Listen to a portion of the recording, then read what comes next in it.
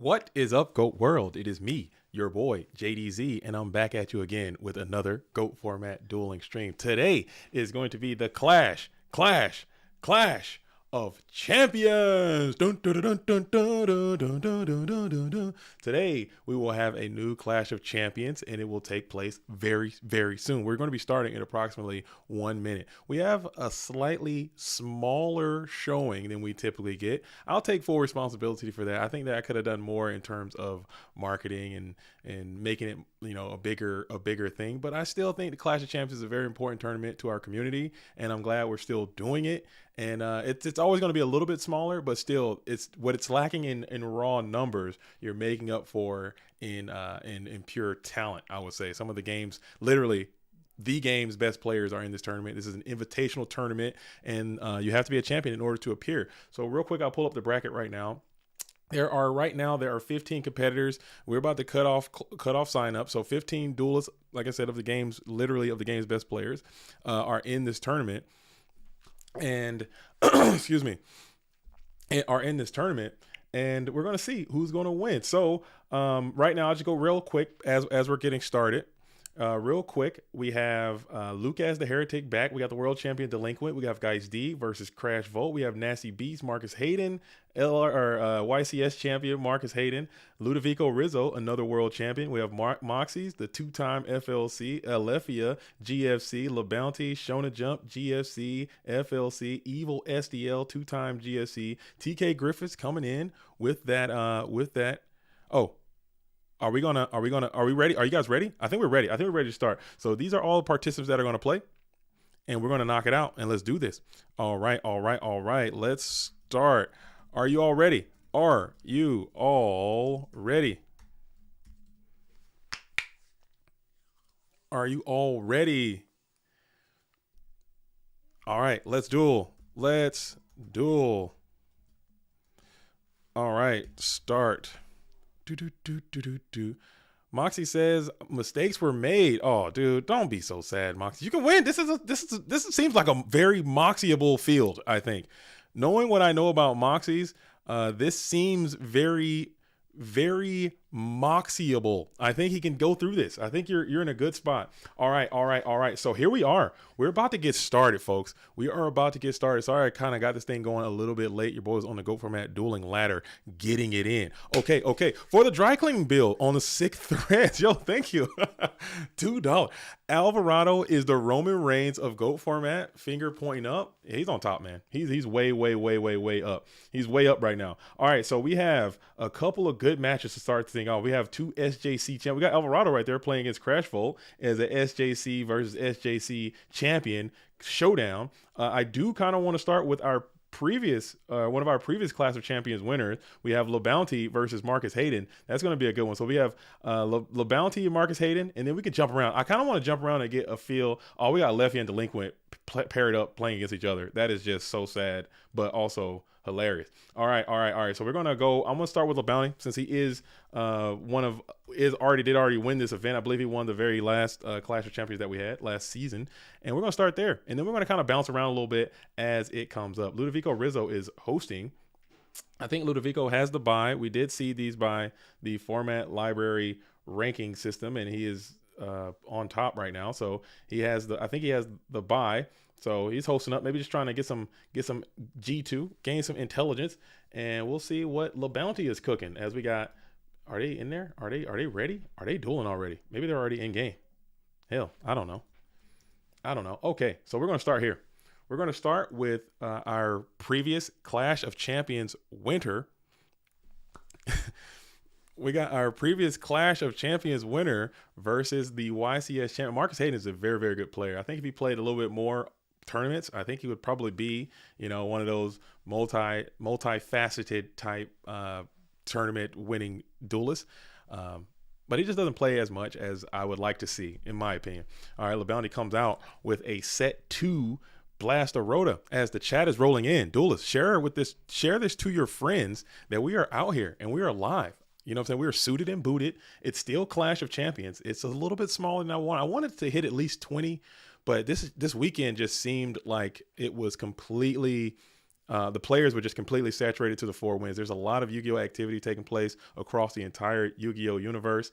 There is events happening in Italy. There's events happening in Edison spaces all over the world. So it's just a lot going on. And it's also Memorial Day weekend, which in America is a pretty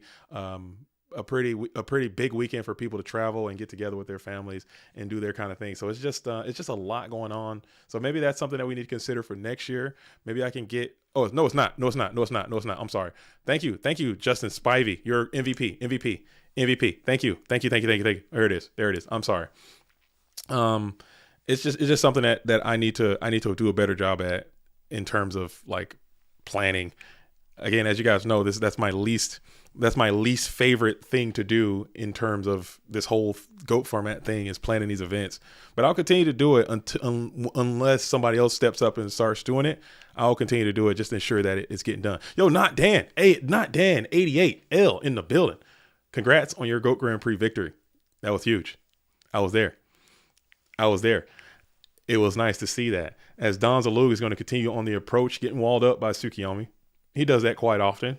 Don with knives. Check out what LeBounty's playing. Clash of Champions winner. Shonen Jump winner. GFC winner. FLC winner. He's got them all, just like Alvarado has them all. You know, it's not a lot of Shonen Jump champs out there. It's not a lot of Shonen Jump champs out there. As Westfall says, just like the kiss from Chris Pateo. There is a kiss. They're kissing. Who's kissing? Always loves this event. Let's see some Warriors take this thing down. These smaller events, that's what I'm saying. Like, Grace, I think you bring up a great point, is that in these smaller, more intimate settings, you know, the obelisk and the Raws and stuff, and, you know, the smaller Patreons, these Warrior decks can just go crazy, man. So I think it's a good showing for what the Warriors can do, as LeBounty is on some Jar of Greed technology here. That might be the missing link for this Warrior deck, getting more jars in, getting up in your consistency and just confusing and befuddling your opposition. As we're going to go for a Rhoda here. As Marcus is playing Chaos Turbo. Yes, Marcus is probably going to be playing the Chaos Turbo strategy. I think I've seen this doodle. I've seen this doodle. I've seen this duelist dabble in a couple of other strategies, mainly like Panda Burn. I've seen him play like some Stein stuff. I've seen him dabble, but if you're going to come to a competitive, you're going to probably come with your best, and he's probably going to be playing the patent pending Chaos Turbo strategy, which is just so strong, man. It's so overpowered. I would say a little too strong. Somebody need to find out a way to nerf that thing. It's a very powerful deck. Everyone's playing it. It's all over the place. As Tsukiyomi is going to come after this Blade Knight, see if you can get an easy plus back, as Blade Knight kind of went crazy on that Magician of Faith. These two back row cards got to be DOA. They got to be broke, can't do anything. Maybe you got something that can stop this attack, and you do not. You're just going to let it fall through 5 backies. As AJT BLS says, Marcus is crazy in the mirror. He's really strong. He's a really strong player. That's what I'm saying. Like, if he played a bit more, if he just simply played a little bit more in more tournaments, he would probably be like in that like FLC champion, GFC champion kind of conversation, like 2-time major event winner. But he just doesn't play that much. He doesn't play enough. And I think he still dabbles in the current game as well. So he has, you know, and he's vending and all kinds of other things. He's doing his own personal GOAT format dueling life. So he just doesn't have time. But when he comes out and play, he gets it in. Yo, Nessa Polita says, hey, JDZ, how are you? Marina Sati lost. So next year I will come visit you in Seattle. I know. I wrote it down. So I'm going to hold you to that too. I'm gonna hold you to that as well. I want to make sure I see you. As the Yugi Boomer is saying, LeBounty is holding a full playset of Solemn Judgments as the back row. That's a possibility. 5 back row cards is just a lot, and none of that stuff seemed to stop those attacks. Surely you would have blasted something on that Tsukiyomi to keep that Blade Knight active, but maybe you just didn't have it. It's called a squanch. We're bringing it back. Blade is back down onto the field, it appears, as we're going to go after this set monster again. Marcus would love this to be a GK Spy, but can't be. They're all banished. And now we're going to slash and dash into the set. It is another Magician of Faith. Have you ever seen a stronger Blade Knight? Good grief, man. Good damn grief. This Blade Knight's going crazy. As Marcus' back row cards just seem very, very useless, man. Probably a lot of shoots, probably a lot of knocks, just a lot of blanks that you just draw in game 1 of these mirrors, or game 1 of this matchup. Tomorrow is the Greek GGP. Wish me luck, dude. There's a lot of goat form activity happening this whole weekend, man. Because you got the goat. You got Milan is happening tomorrow for goats. You also have Athens that's happening tomorrow for goats. Good luck. Good luck. Hopefully you guys get that stream going, man, so we can have it up here on the channel. If not, give it on some channel. Get it out there in the world, man. I know Greece had a stream. I believe you guys had a stream last time. Maybe you can get that going again. And as you guys are coming in, please make sure you like the stream. If you like the Clash of Champions, we have some of the game's greatest and best duelists out here performing their best to try to become the Clash of Champions winner. Prizes are going to be $150 cash, the invitation to the GOAT Format World Championship, and also a GOAT Format World Championship qualifier playmat, courtesy of your boy. All that is going to go out to the winner. So let's see who's going to get it. Let's see who's going to take it down today. As Marcus is kind of in a conundrum here. There is a Kaiku and a Blade Knight staring you down. Your GK spies are gone, man. You're just kind of vulnerable as hell, man. This is not the best spot to be in, especially if you're holding a ton of chaos in hand. As you're going to go for a big heavy storm rip here. Maybe we get a solemn exchange from both duelists as we're going to rip one starting from LeBounty. Let's see if Marcus Hayden has the follow-up. And he does. Does LeBounty have another? And let's see it.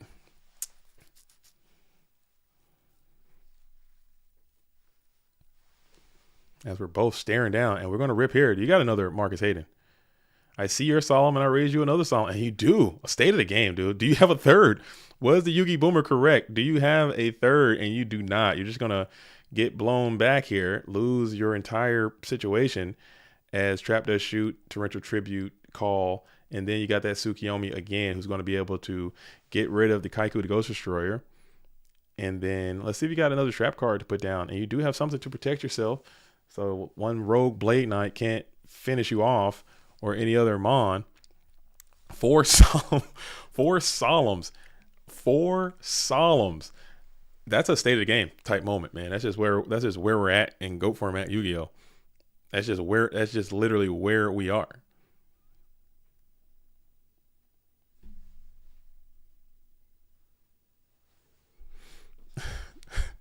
That is just where we are right now. It is what it is. It is what it is. As I might have to peek. I do want to kind of start peeking in through these games, as Alefi and Delinquent did get paired up to play against each other. If someone can jump into that match to see what's cooking over there. Two brothers. As Breaker is out looking real strong. No TT. No, you got Ring, LeBounty. What do you got here? As Breaker is out looking to clap up one of these sets and then put some pressure up. Two brothers. Two brothers. It's two brothers. Oh, dude. then cats. And then cats. And then, oh, dude, that's so good. And then a meteor. Oh, dude, that's a good one. There were two brothers. So we got 16 in. So just like that, Marcus Hayden was down, but now you're back. You're down. What was down is now up. You still need a strong and sturdy Blade Knight right now, as Heavy Storm Pro Set is very, very strong. That is a super strong Heavy Storm. And then he's out here getting it in right now. Marcus is not playing around with these Warriors. He looked at the player pool and was like, I see the Warriors, and I'm going to main deck this damn Sakuretsu armor. So the gamesmanship is already started. The craftsmanship is already underway, man. As that Sakuretsu armor in the main deck is just too funny. And then you get the Snatch Deal. Do you have MST, LeBounty? Are you good enough to get to it? And you have Mirror Force. So now here we are, top deck scenario. Great way to start the clash. Coming off on the top deck, and it is Kaiku the Ghost Destroyer. So we're going to get it to a game number 2 situation. Oh my goodness, dude. What a match. What a freaking crazy match. And you already see, I didn't even get a chance to start the stream early enough to talk about all the gamesmanship and the craftiness that these duelists might be experimenting with today, because again, this is a very small field. of very known players. People have their known tendencies, things they like to do, their deck choices, tech choices, things that they play. And maybe Marcus is kind of trying to exploit that stuff. Coming in, main decking Sakura-2 Armor and Turbo, you really don't see that too often. And someone also stated in the chat, they were saying that Solemn and Turbo and main, you really don't see that too often either. Well, if you're assessing that there's going to be a heavy warrior focus on this tournament, maybe starting pre-sided with Solemn Judgments and Battle Traps and stuff might be a benefit to you. Might be a benefit to you. JDZ, what did you play in yesterday's GOAT Format Friday win? I played a GOAT control deck with Mad Abyss Soldiers and DD Assailant. It was something I made in like 5 seconds, dude. I threw it together and just jumped in there because we do the modified GOATs Fridays sometimes, and it was just a small tournament. And I was like, it's not that many. It's usually if it's a tournament and it's not that many people playing, I'll just play just to kind of boost it up a little bit. Just to keep it rocking, and we had a good time, man. We had a nice little turnout. It was a really cool vibe. I like those vibes. It's like a locals type thing. Everyone's just kind of talking and chilling and cheering each other on. It's really good energy, man. I like doing that stuff. I should do it more often. I should do it more often. Pike Freak says, "Yo, JDZ, hope you're doing good. How many players are in today? Today we have 15 players. A lot of notable names that you would think would be in this tournament just didn't show up today for." People just busy. They got life stuff going on. So there is a lot of people out here that didn't play, but still we got a lot of great duelists out here still playing. So that's really cool. As you cheer for who's here, and you salute to those who couldn't make it, man. Hopefully next year, like I said, I want to do a little bit more investment to make this event better, because I think this is a very important event. As I always say, salute to the OGs, shout out to the real ones. That's part of it. I really mean that. And these people who are champions, they should have this event. As we're going to smack into the Set Spirit Reaper. So the Unbarrow the Dark will keep his 2100 boost. Oh, you thought that was the kinetic? Michael Gray says, Poke Rogue robbed us of a 16th person. Who's that? Ivan? Is Ivan? Yeah, Ivan's lost, man. I think Ivan might be done with GOAT Format Yu-Gi-Oh! I think he's a complete Poke Rogue duelist now. And I'm telling you right now, duelists out there in GOAT World, if you're listening, if you're listening to the stream, first go ahead and like the stream. If you like the stream, let's go ahead and get the likes up early. And second, if you haven't started playing Poke Rogue, please do not start, okay? Do not start. Please, I'm imploring you, do not start playing Poke Rogue. It is a trap, dude. It's not good. It's a good game. It's too good. So it'll take over everything you got, man. So don't jump in there. It's not worth it. Save yourself.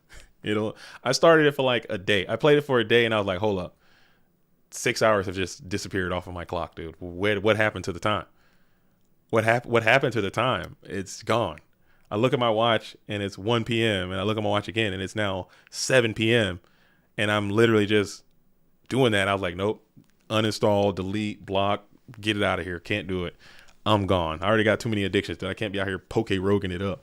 As Breaker, the Magical Warrior, is out in the face of Zombara. Very interesting. Let's see if we're going to go for a pop and we're going to hit the ring target Reaper.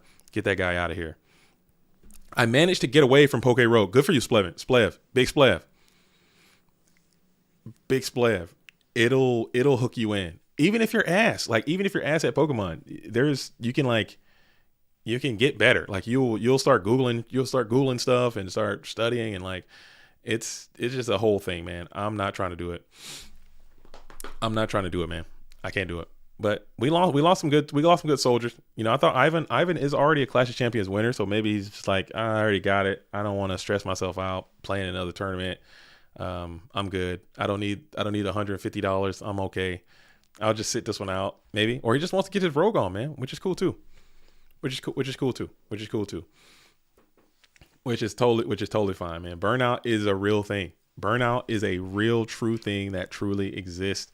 And it's something that you have to manage appropriately. And if you get to the point where you're not having fun doing whatever it is that you're doing, then you need to not do that thing, because you don't want to, what you really don't want to do is start to despise things that used to bring you joy, because you're running it into the ground. So I think it's very important that you take breaks, and often. Who are the Clash of Champions winners? So Clash of Champions 1 was won by Perovic, KP. Chris Perovic came out and won Clash of Champions number 1. And then we ran it back with Ivan takes Clash of Champions number 2. And then LeBounty is going to take Clash of Champions number 3. And then we have this. That's it. So this is the fourth installment of Clash of Champions. Still kind of a I would say not new, but it's something that we haven't done. We haven't done a lot. So it's going to be something that we continue to work on, as we're going to go ahead and bring out the Ninja Grand, who's going to smack into the Sinister Serpent. Set 1 from LeBounty, pass back on over. So you got 6 cards in hand, or 6 cards in play for Marcus Hayden with that Serpent in rotation. Place your bets on who's winning. I got the bracket. I mean, if you guys need to, I think you can see the bracket and you can see who. Let me know. I would like to hear from you guys. I would like to know. And also any feedback that you guys may have, like how we can make these things better. I know I'm always very crotchety. I've been very crotchety about these tournament stuff, but I really take it very serious, and I want it to be well done. So that's why I take it so personally when it doesn't become the way that I want it to be. As we're going to rip the Solemn here, Solemn to destroy the BLS, as we'll pay half. Let's see if LeBounty's got one too, and he does. So we're going to rip that here. I like that play a lot from the red corner player, showing some discipline and restraint. And not ripping that Solemn on the Mirror Force to get Solemned. I guess it'll put you in a very similar position, but I just thought that was cool. And they got the Light and Dark set up, and BLS is out on the approach doing his thing through 2 back row cards. Man, like I take it very serious, and I take it kind of personal when things don't go well. When things don't go well. Need AJ Hussein to win Clash. AJ didn't even sign up. AJ didn't play. Crashfold is in. Crashfold is you representing the Ultra Instinct organization. AJ Hussein, did he sign up? I didn't see him in the bracket. I did not see AJ Hussein, ice in his veins, in the damn bracket. Who would you say is a Royal? What would you say this is, the Royal Rumble or WrestleMania of GOAT format? The Royal Rumble. No, the Royal Rumble is probably. I think Royal Rumble is like 3v3. I think the WrestleMania is probably the World Championship. This is probably like SummerSlam. I don't know. I don't know. Hell in a Cell. SummerSlam. Something like that. I don't know. As BLS is on the approach, and it looks like he got in for 3,000. Damn. So Marcus had those Sakuretsu's main deck, man, but you just don't have another trap card to get to. Which is damn. Yeah, Ivan won, KP won, LeBounty won. As we're going to go premature burial. So you're smelling some blood in the water here. You're sensing a little bit of weakness out of your opposition as you're going to go for the bring back the dawn movement. This plays around Sakuretsu armor, and it does not around Mystical Space Typhoon. And now we're still in that battle phase. LeBounty's thinking about it. That BLS looked like he's poised for attack. And we're just going to mark and bypass. Select not to attack. Pass it back on over. Maybe that's that ring of Desquanch set face down onto the field from LeBounty's point of view, perhaps. As you're going to go ahead and set another card. It is probably not that ring. He got Heavy Storm with the Pro Set again.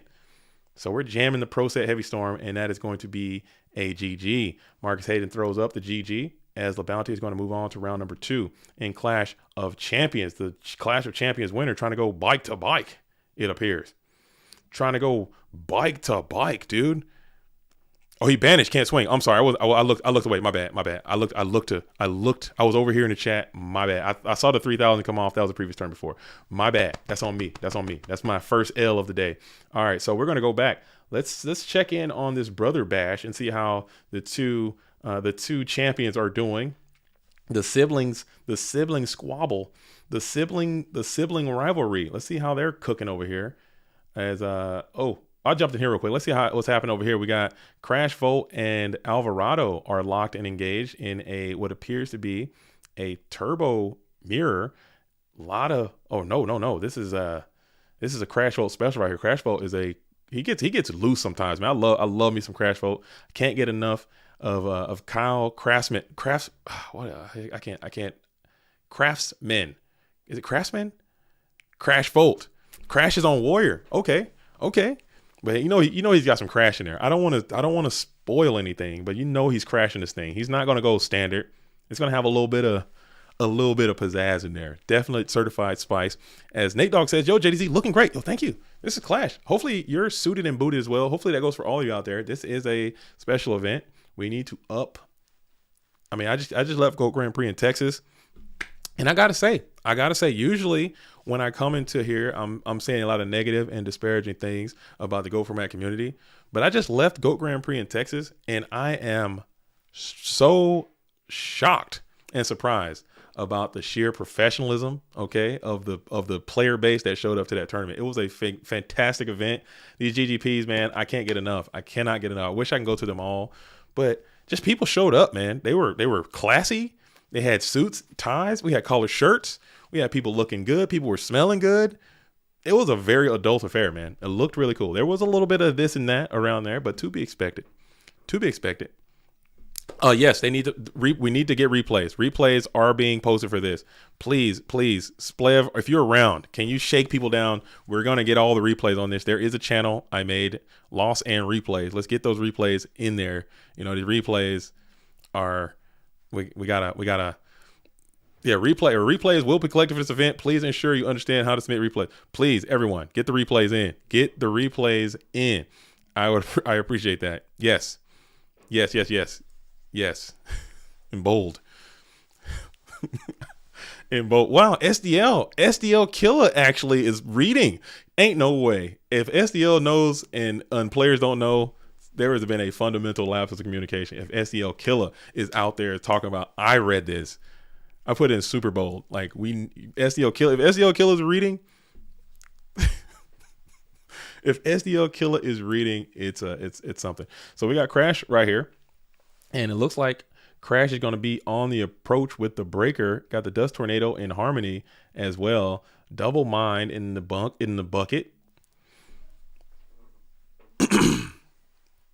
Everything was good except that. Yeah, that was a struggle, man. That was a struggle. The struggle's real, but again, Betchy, and I say this all the time. Every loss is a lesson, man. Every L you take is something that you can grow from and learn from. There was something even from that experience, man. There was a lot to take away from that. There's a lot to learn from that, and we're only going to keep improving. Just like this class, just like every event. As we're staring down, so we got a lot of damage coming in. Crash looked like he's playing with reckless abandon. You know what I'm saying? We're going to send it in with Mirror Force. Do you have Solemn Judgment? And you don't. You're just going to go send, but breaks it both down to 2 cards each as Alvarado's coming off the top of the deck. We're going to reveal the set swords and then set one other. Pass back on over to Crash Volt. As we're in the main phase 1, we'll just draw pass. Nasty Beast brought the nasty. Hopefully he can win with the nasty. I am full support. People hate me for this, LeBounty. People hate me for this, but I am in full support of Reasoning Gate now. I used to hate Reasoning Gate. I still hate Reasoning Gate with a passion of 1,000 suns. I hate sitting down and playing against it. But all you turbo players and all you meta players, I need every new player coming to this game to just lock and load Reason Gate and just start spamming it into every tournament, dude. I really do want to see that. That's all I want to see. I need Reasoning Gate players to come out, start making videos, Reasoning Gate Discords. I want Reasoning Gate to just be played at 50 to 60% of all entrants, dude. Straight up, dude. Come on in. Play Turbo. We'll play Reasoning Gate and let's go. Oh yeah, Nate Dogg, we met on the ladder and I saw you as Reasoning Gating, dude. Pissing me off. I saw Nate Dogg out there getting on the ladder, locking and loading with Reasoning Gate, dude. As we're still chilling here, we got this. We have the Zambira up. Alvarado's holding it down. Position's looking pretty stable. I really hate staring at umpires that can't swing direct, man. It just pisses me off. It really does. It really does. It really, really does. It really, really does. Oh man. So now we're staring down an open board. Screw that guy who tried to cheat, and oh dude, it was just such a mess. Though the vibes there were kind of sullied, and I don't want to re-sully our vibes we have here. So I don't want to really get into it too much. But it's something that happened. And again, as I said, man, we're gonna learn from it. Every L you take is a way that you can build better, come back better. The win wasn't sullied. No, just some of the vibe, like some of the things that were happening around there. It wasn't cash money, all the way. But it is what it is. It is what it is. Just like, oh, hello, get this out of here. My bad. Just like you guys should go ahead and continue to like the stream, as we're going to go ahead and go for the snatch steal to take over the Zumbira. You're just really trying to get into that graveyard with the Kiko, the Ghost Destroyer. As the brackets are starting to materialize, as Nasty Beast is playing against the world champion Ludovico Rizzo. Delinquent has defeated Alefia and is playing against Evil SDL, who has defeated Moxy's. TK and Shogun are still in round number 1, as well as Geist D and Leo Push and P. Maybe that's a control mirror. That one might take 6 hours. You never know. As TK and Shogun are playing. So it's a lot of matches, and I really want to see them all. So I'm just going to be bouncing around. I'm going to try to feature as many of the champions as I can. So we might even go to Dogtown a little earlier than usual, just to make sure that everyone can get a chance to be on the stream. It's not that many players out here, so it shouldn't be that difficult to do. But as always, you know what I'm saying? I'm going to go ahead and like the stream now. Let me refresh, see how many likes we got. If we don't have at least 40 likes right now, we're making a tremendous misplay. We need more. I need all the likes we can. Let them know that Ghost isn't dead. This is the Clash of Champions, okay? And I think this is a good sign too. Maybe we can start, getting new champions in here. Because I know that as people get a little long in the tooth, as the game gets a little bit older and people start to, as I mentioned before, getting burned out or moving out to do different things or finding new formats or new games to play, I would like to see a passing of the guard kind of thing too. I think that might be interesting, just to get some fresh blood, some fresh ideas, some fresh concepts in here, and just people come out and play. I think that'd be neat.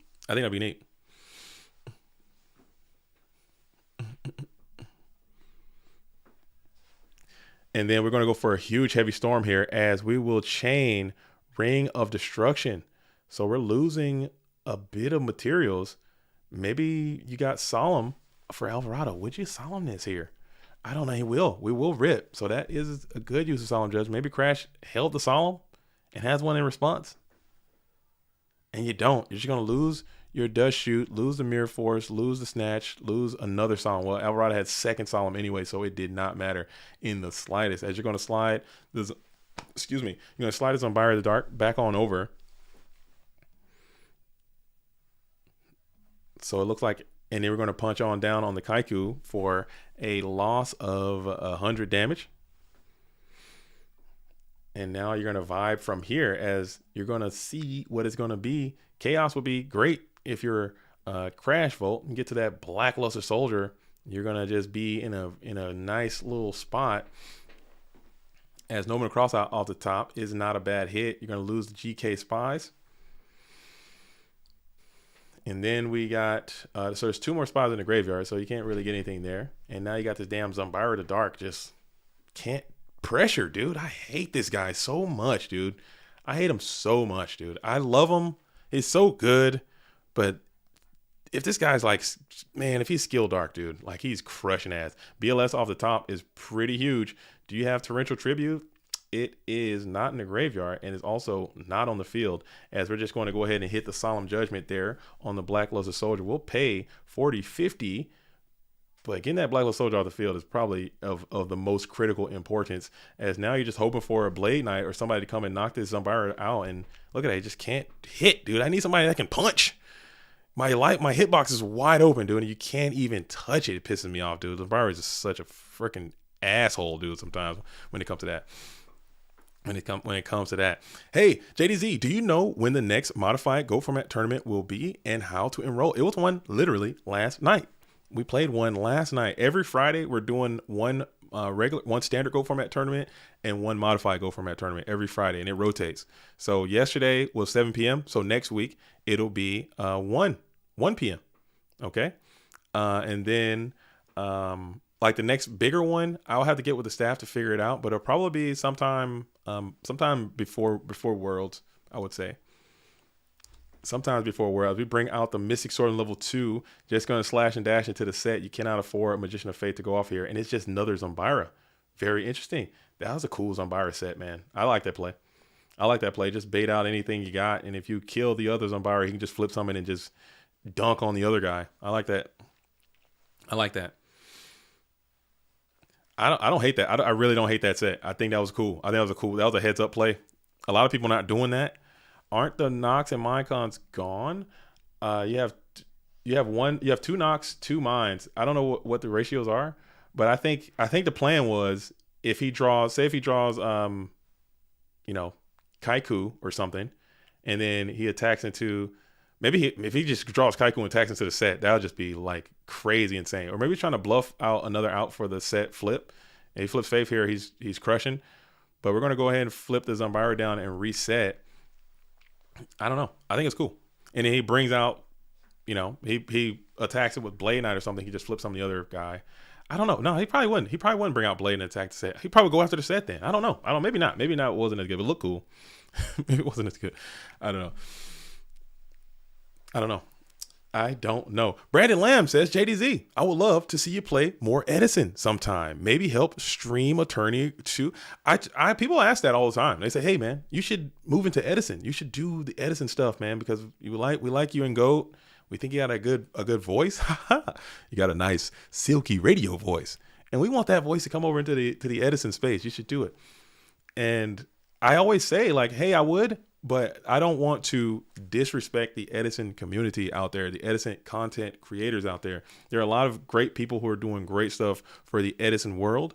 And I think if I were to jump in and be like, oh, I'm going to start doing this shit now, I think that would just be disrespectful to them. Especially that's not my format that I love. I like it a lot. I think it's great.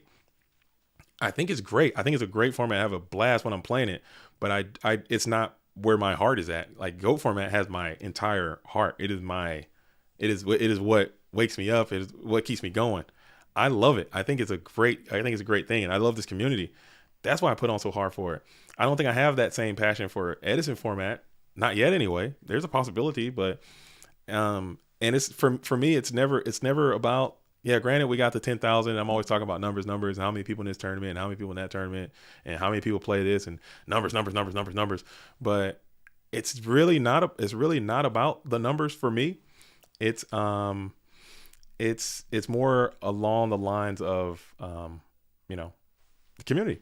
Because yeah, I'm pretty sure if we hosted, like if we just stopped doing GOAT tournaments and host Edison tournaments, I'm pretty sure we would get a bigger turnout, bigger crowds, bigger streams, bigger video stuff, because they're just way more popular. But I don't know, man. I think GOATs needs to be maintained. I think Rhoda does in fact stay in hand in this situation. Let me hit up another judge. Let me hit up Splev. Splev, are you around? Can you hear me, Splev? Are you out there, big Splev? In this situation, you Rhoda no targets. Don't you keep the Rhoda, or is Rhoda just cooked? Yeah, I think I'm agreeing with you. So I believe you keep, but I want to make sure that I'm right. I want to make sure I'm not right. Rhoda is gone. So Splev comes in and says Rhoda is gone. I'm listening to Big Splev. Big Splev is a certified ruling expert, and Big Splev is saying Rhoda is gone. So Rhoda is gone, dude. You played it. You should have counted first. I don't know. You got to look at your units first. Yeah, Rhoda gone. Rhoda's cooked. Yeah, Rhoda's finished, which sucks. It is what it is. But that's big Splev on the case. If Big Splev says it, then it is. Then it is. When is JDZ versus CMO happening, dude? I don't know. I gotta. Every time we have these streams and I say what I'm going to do, I just never do it. Not gonna lie. I just never never do it. I need to be better at it, like making connections and stuff. See, Simo would probably cook me too. I'm not gonna lie. Dude, Simo would come out here and just cook me too. I bet Simo would just cook the hell. He would just pot duel me, does shoot duel me, and just cook the hell out of me, dude. I think he'd fry me. I'm not gonna lie. JDZ, you misunderstood me. I meant like help host or volunteer, coming in the middle, hosting a little, or heck, you yourself, not on this channel though. Enter tournament. I played. I'm just really, really bad at it, you know. And people tend to not like to do things that they're not good at. You know, people like to excel, or at a minimum, not just overtly embarrass yourself. At a minimum, I mean, that's just not just in Yu-Gi-Oh, but that's just in anything, you know. So I'm a very, very poor Edison player. Like, I don't know a lot of the rules. I don't know a lot of card effects. I'm learning. Like, I'm in a very slow learning curve, and I just don't play it that much. So when I do play it and I don't perform the way that I think I should, or the way that I think I could if I just tried, I get like I don't know, man. I get like I just want to do well. But yeah, I play in the Edison War League. I just go out there and it's just like, it's literally looking at someone who's never seen a Yu-Gi-Oh card before try and play. That's my Edison format experience. It's so bad, dude. It's so bad. But you know, I have fun. Maybe I need to find like a more of a like a less pressure kind of casual thing just to get the reps in and play. Get the reps in and play. I think that'd be neat. JDZ, eventually you'll be better at it. I'm going to tell Keegan to play some GOAT. Dude, tell him. I think he has I think he plays. I think I watch a lot of his stream content as well. And I watch a lot of the RBDT coverage. You know, shout out to Keegan, shout out to E3 and all those duelists over there.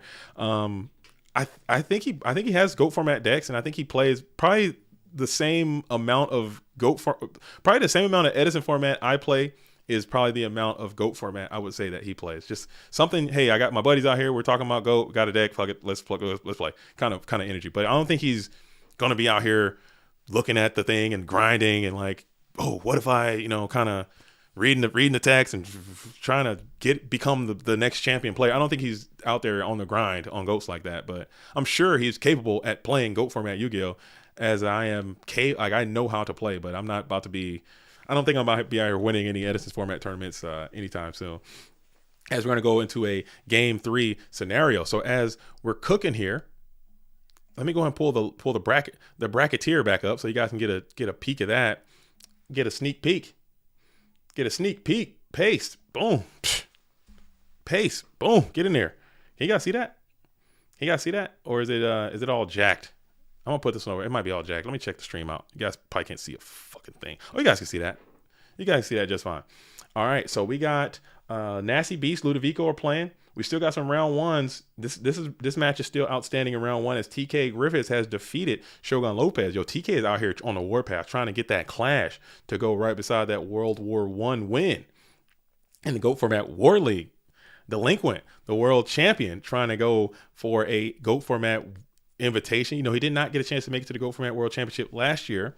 Trying to get back. You know, he takes time off, but I love to see Delinquent out here playing back on the circuit. Evil SDL trying to get back to the GOAT format world championship. He's been, by his own omission, you know, down bad, but he's trying to get back. It's just there's a little rust, man. You don't go for the 2-time. Get a little rusty. Shauner says, do we know how many people running Turbo today? I would assume a lot. I would assume most of the field. I would assume at least 50% of the field at a minimum are on Chaos Turbo. It is, you know, the strongest deck that we have, and a lot of these guys are, you know, make their bread and butter by playing it at the highest level. But from reports I'm getting right now, we got Nasty Beast. He's playing Reasoning Gate, actually. LeBounty is playing Warriors. TK, I'm not sure what TK is playing. Probably Turbo with a little bit of goo. That's his bread and butter there. Just Turbo, slightly different. Just a TK Turbo, I call it. Alvarado seems to be playing Chaos Turbo. Marcus Hayden's on Turbo. Crash Volt is playing Warriors. Alefia, I'm not sure what Alefia is cooking.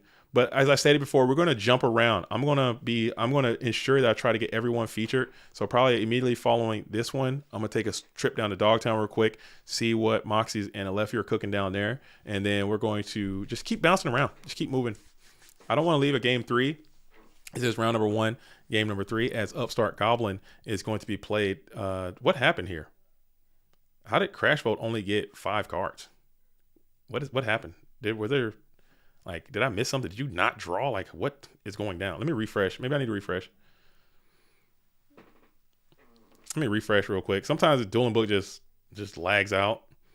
How did that duelist only get 4 cards in hand? Let me refresh real quick. I can't be coming out here with fake information. Excuse me.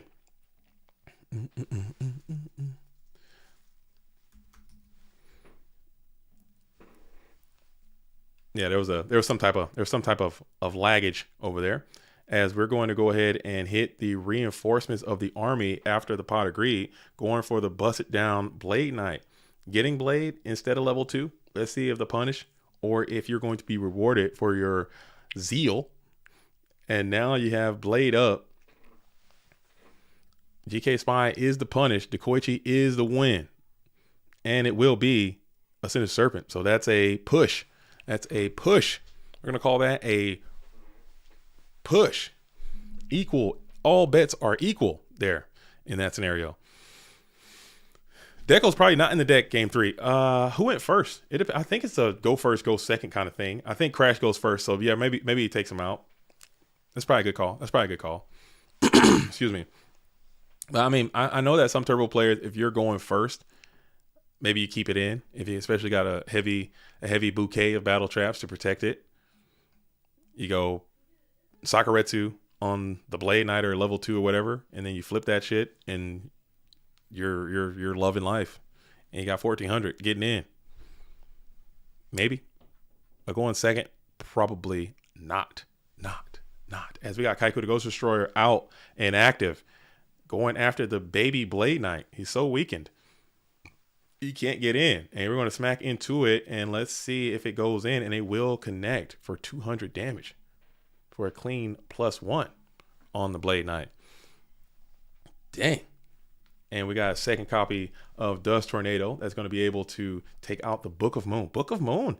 Interesting technique coming in from the blue corner player. You don't see Book of Moon being played too often. I got to check Alvarado's decks. I don't think I've seen his duels on Book of Moon in a while. But maybe it's just really hedging for Geist D, who's in his tournament, who's a known GOAT user. Leo Pushing P is in his tournament, known GOAT user as well. So maybe you're trying to just have something for those 2 duels specifically. Again, as I stated before, this is a very intimate tournament. You kind of know everybody who's going to be in here and what their tendencies are.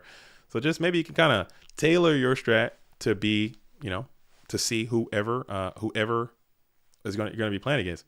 So what I will do, I am going to actually try to release all of these decks instead of just, top 8, top 4, whatever. I'm just going to try to put them all out so you guys can maybe some information that is gained from this tournament. But again, just keep in mind that this tournament is not shouldn't be taken as like a larger field. It's more just like this smaller field. Snatch Steel is going to take over Kaiku the Ghost Destroyer. So you're going to go double barrel 3600.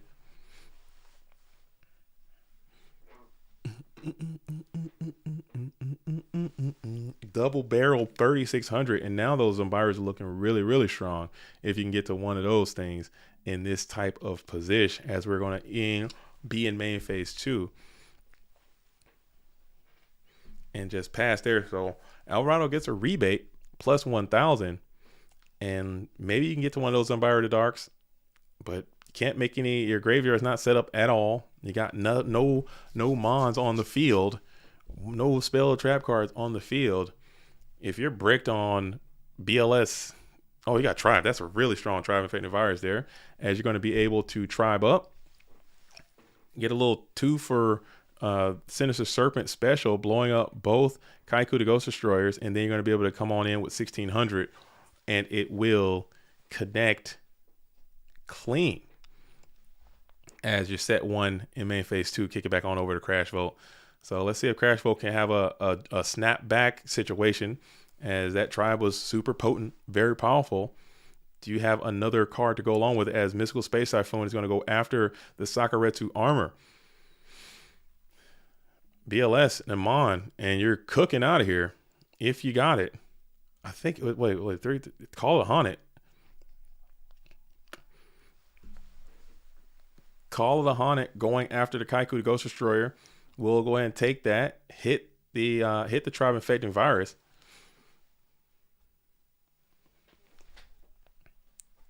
As we'll just go ahead and set another spell trap.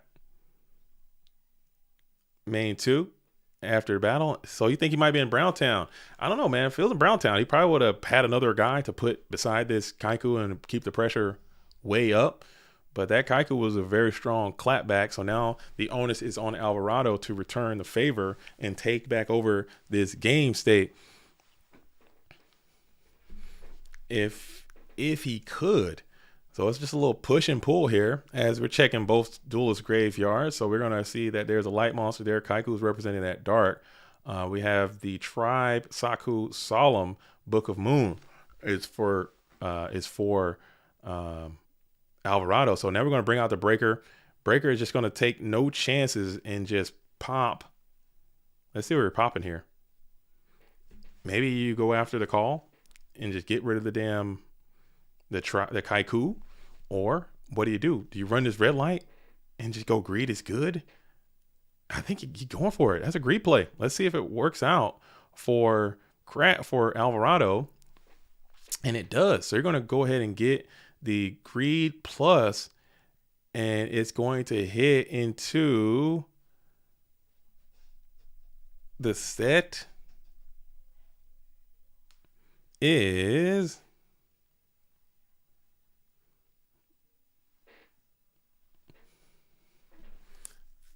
we're thinking here. We're thinking long and hard about it.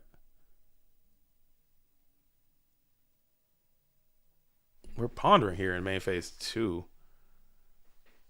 It is trap does shoot. Okay, so there's a little bit of lag there. A little bit of lag. Okay, so we're calling lag.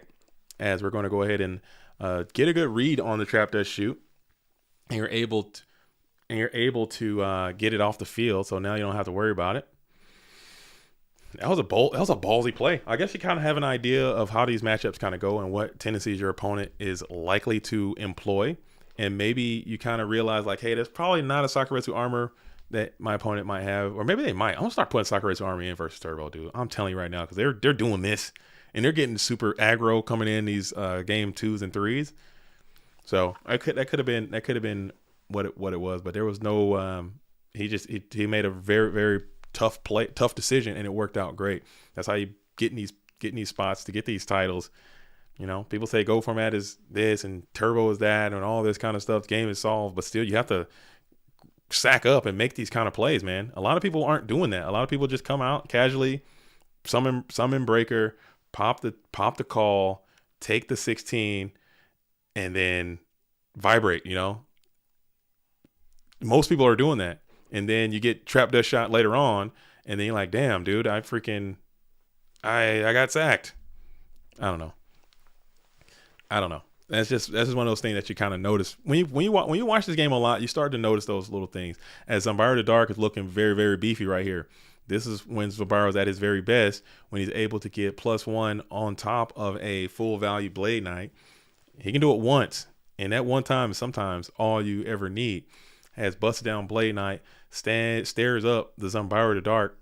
Maybe Alvarado's thinking wall mode. No, we're going to go ahead and crawl mode. Pop this guy, and let's see if there's another trap card to go with it, or will you let that guy fall to the graveyard? Man, I wouldn't side out battle traps post side. I'd rather side out shoot. I'm telling you, that might be the new meta waves, Big Splav. I think that might be the new meta wave, is to keep the damn traps in, because listen, Splav. I sit in this booth. I watch a lot of GOAT format. I play a lot of GOAT format. I talk about a lot of GOAT format. I talk about people who talk about GOAT format a lot of the time of my day. I spend a lot of time in the GOAT world. And I'm trying to tell you, man, this Chaos Turbo deck, everyone is literally doing the same thing. Everyone is doing the same thing. Why can't people figure this out? Like, how can this still persist for so long and people just can't seem to stop it? I don't know. Is it truly that good? We're being manipulated, man. This is a shadow game. This is a shadow game, man. There's got to be something that can be exploited. There's got to be some angles you can take. As we got this 1900 Zombara the Dark on the field in attack position, staring down one set back row from Crashful. He's got 2 in hand. He's got 2 in hand as we go in and set another one. Yeah, it can't be that damn good, Loger. It can't be that good if everyone is just literally, it's got to be something that we're missing.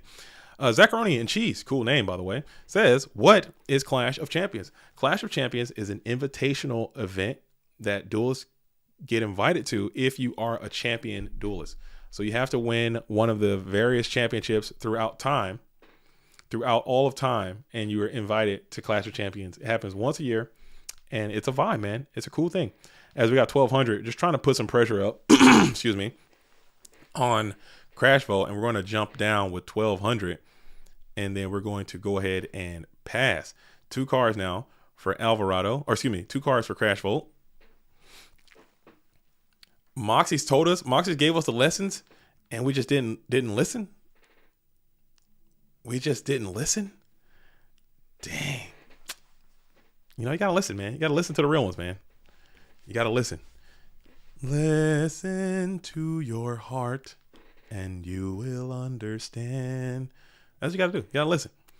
Zacharoni and Cheese also says, so this event is as prestigious as the GOAT World Championship. Not yet. Not yet. Not yet. I would say not yet. Maybe someday it will be. It's just, I have to do a lot more. I have to do a lot more in terms of, it's still very prestigious. The GOAT Format World Championship is the most prestigious GOAT Format tournament that exists, I think. If you want to, it's only, you know, it's on its own thing. That is the pinnacle. That's what everyone wants to become the GOAT Format champion, world champion. At some point, I would like to add more, you know, marketing. I'm not a freaking marketing executive. I'm not a promoter. I'm not a this and that, dude. I just don't know how to do those things to make something better than what it is. I just don't know how to do it. I don't know how to do it. So I try my best to do what I can, but I don't think I promoted this one as good as I could have. And I think it could be something special, man. Like special if we can get like people who play current at a high level. Just imagine like Jesse Cotton comes in and plays in Clash, or, you know, Joshua Schmidt comes in and plays. That's the kind of energy I want behind it. But it is very, very, you know, difficult to do. I just don't know how to do it. As we're going to go ahead and continue on, Crashful comes out with a set. We'll just do a little swappity swap. We got a 1900 Zombara who is looking to get into the set, and it will attack into it. What is it now? What is it now? Excuse me. What deck is Delinquent playing? I have not had a chance to see Delinquent on the stream. We've been in this match, and they've been grinding, man. They've been grinding each other down. So we really haven't had a chance to see it, as DD Warrior Lady is going to go ahead and get rid of the Zombara. I think that Zombara had maximum value there. He did everything you asked him to do, plus more, as Alvarado is still kind of hanging out here, trying to get to some quality units. Crashful is stalling out behind this GK Spy. Got to keep the pressure up. Got to keep the pressure up. I'm not sure. I am not sure what the world champion Delinquent is playing right now, but I think we're going to go over there. We're going to go take a quick dip down to Dogtown immediately following this match, and then we can kind of jump around a little bit, just get a feel for what people are playing before people start to drop out of tournament or become succumb to their wounds in various ways, you know. So I want to make sure I can get a chance to see what everyone is on. So we are in the first main phase for Crashful, who still has no Mon to apply the beans to Alvarado, who's sitting comfortably at 4,800. Chaos is live for the red corner. Not so much for the blue, as GK Spy is just trying to continue to assault. And let's see if this thing can get in clean, and it will. 1,200, and then we're going to tribute it up. No, we won't. We'll just do a little pump fake to the graveyard. A little psych. Gotcha. Gotcha. To the graveyard. And he's back onto the field. He's back. And then we'll hard summon the Magician of Faith as well.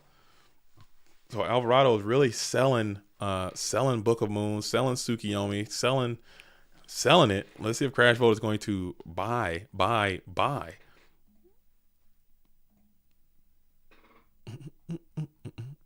Let's see if Crashflow is going to buy what the blue corner player is selling. There it is. I was wondering where that was. Little negligent discharge out there.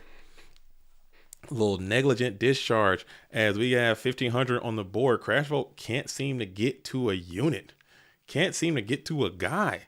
As you hard summon the Magician of Faith, probably selling Tsukiyomi perhaps, or maybe even Book of Moon. We did see a Book of Moon already in the graveyard. Maybe he's got 2 copies of that card in the deck at some in some way. Yeah, hard summon it, man, so you can play around. I don't hate that, especially if your opponent has shown multiple copies of Mind Control. Just get it out there, and then you can Tsukiyomi and flip it on your own turn to play around Mind Control. I don't hate that at all. I think it's a heads up maneuver, man. You gotta pay attention. You gotta pay attention to those kind of things. It could just also be trying to not just set his graveyard up as well. These are light monsters at the end of the day, as we're going to continue to hard summon another Magician of Faith. And you know that if you get those light and dark monsters to the graveyard that you need, you can set up your guys and bring out chaos stuff later on. So that could be a vibe. As we're going to go and play the Mirror Force here, just keep that damage up. You do get a light plus, but as I stated before, now your graveyard is now saturated, and you had Thunder Dragon too. So Thunder Dragon hold.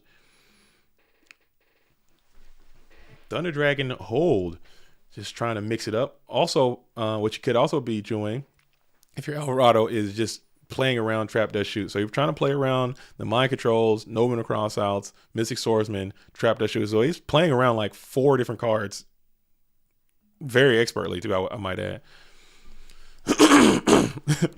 Don't try this stuff at home, please. Ivan, yo, gunshots up to the Clash of Champions winner, Ivan Rosito, who's not in this tournament. He's deep in Poke Rogue. He said, "Do not try this at home." Yeah, that's some next level. This is some next level dueling, bro. This is not for the weak or the faint of heart.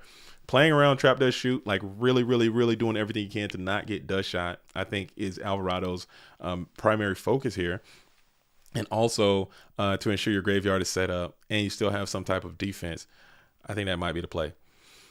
I think that might be the play. Excuse me.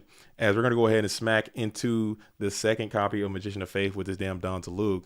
So you have Amon now, and it is that Don Zalug, and you go ahead and set one here.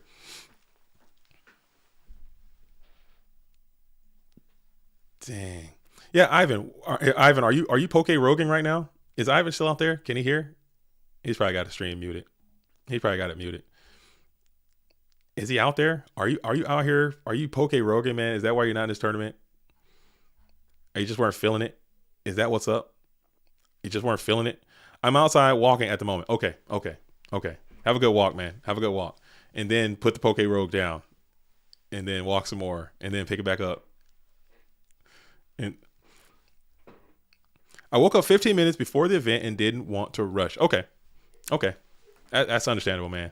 And I was speaking about that earlier, man. Don't, if you're not feeling it, I'd rather have less people play in tournaments that are like feeling it or not like burned out or whatever than people who sign up just going through the motions and they're just like miserable. Because what ends up happening, you end up resenting the thing that you're doing, especially if it's something that brought you tremendous joy or something that you actually liked doing, and now you hate doing it because you feel obligated to do it. We need less. This is a hobby, okay? At the end of the day, this is a passion thing. This is a hobby thing. This is a for fun thing. This is not an obligation thing. You already have enough obligations in your life. That's the secret to living a stress-free life, is to reduce the amount of things that you have to do and increase the amount of things that you like to do and that you want to do. Look at your own life. Everybody analyze that. Look into the mirror, as we got Chaos Sorcerer going to banish the Don Zalug. How many things in your day-to-day life do you do because you have to do them? How many things in your day-to-day life do you do because you want to do them? I guarantee you the haves are at least 8 times higher than the wants. There you go. Take that with you. Take that with you in your travels. So we got Exile Force off the top. That's a great Exile Force here, as you're going to be able to remove the Chaos Sorcerer, pop that guy, and then pass. But Crash Bolt still doesn't have any type of pressure, as your Mon count seems low, as Alvarado just going to go ahead and set another, still avoiding that trap does shoot. He is not letting that thing not letting that thing go off. Decrease goats, increase Poke Rogue. If that's what makes you happy, then you should 100% do that. Not even kidding. Not even kidding. If that is where your heart is at, you should do that. If that is what truly makes you happy. Happiness is in rare supply and limited quantities, man. So if that's what makes you truly happy, then you should do that. As we when entering battle phase, look like we're about to try to snipe something here. MST going into one of the backies, and we're going to try to grab one of the earlier sets, it looks like, as it will sniper, no response. It'll be, if you're Crash, you're hoping it's one of those dead shoots. And it's going to be a torrential tribute. So we're going to continue on to enter into the battle phase. Is JDZ short for Just Don's a Loot? You called it. You nailed it. That is exactly what it stands for. How'd you figure it out? Who told you? Who told you? Who told you that? And then we'll go for the ring on the attack declaration. Ring of Destruction on the Kaiku the Ghost Destroyer. Crash Bolt is stroking the beard here. Stroking the beard, and you'll let the Kaiku the Ghost Destroyer go on to the Kaiku the Ghost Graveyard, as now we're sitting at 3,000 versus 2,800, and we'll just pass there from Crash Bolt, who's now sitting on 4, holding out strong. TT got sniped. Alvarado still holding 3 in hand.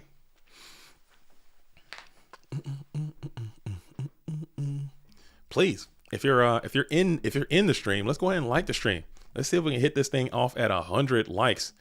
If you guys like Clash of Champions, let me know that, as well as second copy of Chaos Sorcerer is going to hit the board, splash mode, and looks like we might be gearing up for an attack. It looks like, as Chaos Sorcerer, maybe put a guy beside it too and try to win. Could be the play. Could be. And we will. We're going to go for the gusto here, as Sangan and Sork together in harmony can potentially go in through 4 back row cards. Got no Miri, got no TT.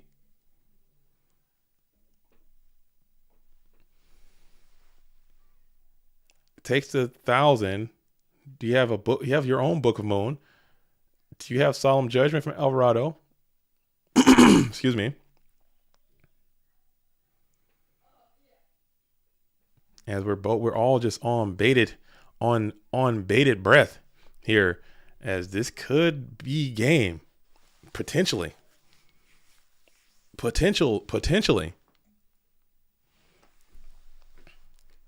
Pool Party, Go Format Invitational, Splash of Champions. Dude, that's so damn funny. Damn, that's funny, Michael Gray. Damn. That's funny. Pool Party.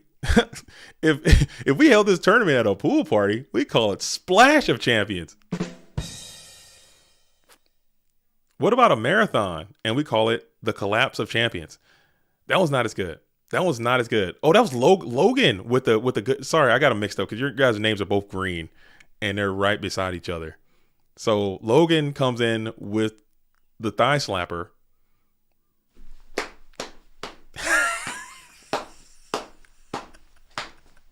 And Michael, you got to work on that one. It's got to be a little more timely, as we're going to go and let the Book of Moon resolve, and then Alvarado will pass, it appears. Am I lagged up? Oh, we're good. We're just in phase. A little bit of lag. You want to draw off the top. So now you will have the opportunity to play one of your million mind cons or nominal crossouts or what have you, as we're going to bring out the Kaiku the Ghost Destroyer, summon in attack position. And then we're going to use Kaiku's attacking prowess to go on into this Sangan. And that'll be able to get into the graveyard a little bit, but Alvarado will get a search. What about Chickenpox Party? The rash of champions. Dude, you guys are...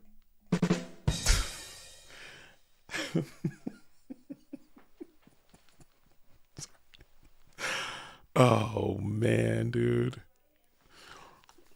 What if it was a rock band party? We can call it the thrash of champions. Dude, where's my guitar at? Do I have a guitar?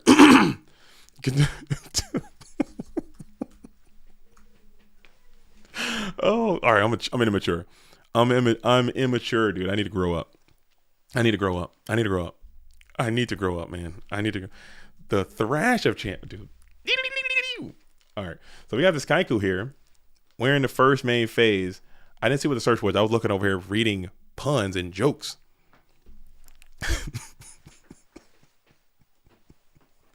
Oh, man. What about my favorite kind of potato? The mash of champion. Dude. All day, dude. I'll keep reading these all day, dude. I'm sorry. We're locked in. As we're gonna flip the chaos source, so you did not have a mind con. You didn't have an answer to this thing. You got solemn. Let's say Alvarado reveals solemn judgment here of his own. Excuse me. As you're going to go ahead and rip your solemn judgment. Very tight spot, because it's a very, very peculiar situation. Thinking hard. Oh, dude, man, it's so good, dude. I'm sorry. This is an intense moment. We're in round number 1. I'm already off task, dude. We got to get back in. We got to lock the hell back in. This is round number 1. Hopefully you guys are suited up. Hopefully you guys are wearing your nice suits and ties as we're thinking here. This is actually a super tight spot, man. This is a crazy spot. And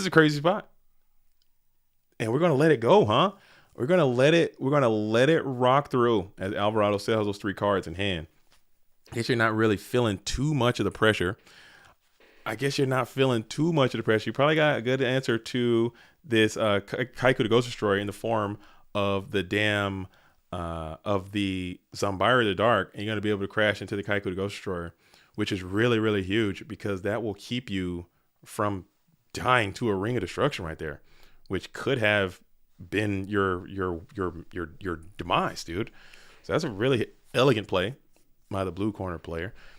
I don't know. Well, I guess he could, if he had it, he could have threw it on the Chaos Sorcerer. But he still had Prio and all that stuff, and I don't know. It's a tight spot. It's a tight spot. As we got 3 cards in hand, Alvarado is just not even thinking about getting hit by a Trap Dust Shoot, as we're going to go for a Solemn Judgment. Snap the Solemn Judgment. Do you have Solemn in response? Think here. Excuse me.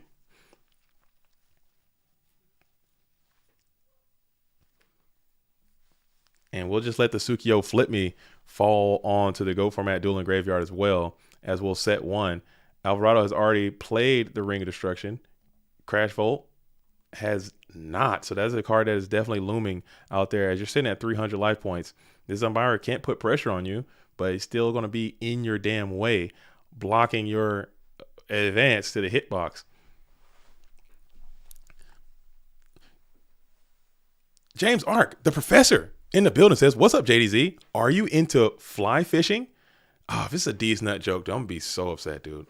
But I kind of got into fly fishing a little bit. I would say, yeah, I'm into fly fishing. Please don't go fish for some your nuts on my chin, please. Fish. What can I say? What can I? Oh, well, fish for some my balls. Fish. You can't fish. Don't fish your nuts on my head, please. That's all I ask. As Heavy Storm, if you go heavy BLS here, and he did have the Ring of Destruction, so Alvarado did show a lot of discipline there. And we go thumbs up.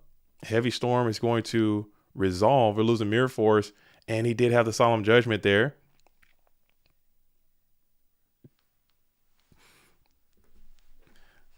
And we're going to.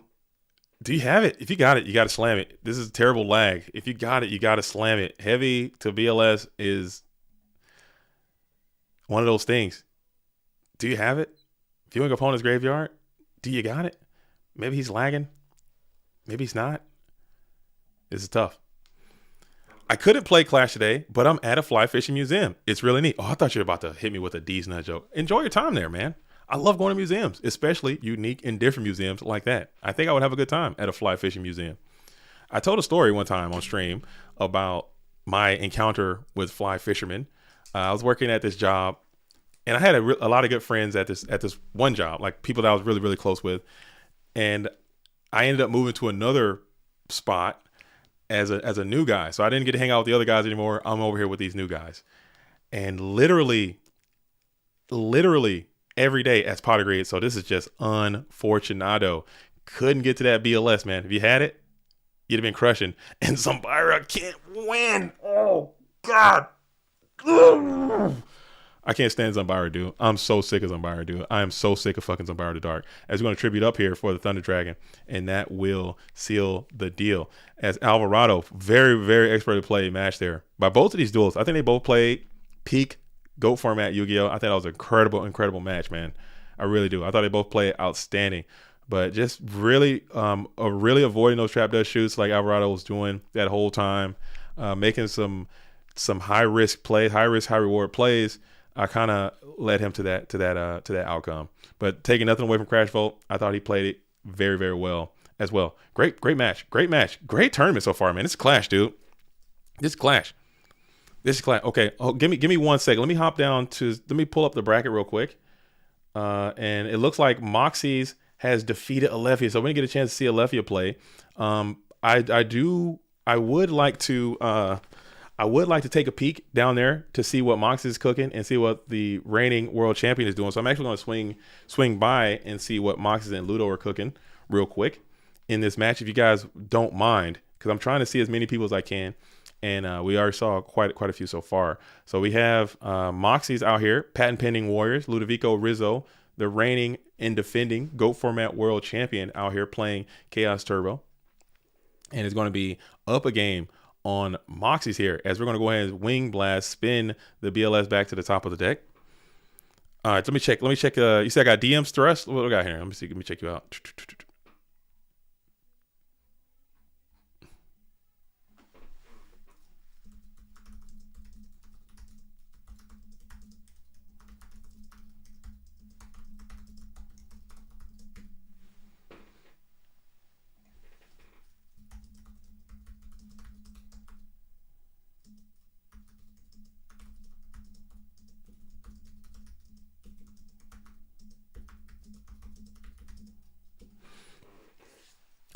Excuse me. And we're going to just continue the approach here from Moxy's, who is going to do a tremendous amount of damage. The graveyard's looking, I mean, this is a good ass graveyard, not gonna lie. If I have these cards in my graveyard, you just take it. You take that when you can get it, and it's just going to keep the pressure mounting. Start of battle phase here. We'll go for a Dust Tornado, another textbook play, ripping the Snatch Steel, and then we'll have the ability to go on in for what could be the end of the game. Mirror Force, Sakuretsu Armor. Do you have any of those cards? And you do not. We're just going to go on into a game 3 scenario. So Moxy's trying to continue on.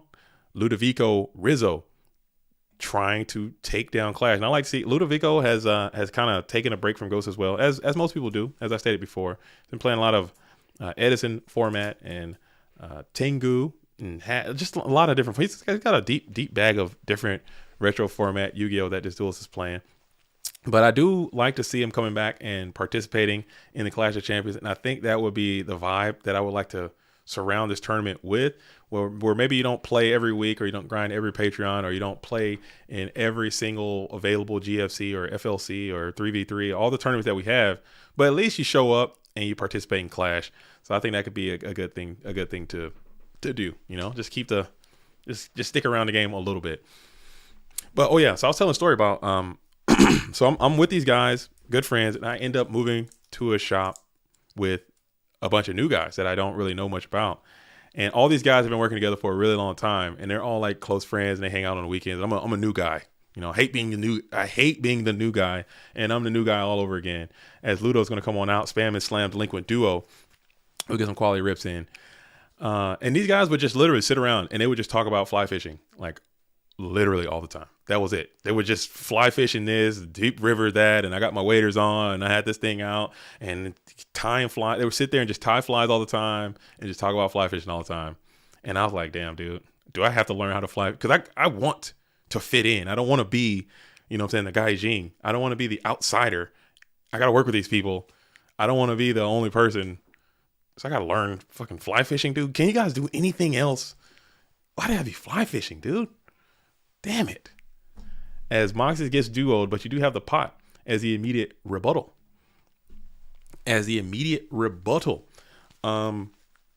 Excuse me. And then you go for the reinforcements of the army. Reinforcements going for a Dawn here might be the play. Just force some type of interaction from your opposition. And typically what these warrior players do, they'll sit that bad boy in through all sorts of back row, and it will get in clean. So you're going to rip as well. It will get a rip as well. Who do you think is the best GOAT format player? I believe AJTBLS is ranked number 1. Delink is the world champ. Alvarado is having the best season ever. Is one of these someone like Ivan or Ludovico Rizzo? Question mark. That is a tough conversation to have. If I had to say, like, as of literally this moment right now, I probably would give it to Alvarado just because of the season that he's having and the consistency that he has demonstrated throughout this year and the end of last year as well.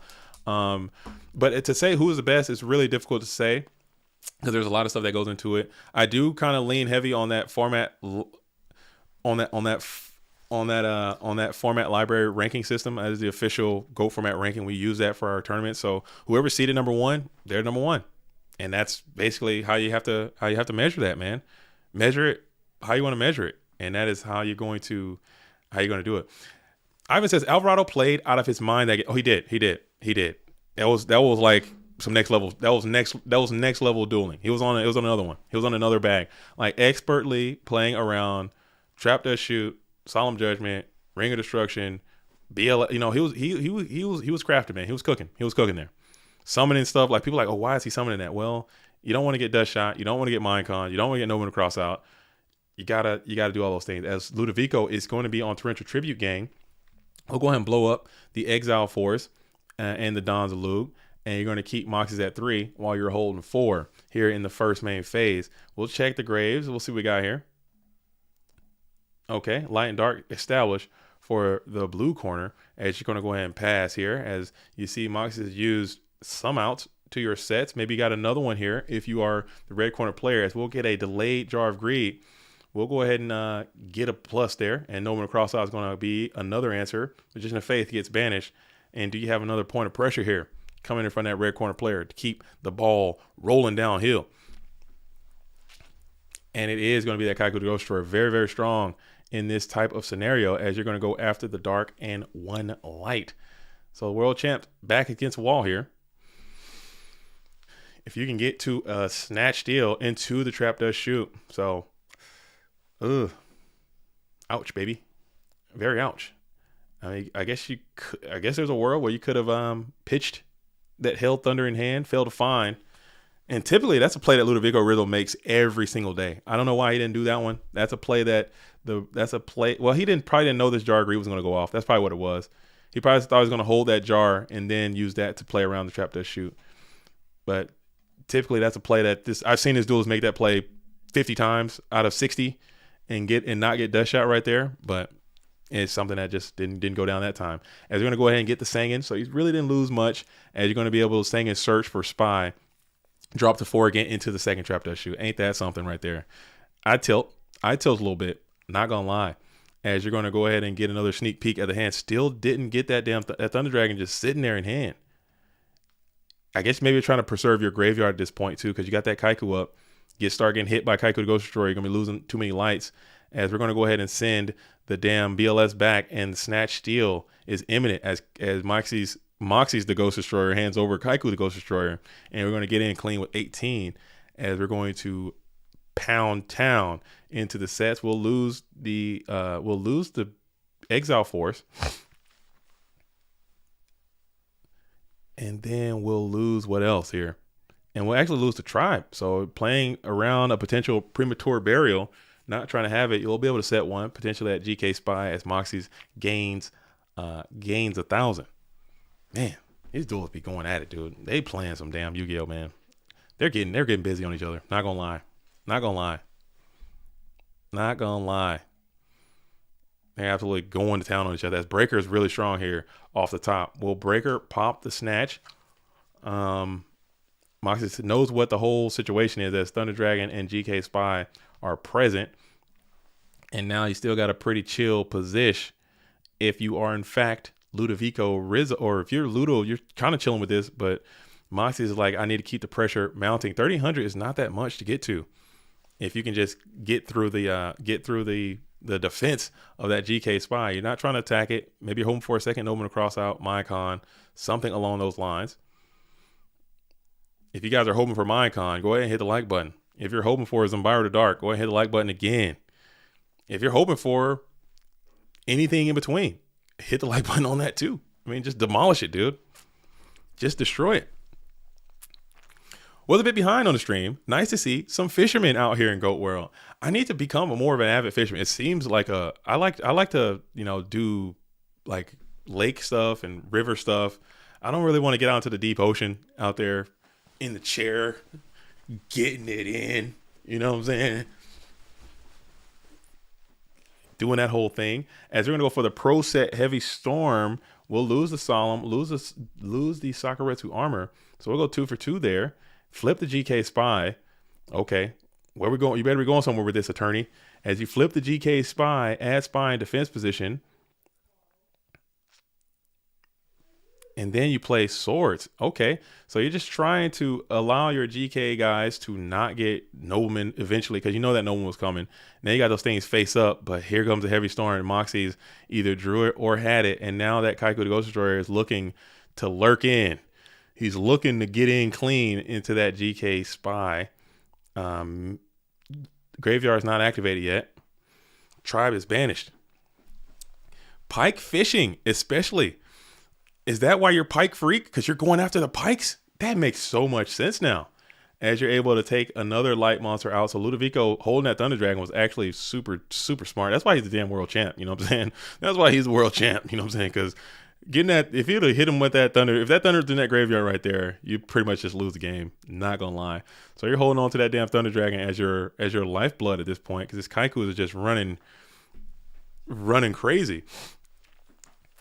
That's what it is. Okay, I didn't know. That's cool, man. I didn't know. Pike freak, and you can go in there tackling some pikes, dude.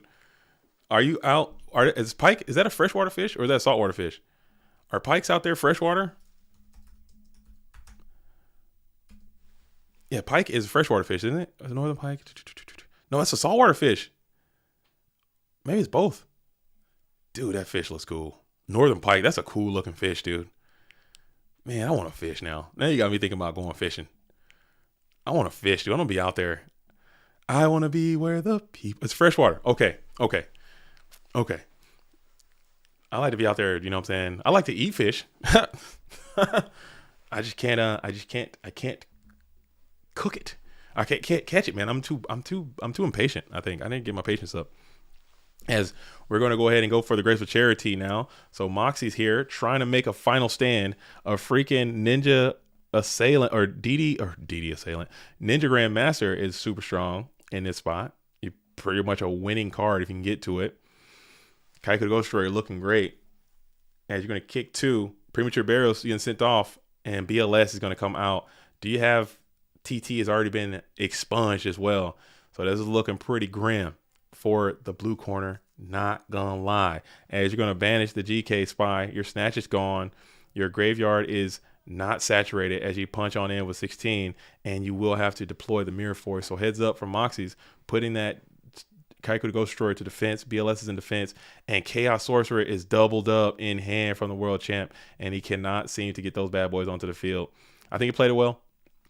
GG's both of those duelists, as Ludovico is going to fall from this tournament. Thank you for coming out and playing and demonstrating your dueling prowess, but you will have to go down at this point. All right, so we haven't seen the Nasty Beast play. So Nasty Beast is out front here playing the Reasoning Gate. We have Geist D and LeBounty are playing. We have Alvarado and TK Griffiths. We have Crash Volt and the Shogun. Let's see, who haven't we seen? We have not seen Geist D play yet. So I'm actually going to hop over there and see what Geist D is cooking for this event. Cool. As we're hopping over, you guys know what time it is. Make sure you guys hit that like button. We also haven't seen TK play yet either. Got to go over there and see TK as well, as Geist D is down a match or down a game. LeBounty's up a game. We got Solemn for Solemn. Do you have a second Solemn, LeBounty? And you do. These Solemns are just flowing today. Triple Solemn. Graveyard's looking nice over here. God, what? Oh my. This game is so. Oh my goodness, dude. As we go Solemn. So everyone is just playing Solemn Judgments all over the place. No big deal. We're actually in round number 3, I believe. Let me put that up there. As we got a lot of Solemn Judgments being played. That's crazy. That is crazy. Let me get back into the chat, man. Sorry, I had to switch it up. Let me switch it up. All right. Northern Pike are okay. You gotta send me some pics. Get into the Discord and send me some pics. I know you got some trophies. Out there, as Geist D is going to go ahead and take down LeBounty here in a 2-0 situation.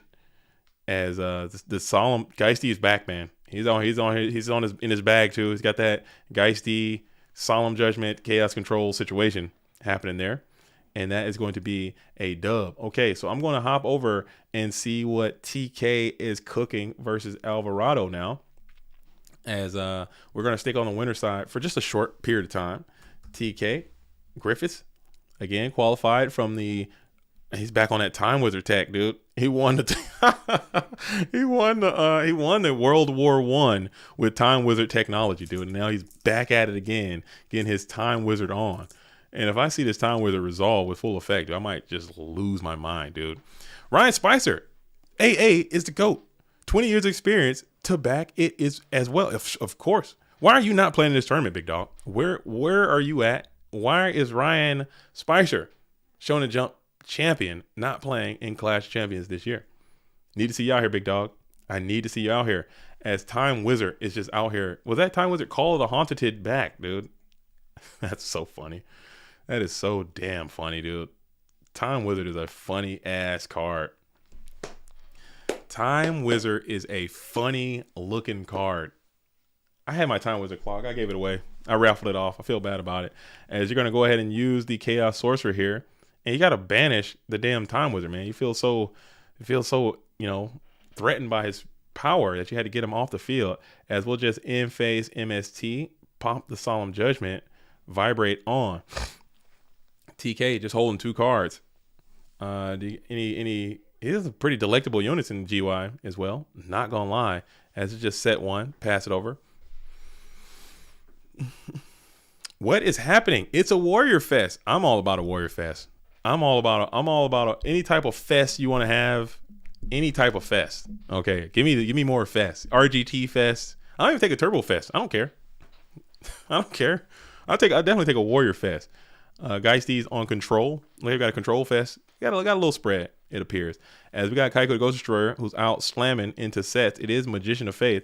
Magician of Faith grabs back the Nobleman. So TK is playing that TK special. Looks like we got a tribute, and that's going to be a GG. We're going to go into a game 3, it looks like. So game 3 scenario, TK Griffiths wearing the patent pending Lava Golem sleeves, and Alvarado same with a patent pending Neos alias sleeves or profile pic. Both of these duelists. TK rocking the patent pending 100 and 0. Never touched ladder with this account, not even once. That's hilarious. As Alvarado has about 2,000 experience. Both of these duelists can.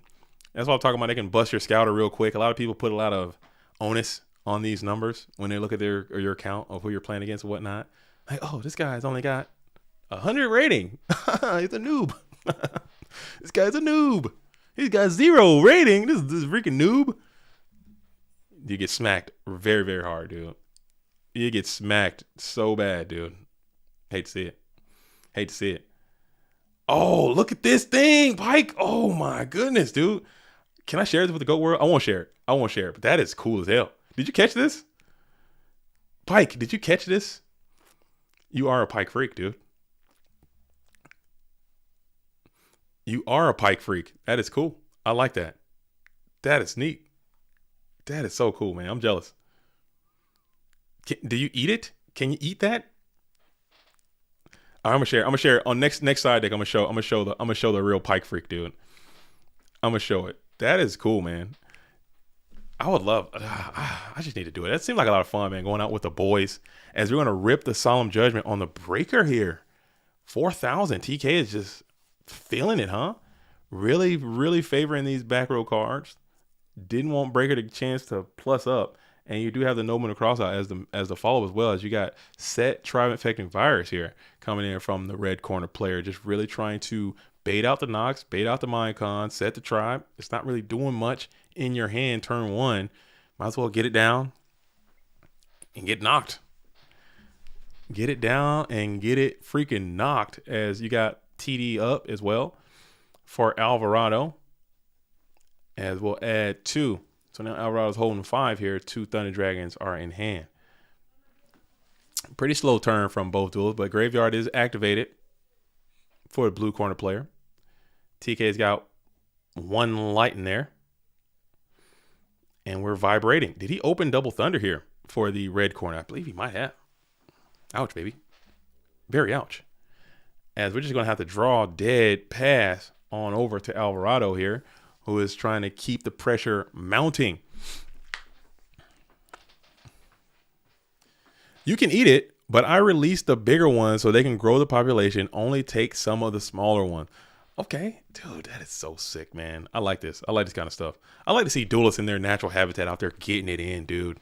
Because I get it in my life, too. I like to see other people out there getting it in, like just getting after it. We had a duelist out there, bread maker, just making breads, just various breads. And I was like, dude, make some bread and send me some bread pics. I want to see what you got cooking up, literally. And you just send me like knotted breads from time to time. They look cool, man. I look cool. People out there dueling, man. And dueling in life too. Dude. As we got 6.5 from Alvarado. So very, very slow start for TK. Alvarado sensing a little bit of blood in the water, sensing a little bit of weakness, and just electing to just pressure up, as we'll just reveal Mirror Force here. Pop the Chaos Sorcerer, go 1 for 1. Trying to get to the finish line here. Holding 4,000 life points for TK. Let's see if you can find some type of energy to mount some type of assault onto Alvarado's hitbox. You got a long way to go, as Delinquent Duo is going to make your ride a little bit shorter. 3,000 now. OKs all around, as we're taking 2 from the hand. It is going to be that nobleman cross out, and it is going to be one of those remaining Thunder Dragons. So I think you still know about 1 TD, 1 blank, unknown. TK still holding double Thunder Dragons. I think he might have opened 2. I think we can check the tape and see if that's exactly what occurred or not. What occurred or not.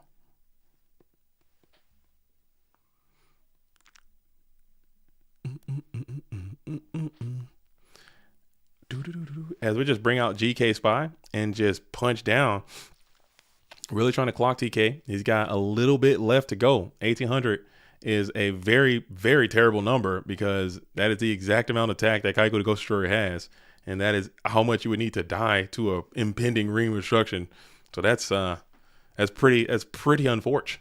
And she's gonna go ahead and set, pass back on over to Alvarado, who is on the play. Main phase 1. Maybe you just run the red light, try to end the duel right now if you wanted to. I guess you could summon here.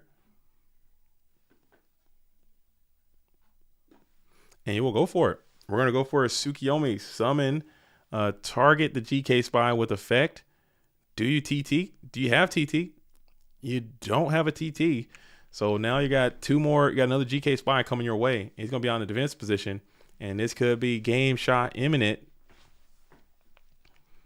Game shot could be inbound as Tsukiyomi is going to end the duels. Alvarado is going to take the dub and move on. So it'll be TK taking a soiree down to Dogtown and gets the hell up out of there. All right, GG's to both duelists. All right, cool. Let's see what we have here. As we have Delinquent is in the waiting in the wings, has defeated SDL Killa, and now we'll be playing against Alvarado. So I'm going to hop on into that. Man, so many good matches. Okay. So we're going to hop over and see what Nasty Beast is cooking. We have not seen that duels on the stream thus far. So we're going to hop over there, see Nasty Beast versus Geist. We got a little sneak peek of Geist towards the end. So we didn't get a full mission profile of a Geist showing.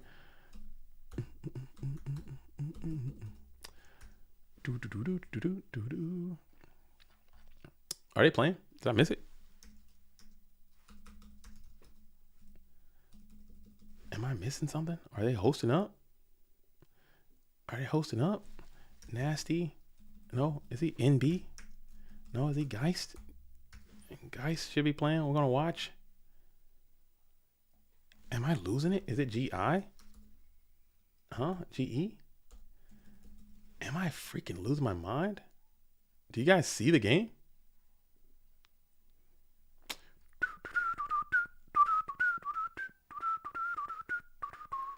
I think I'm losing my mind. I think I'm losing it. I'm coming undone. Did they just jump in or something? I'm coming undone. Oh. Wait, dude, I don't know what the hell is that, dude. I don't know where the hell is that. Maybe they're still hosting up. Okay, while they're hosting up, let's go ahead and see who else is cooking in here. Who else is cooking? Let's see. I didn't see Shogun yet, so we're gonna hop in here real quick. As Shogun and Crash are in the midst of a duel down here in Dogtown. I think I might be missing something because I really want to see this Nasty Beast and Geist D play. I don't know what's happening there, but I'm gonna pull back to it in just a second. I just want to kind of get an idea of what these duels are cooking.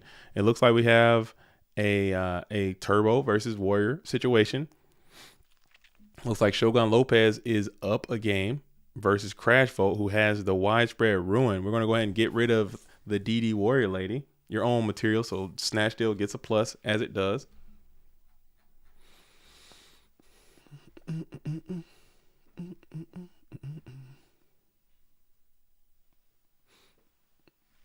And we're going to go ahead and summon another blade here and pass. Just hope for the swords to go down and hope for the GK Spy hope to find an answer to the GK Spy.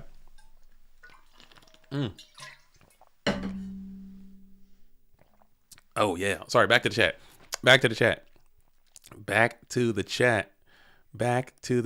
This is a good spot to be normal summon to Koichi. Oh yeah. He I think he's pretty good at that too, man.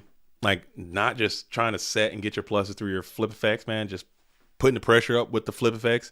He'll go Celtic Guardian real quick, man. He'll go Gradius option real quick with the GK Spy. Just 1200 in, Dekoichi in, Sangan in, and that junk adds up, man. Those little bitty hits will add up over time, and he knows how to do that. You know, he's among the best players of just doing that, knowing when to hold them, knowing when to fold them. As we're going to continue on, 3 cards in hand from the Shogun, staring down to both blades, as we'll just go ahead and rip the Regeki break, target one of the back rows set.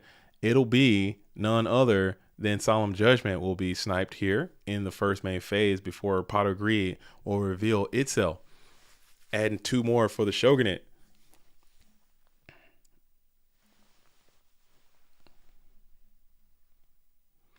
Being that it's RG, it could be over already. That could be possible, man. I don't know what the hell is going on. I couldn't find the game, but I doubt it. And I'm fully converted. Okay. I am fully converted that I think just play it, dude. Just keep playing Reasoning Gate. Why not?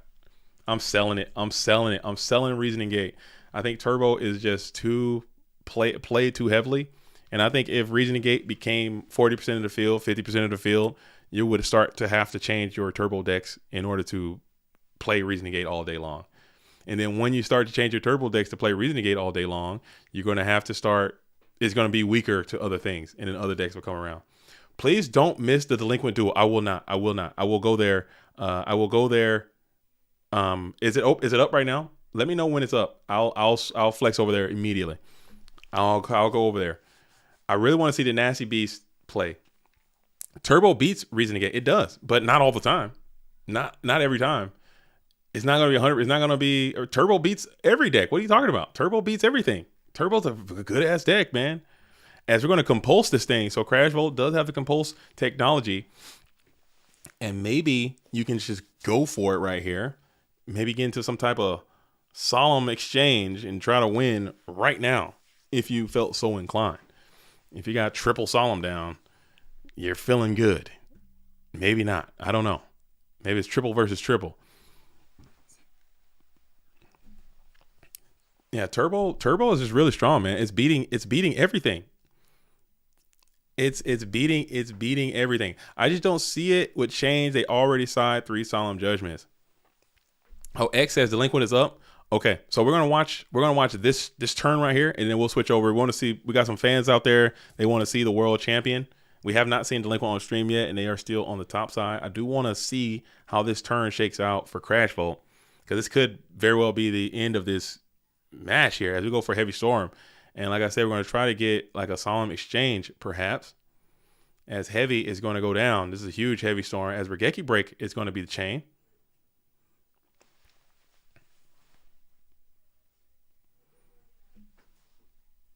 Regeki Break is chained.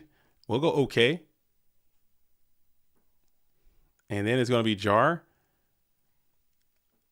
I think if Crash had a solemn, I think he should have snapped that solemn on the Regeki Break and just let's end this, dude. Let's end these chains, dude. Let's end these chains. Let's break the chains, as we're gonna lose. Well, he had solemn. Yeah, he could have probably got into a solemn fight and lost the breaker anyway, and then won the game, maybe, because that'll have been double solemn he would have had to pay. I don't freaking know, man. But I think I'm blasting that solemn on that Regeki Break. He solemns, you solemn again, he solemns again. You still lose the blade. He's now at 2,000, and then you can win. I think is how that would work. I don't freaking know. As we got Delinquent Duo is going to come on off the top. We'll lose 1,000. Shogun is still wide open, man. And then Graceful Charity is going to be played as well. I think Solomon was. You think not Solomon was a good play? I don't know, man. I think you play it and then you just stop because he won't be able to play the Jar of Greed as well. Maybe the heavy all around was a little bit. I don't know about the whole entire heavy operation, but once you committed to the Heavy Storm, as soon as they play Regeki Break, you should play your Solemn Judgment. They play their Solemn Judgment. You had another Solemn Judgment. I think they had 2. I think it was 2 and 2. I want to say. I don't freaking know, man. Yeah, I think he had 2 and 2. Perhaps you play them both, and now he's at 2,000. You guys get into a solemn fight, and then that Blade Knight can win the game. Why not? Or maybe Shogun doesn't solemn in response. Perhaps. I don't know. If he doesn't solemn in response, you get the neg on the Regeki Break, and you also would keep both your Blade Knights, and that's 4,000 coming down to 2 because the Heavy Storm would still resolve. Yeah, so pushing that Heavy Storm through and keeping both of those Blade Knights was, I don't know. But now you got the spy wall set up on you, and I'm going to actually back out of this because I want to go see what Delinquent was doing, and we got a great wall of spies set up, dude. I can't sit here. I just can't sit here and look at spies staring down the situation for the next 17 hours. Just can't do it. As Delinquent is on, what is going on? I don't know what the world champ is playing. I really don't know what it is. I think it's like an earth deck with some he's like, this is a, he's getting it in. That's what it is. This is a get it in deck. As we got a Giant Rat. What deck plays Giant Rat and Ninja Grandmaster together? As if some type of aggro deck. I know Delinquent is good at just getting aggressive on the approach. And I think he's just playing like an earth aggro warrior thedeck.com, dude, that can feature BLS. Maybe you added a little bit of light, more light and dark with the earth approach. A little bit of light and dark with the earth approach, so you can get aggressive, but still you're able to play some of the best cards in the game, i.e. Black Luster Soldier. That's one of Earth's biggest downswings, is that it just doesn't have the ability to play Black Luster Soldier. Well, if you take the Earth concept, the super hyper aggressive concept, and then you add enough hyper aggressive light and dark monsters to it, enough to fit a Black Luster Soldier in there, why not? Grayland says, I like the strategy talk. Helps me learn. Right on. Right on. I mean, sometimes you get some of that. You get some of that in these streams, but sometimes, you know what I'm saying, you get a mixed bag in these streams. Listen to the chat, man. The chat. Oh, speaking of mixed bags, dude, you get some of this too. All right. This handsome fella right here. This is actually the Pike Freak, dude. Check him out. He said I can show this picture. I am not doxing anything. What a beautiful young lad, dude. This is Duelist. I'm swiping right for sure. For sure. If I'm on Tinder, okay, and this pic rolls across my Tinder feed, I'm immediately swiping right, like right away. And they got the fish in there. He's outdoors. We got a nice, charming smile, and he can play Relinquish pretty strong too. So there you go. There's a Pike Freak out there. That's a cool ass fish, dude. I like to see it. That's a nice catch. There we go. I like to see it. As we got Breaker the Magical Warrior is going to continue on the assault mode. Go. Breaker is out looking to pop. Looking to pop, and we will just go ahead and hit the Regeki break here.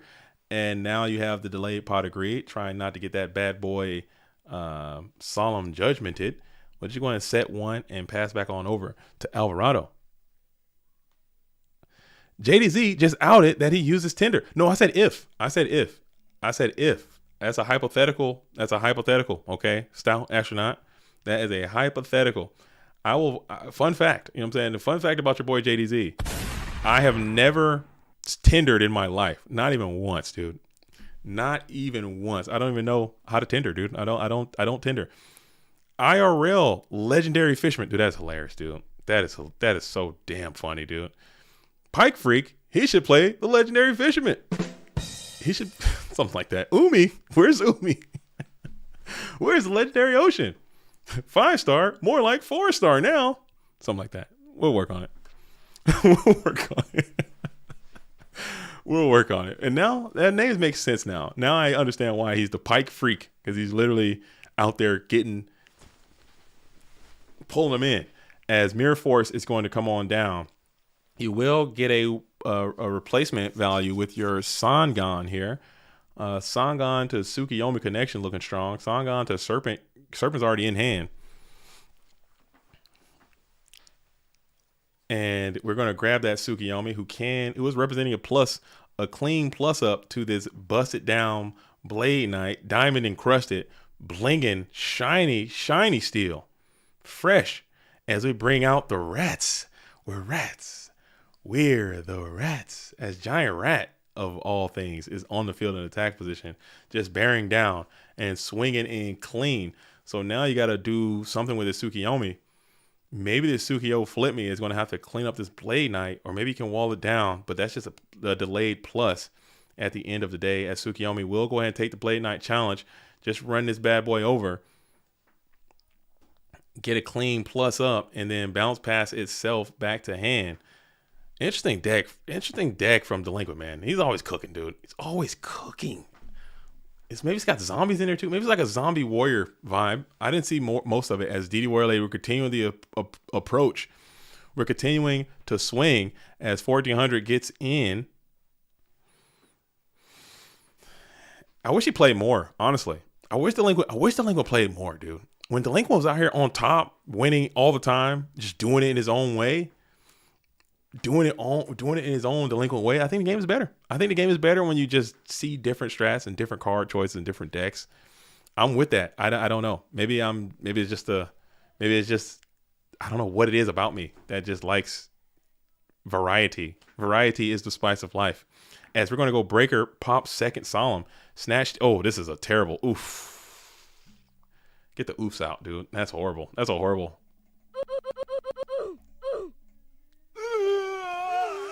That's the worst. That's the worst. Man, that's a freaking oof.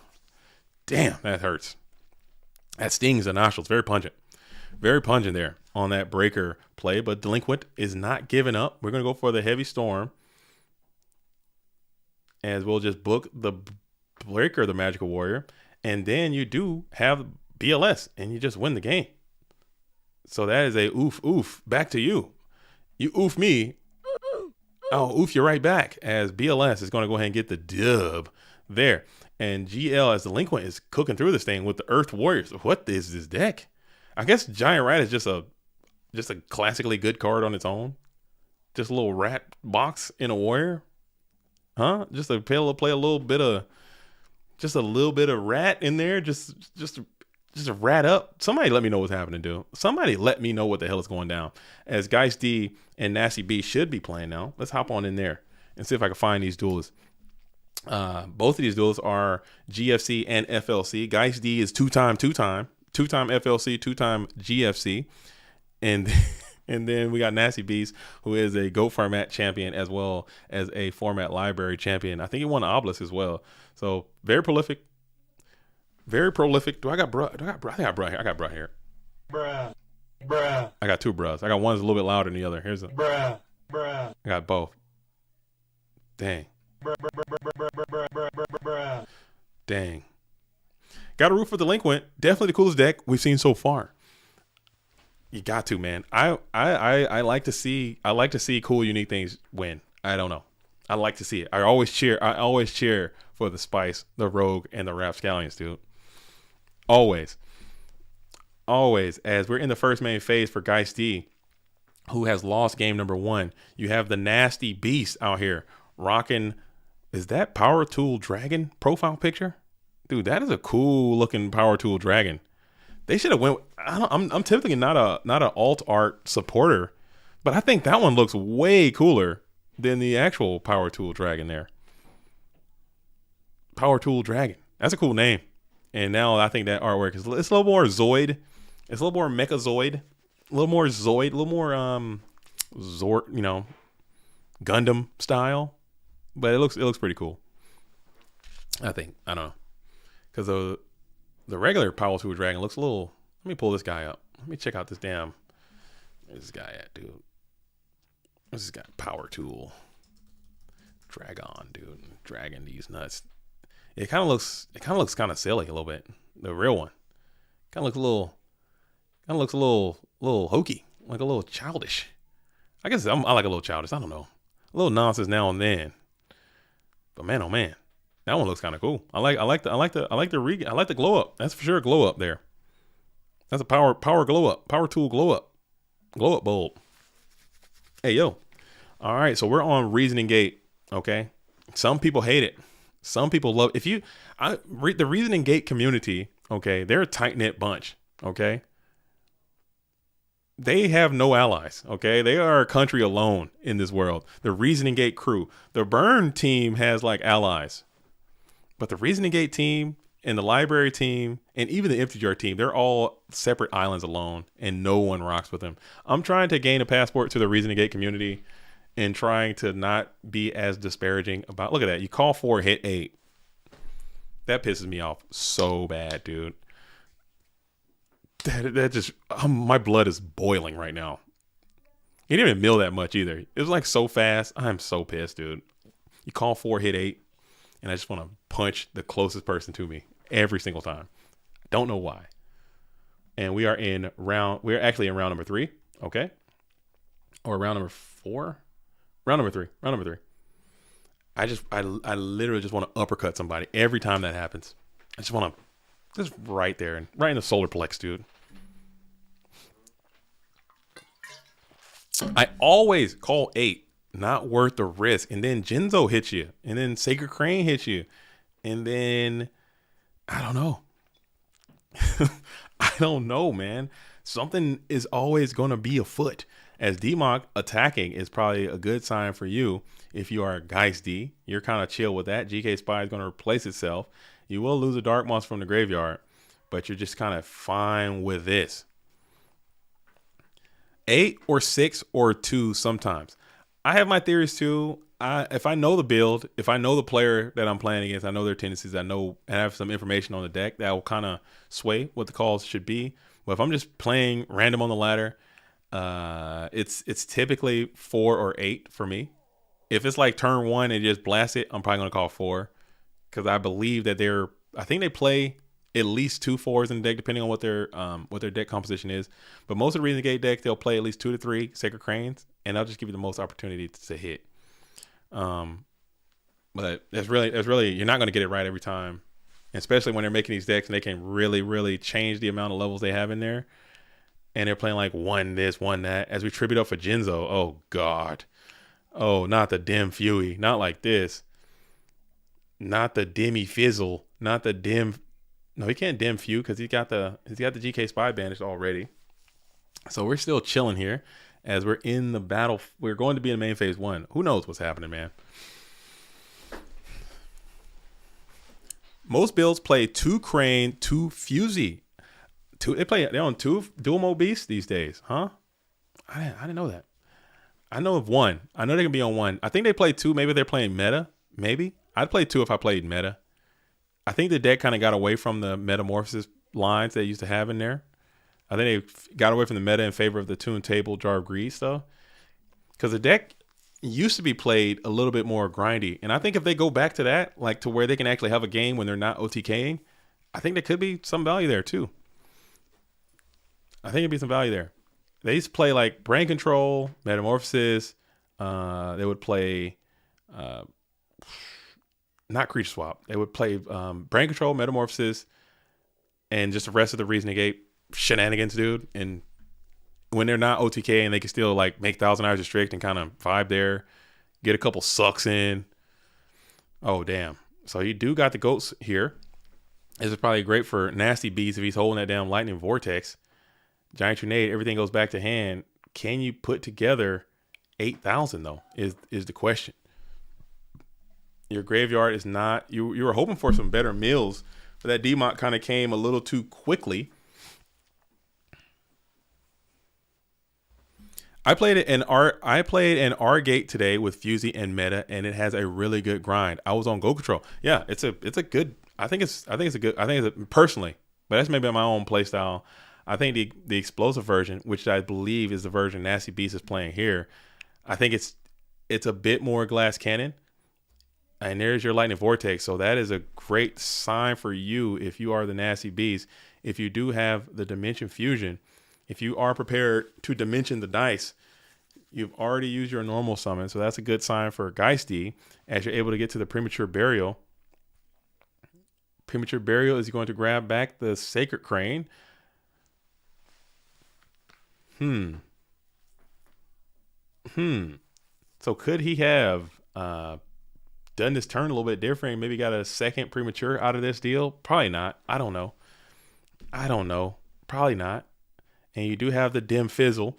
The Dim Fizzle is going to come on back, bringing back the Dark Magician of Chaos.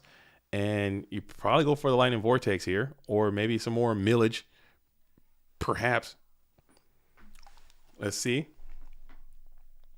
Yeah, because you could have Giant Trunaded after the Premature Burial, but I guess you didn't want to lose to a potential Mystical Space Typhoon, perhaps. As we'll go for the Lightning Vortex, discard another monster, and then you can Premature again, and that could be the OTK push required. As you got another Dim Fizzle, dude. You got another Dim Fizzle out there. Oh my goodness. As you're getting another massive mill on, hitting your final Mon, perhaps, and it is going to be another Sacred Crane. So this looks like a GG type scenario, unless Karibo. Oh, because if you got another Dim Fizzle, you can dim up, and I believe that will be the end of the duel if you had it. But Karibo can absolutely run your cheeks, dude. That Rogue Rapscallion 1-star Fiend, never know. But we're going to push anyway, as the DMOC is going to be brought back again. This is so freaking broken, dude. I cannot stand this deck, dude. Forget everything I said. I hate this deck so much, dude. So much. It is such a pain in the ass. As we're going to go ahead and get the DMOC. DMOC is going to grab back.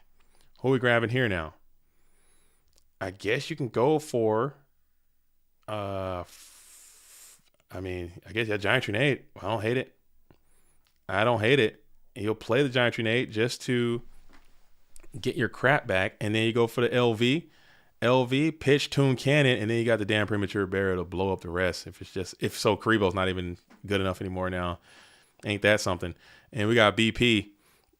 BP is going to blast in, and that's going to be GG, man. GG, RGT. Dude, RGT coming into the clash. This is another great deck in these small, intimate venues, man, because you can sack just enough. You can sack just enough. Just the required amount of sack to get through this thing. As now we're going to stick with this side. We are now in the winners finals. We have the world champion, FLC champion, GOAT format champion, Delinquent in the building, trying to become a Clash of Champions, becoming another duelist, sitting with the four top, with the 4 crown, sitting with the four piece chicken McNugget, GFC, FLC, Clash, and Worlds. I think there is no one who has all of those titles. Trying to be the first one to get in there. That world champion that's a tough one to get. Okay, that's a hard one to get, and he's gonna be facing off against Nasty Beast. Okay, so we're gonna be locked in to see. Rip, I want to see more of Guy's deck. Well, like I said, none of these games are locked, so if you want to go watch it live, also we are collecting replays from this tournament. So what I will do actually is I'll try to make them available so people can come out and see them at their own, and maybe I can cover them more on the channel because people do ask for replay reviews or replay breakdowns, or maybe if the players are available themselves, the players who play in these replays, maybe I can get them to come by the channel and we do a breakdown together, and they can talk about why they made certain plays or why they built their deck the way they did, and then talk about the replay. And I think that kind of stuff is super beneficial to players who are new to GOAT format and who just really want to play and they want to become better and they want to become, a champion or whatever, but they just don't have the information. Well, if we could get the people, and most times, very, very rarely, I think I've been turned down. I can count on one hand how many times I say, hey man, do you want to come by and make this video? That someone's like, no, I don't want to do that. It's only happened like 5 or 6 times. People really rock with the program. They rock with what I'm trying to do here. And everyone, especially everyone in this tournament, these champion level players, they really have a deep respect for this game and they understand what I'm trying to do. And at the end of the day, everyone who's in this tournament, they probably wouldn't, I'm sure if you talk to each one of these players, they probably wouldn't be in this tournament if it was just themselves. No one got here alone. Everyone had to learn from someone. Everyone had to get some ideas from someone, a team or friend, or someone helped them get to where they are. So most of the time, I would say 99% of the time, these players are always willing to give back to the next generation of duelists who are trying to get to where they are. So I think that'd be something, I think it'd be great for the channel. Just do like replay reviews and just talk about the decks and what happened. Throw some graphics in there. Make it kind of funny too, man. Put some edits. I love doing the edits, dude. Putting like Jurassic Park stuff and people blowing up. I don't know. I'm learning how to edit. It's a really fun process. So we can make them fun, make not just sitting there and making them kind of boring. But replay reviews could be a hit. As we're going to stick with the winner side, we got the winners finals as Delinquent and the Nasty Beast are locked and engaged to play. If you guys are just finding out, make sure you guys are going ahead and liking the stream, okay? Liking the channel. This is the winners finals. Make sure you guys are liking and make sure you guys are subscribing, okay? Let's get the subscribers up. Okay? Just tag me.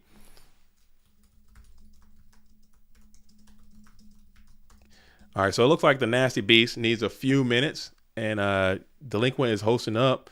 While they're doing that, I'm gonna hop into the watchers area. I told them just tag me before they start, so I can flex the cameras over there immediately.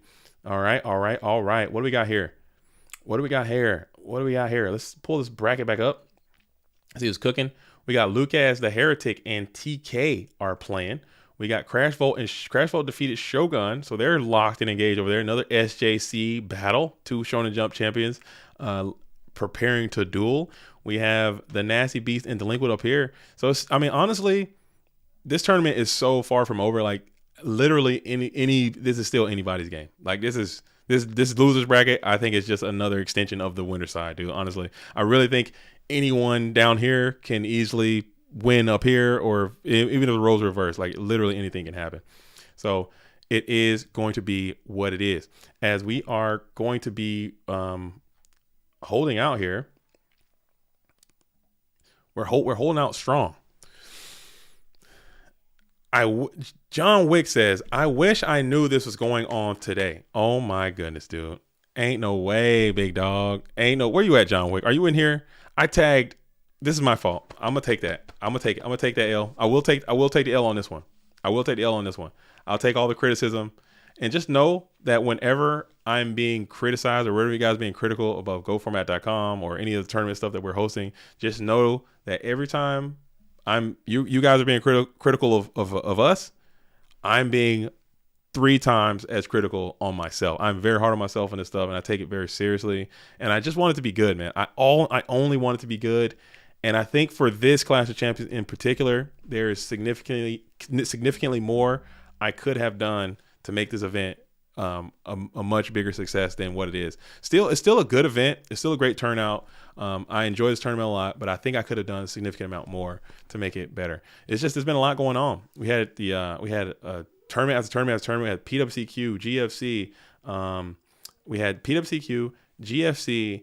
I had to go to Texas for a GGP. I traveled that week and just work in general in my life. It's just been a lot going on, so I just didn't have the time or energy to put into it, to put it out.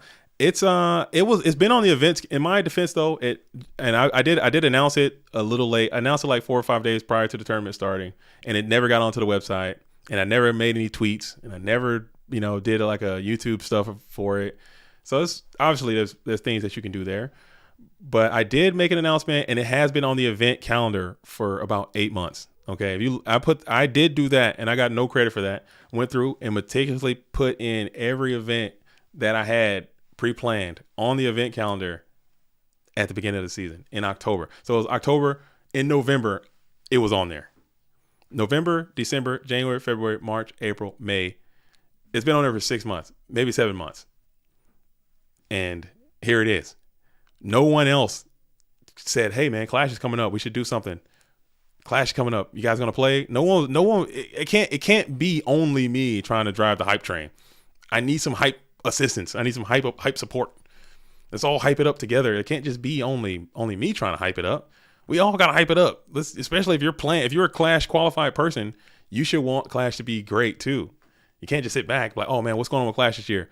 I want to play in Clash. What are the dates? Let me look at the calendar. Oh, it's on this day. Let me start to prepare for it because I want it to be great. You can't, this can't be passive. You got to be very active in your approach. But it is what it is. Again, I stated that I made some serious mistakes, a lot of oversights. But I can improve on, and I'll continue to do that for sure. Am I qualified? Yes, you're qualified, man. Yes, you played in Clash of Champions before, Chris. Flores, you played in Clash of Champions before. You have participated in this tournament before. Once you played in one, you can play in them all. You are totally qualified to play. You are a Shonen Jump champion. You will always be qualified to play. Yes, you can play. And we also take, YCS champions, Pharaoh Tour. We're taking Go Format champion, Format Library champion, world champion, national champion. If you are a national champion from any country, any year, it doesn't have to be Go Format. You can play. You have to play Go Format, but whatever your event is going to be. All right, so it looks like Nasty Beast is ready. Delinquent's hosting up. Let's duel. Fire. I'm in. This is the winner's final. GL to both of you.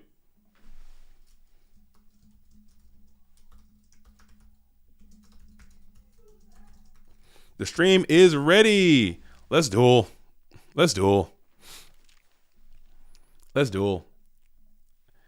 Michael Gray says, I say, don't take the Pharaoh Tour. Don't take Pharaoh Tour. Why not? Why not take Pharaoh Tour? I got to hear this. I want to hear from you. Why not take Pharaoh Tour? I think it's a good inclusion, man. You already know that I'm like enemy number 1 to Europe, dude. I can't be out here doing more more hatred to Europe, dude. Why would I not take Pharaoh Tour?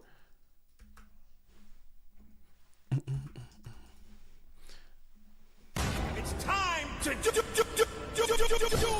There it is, like that. Why would I not take it? I gotta hear your response to that. I would like to hear from you. I gotta hear from you, as Nasty Beast is going to be on the play. Tune table. Let's see how many tune tables are tabled out. Delinquent, I know for sure, took a serious look at this deck throughout the regular season last year. Played it extensively, so I'm certain he understands the ins and outs, the ebbs and flows of this strat, the choke points, the breakdowns, and the whatnots. As we're going to go ahead and hit him with a set 2 and pass it back over and over to you, as Delinquent is going to be on their approach, playing an interesting warrior rat deck. I think it's just a warrior deck featuring rats. Maybe you got Lily in there, perhaps. I'm not sure. I'm not sure. As we're going to go ahead and roll it for Don again as textbook play. Even if it exchanges with a back row card, you'll just have a dark monster in your graveyard. Worst case scenario, he'll die. Best case scenario, he's getting into the hitbox, but that bad boy will force an interaction, which is kind of critical in this format. I need to get that. I don't have that one yet. Takashi 6'9". I need to get that one locked in. I need to get that drop. The rats. I need to get the rats drop added onto it. I'm gonna write that one down. I need to get the rats in there. I'm gonna actually prepare it on YouTube. If the rats drop, dude, I'm gonna fire it off, dude. If the rats drop, I'll fire it.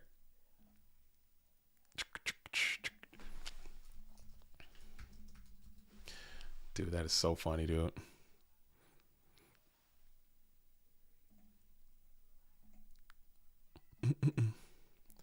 All right, just in case, as we go for heavy storm here, so you might be paying 4,000. No, we're just going to play delayed trap does shoot. Delayed the trap does shoot. We'll take over the Chaos Sorcerer. Put that bad boy back in the deck.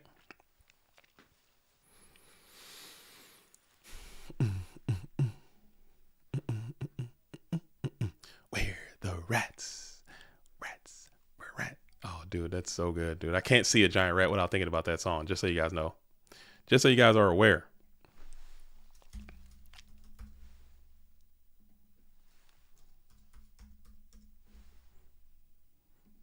We're the rat. I'm the giant rat that makes all of the rules. It's so funny, dude. That is so funny. As we're going to go for a reasoning here, hitting up the Sacred Crane.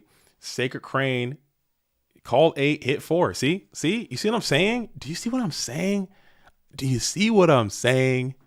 It's so frustrating, dude. It's so frustrating. You call 4, you hit 8. You call 8, hit 4. And now Don's going to get cleaned up here in battle. So you lost the Solemn, you lost the MST. You didn't really lose too much, as you're going to be main phase 2 being called. And you also have a little bit of information. Tune Cannon, Tune Table, Reckless, Reasoning, Trunade. So hand is actually not looking cash money there for Nasty Beast. Not going to lie.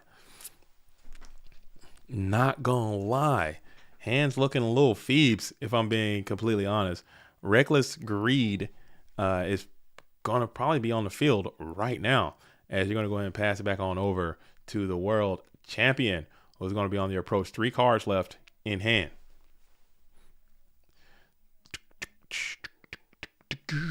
And we bring out the Mystic Swordsman level 2. Dude, if he levels this thing up, I'm going to lose my damn mind. Does it have to go to the graveyard? At the start of damage step, if this card attacks a face down the monster, destroy it. At the end of the damage step, if this card destroys the monster and battles turn, you can send his face. Oh, he didn't level it up, dude. I'd have lost it, dude. I'd have just spazzed the hell out if he just leveled this bad boy up. As we're going to Book of Moon, the Sacred Crane here. I would have freaking lost it. I'd have lost my mind. So Book of Moon is showing up in this tournament, it appears, as now Mystic Storm level 2 is going to be able to get another plus onto the Sacred Crane, as well tribute set. What the hell are we setting? Tribute setting. What? is going, bro? If this is Guardian Sphinx, I'm gonna die. I don't know what it is. I just don't know what it is. I'm so shocked. I'm enamored. As we're gonna rip the Reckless here, this Reckless might have to go far, dude. This thing might have to convert into a monster gate like immediately, or this thing can kind of get out of hand for you here. Your hand's looking feeble. Millennium Shield. We got some Guardian Sphinx in the chat. We're saying Millennium Shield is set. I don't think Millennium Shield is going to be in this thing. I don't even think Guardian Sphinx is going to be in this thing. I don't know what the hell it could be. What are we setting? Tribute set. What is a tribute set here? No, Sphinx is 1700 attack. Sphinx is 1700 attack. So he can't, if you could rat for Sphinx, dude, that thing will be broken. We'll go ahead and chain the Ring of Destruction to target the Sacred Crane. Dude, what is it, dude? I know he has 8 cards in hand, but one of them is he got Toon Cannon, Toon Table, a Giant Trunade. Upstart. His hand wasn't smoothing, dude. It wasn't schmooving. It was kind of bricked. It wasn't like, it was 8 cards, but it was 8 cards that like you need to. 8 cards, but you need this reasoning to hit type beats. Is where we're at with it. Like this reasoning needs to find. You think it's Gorg the Strong? Dude, keep them coming. Keep the guesses coming. It could be Mind on Air. You think he's sacking for Mind on Air? No, not in that spot. Helpo Emmer, dude. I wouldn't be surprised if it's that fucking Helpo Emmer that's now set up on the field.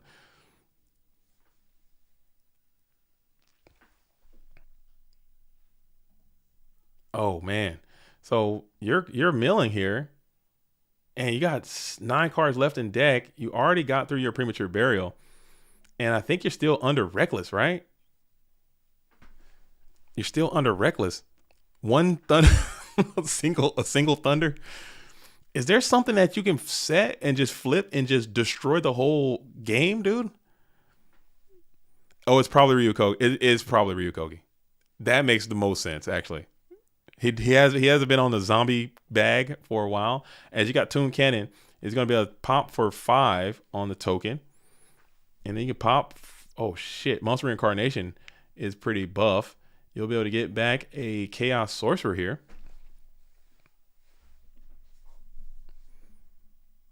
Is he under Reckless? As you go 1 light, 1 dark, we'll bring out the Chaos Sorcerer. And then you got the Dim Few. Oh my goodness. Yeah. This is pretty much, this is it. This is it. Is it it? Yeah, that's it. It's cooked.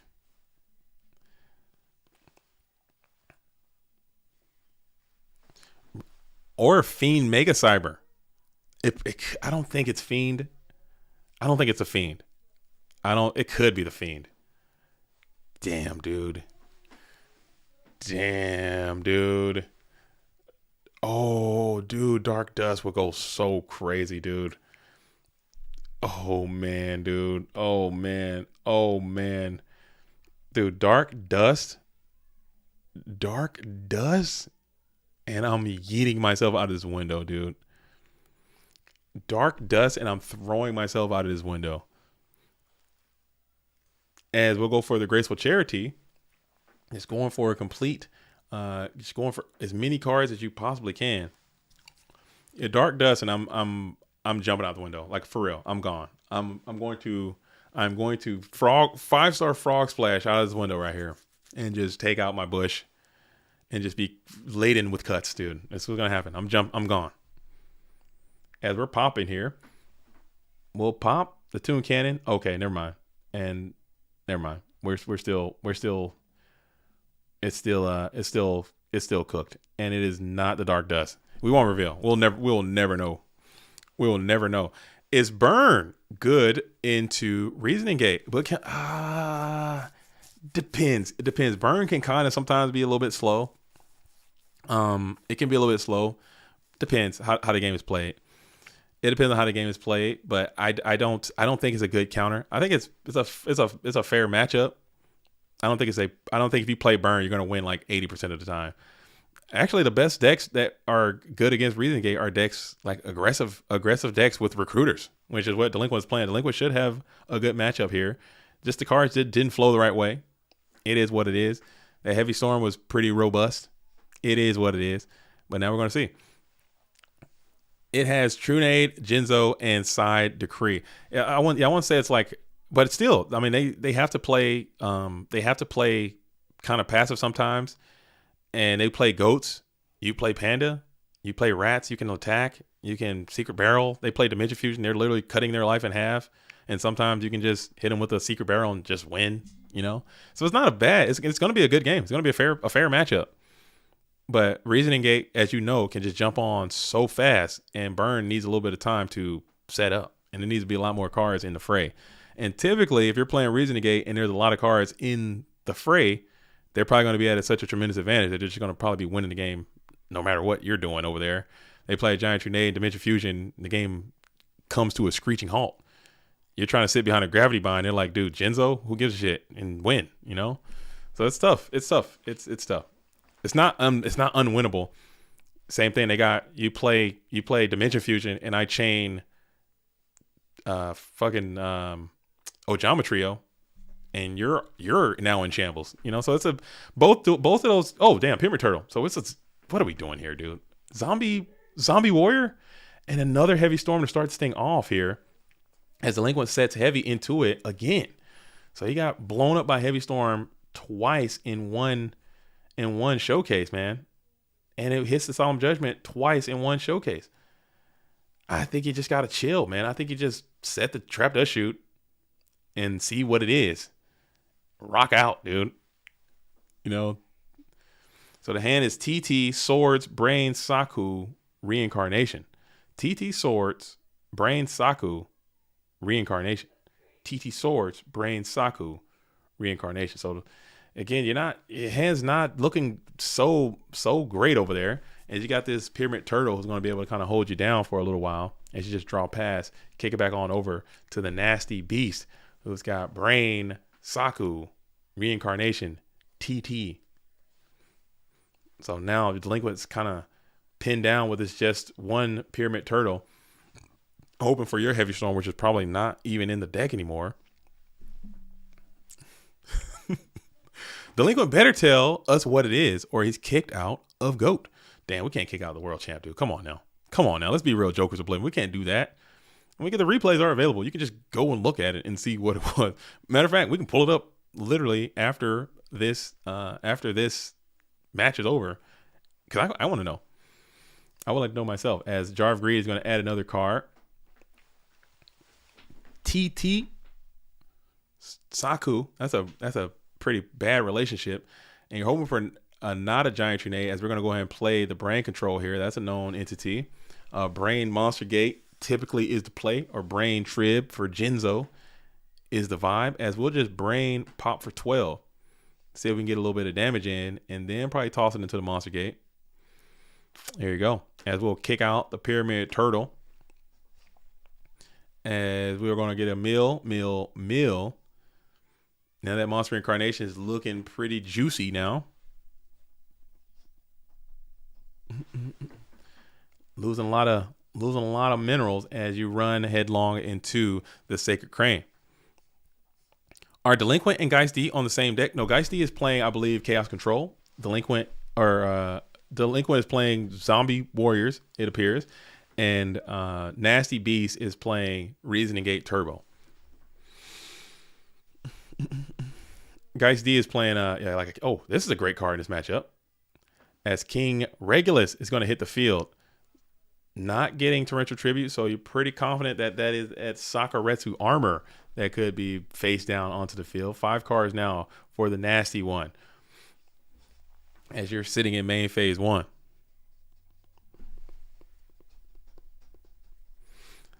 Justice Spivey says, why did he attack first? Maybe he's trying to ensure some damage can get in, because there is a not 0% chance that you hit a Toon Cannon Soldier or you hit a Sacred Crane and then they Sakuretsu you and you get no damage. And there's a very low chance that they would Sakuretsu their own guy, as Reasoning is going to hit that 8, as D-Mock will fall to the GOAT format Dueling Graveyard. Still super kind of scary, as you know that Monster Incarnation is floating, and you got these Chaos Mons floating as well. I don't know if you have access to Kaiku, the Ghost Destroyer. I don't know. Because you need, but then, oh man. So you're just going to go ahead and crash here. Take the challenge yourself. Get rid of the Sacred Crane. Because you really want to get this damn King Tiger off of you. Maybe he's doing a lot of pressure. And then you're going to go ahead and expend your monster incarnation, kick out the goats, bring back the Sork. No solemn. So Sork is now back and live. And now we ponder. Wangu is really slept on. Wangu is, I think he's played, especially in these aggro decks, in these warrior decks. They still feature the King Tiger Wangu, the Meth Tiger out there, popping all those tokens and Thousand Eyes restrict strats. I think he gets play. He gets his shots up, and then we're going to go for the Dimension Fusion again. Paying 2,000. That would be a good choke point to hit with a Solemn Judgment if you had it. That would have been a nice little solemn. Not gonna lie, not even gonna lie. But it appears as if you might not have it at this point, as you're going to be able to get your DMOC Sacred Crane situation, which is just a gross plus situation. I didn't see what the grab back was from DMOC. What did he get out of there? What did he grab there? And it's going to be Graceful's down again. So Nasty Beast is trying to set up for the OTK, it appears, trying to dig for a blue eyes. A Blackluster Soldier could be great in this spot. As you're going to kick out Scapegoats, kick out Sacred Crane, and then we'll just banish the King Tiger and then pass it on over to Delinquent. So the battle phase was already secured. I know that the Delinquent and Lefia, they both respect this deck a lot, and I know they both side heavy for it, but maybe just not seeing any of those cards, as you're going to bring out Tribe Fading Virus, which is pretty nice in this spot. Not gonna lie, you might have to pay the Troll Toll, and you're going to pay the Assure Priest, which is another great card in this matchup, kicking out both spellcasters. And then we'll go for a Rhoda situation. So maybe just Rhoda just to get a guy to pitch. And you'll do just that. Rhoda for Don to pitch Don, pop Crane. And now you're smack on in for 16. Probably going to eat that Saku, known Sakuretsu armor. Got to start peeling through those back rows at some point, as you'll just go ahead and draw and pass. So you got an open board. Dimension Fusion still looming. I think you got one has already been deployed. Dang.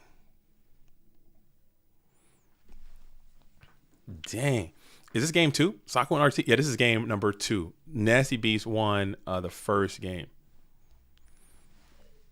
I've seen that before. Where they just he got double Saku. So it's probably got Saku, triple Saku, Mirror Force in there, just to grind a little bit, make it a little more rigid, because this deck has a terrible warrior matchup. This deck has a horrible warrior showing. So maybe having some more battle traps in there might be the play. As we'll just set one more spell trap there, and then we'll pass back on over to Delinquent, who is starting to see a little light. And Assure Priest is a strong card in this scenario. Maybe you're going to pull that Torrential Tribute. That's what you're going for. And you will go ahead and get the Nasty Beast to reveal the Torrential Tribute.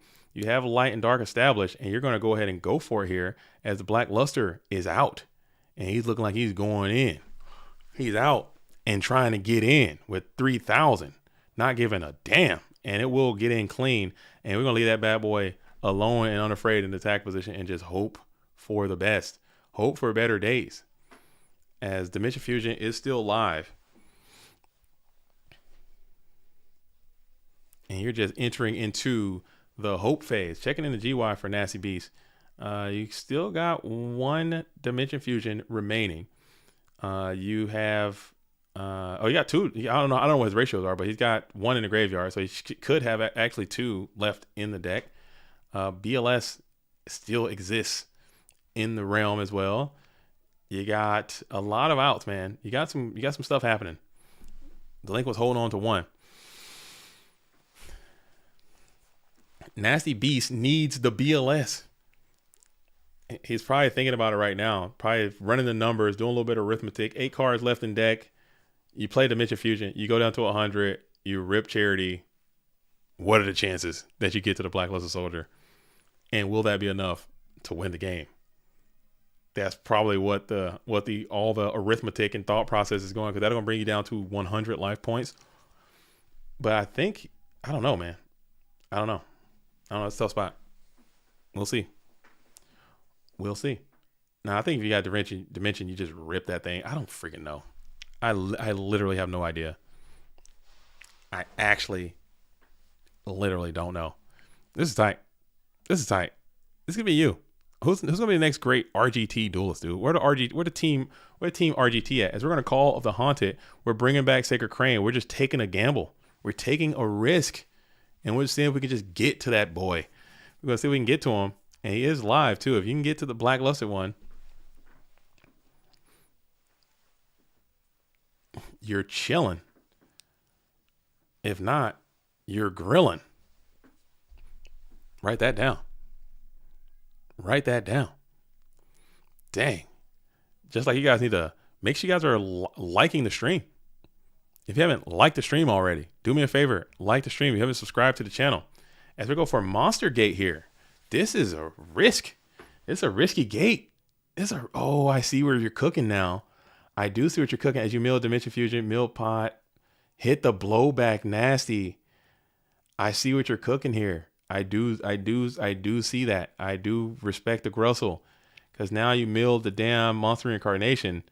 So now you can. I see what's happening. I see the plays. It's all coming together.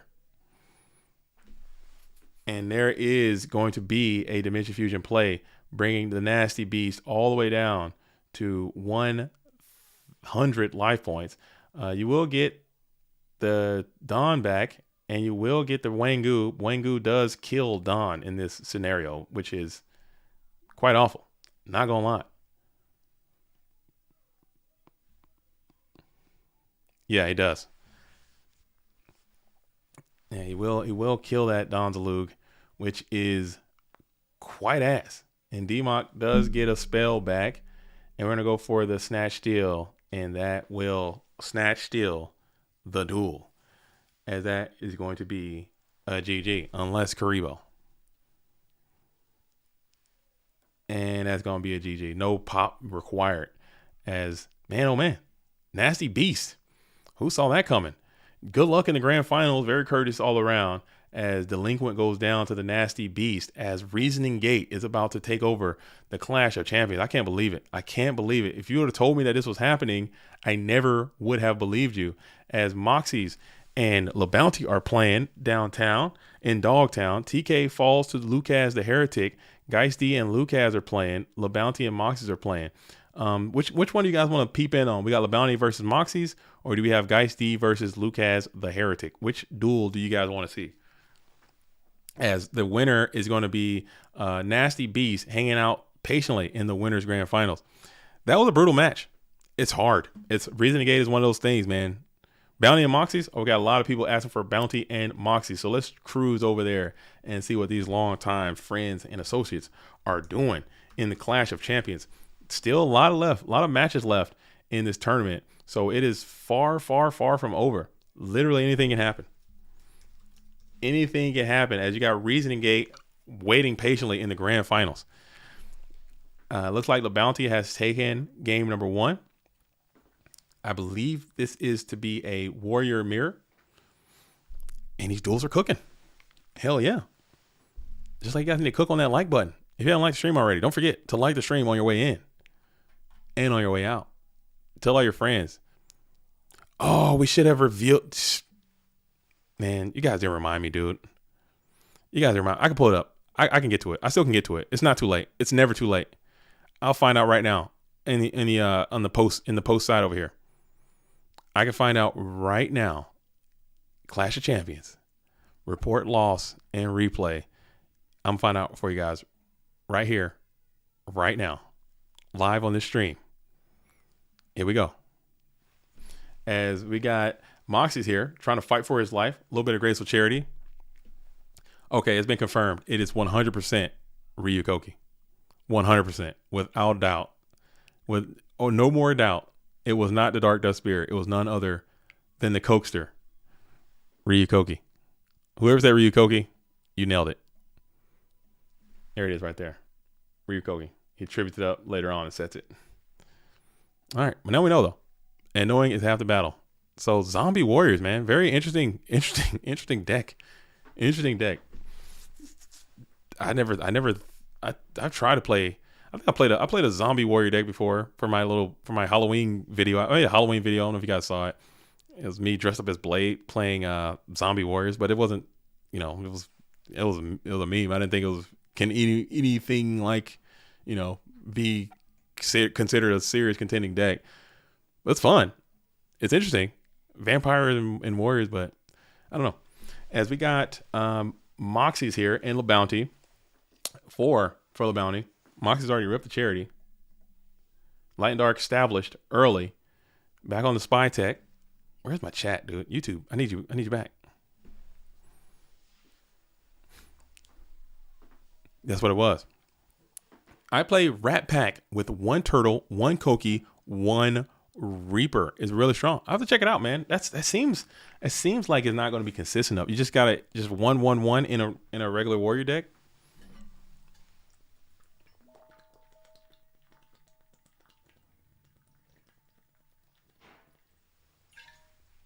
Damn, that water's going crazy. Guys, make sure you guys are hydrating, man.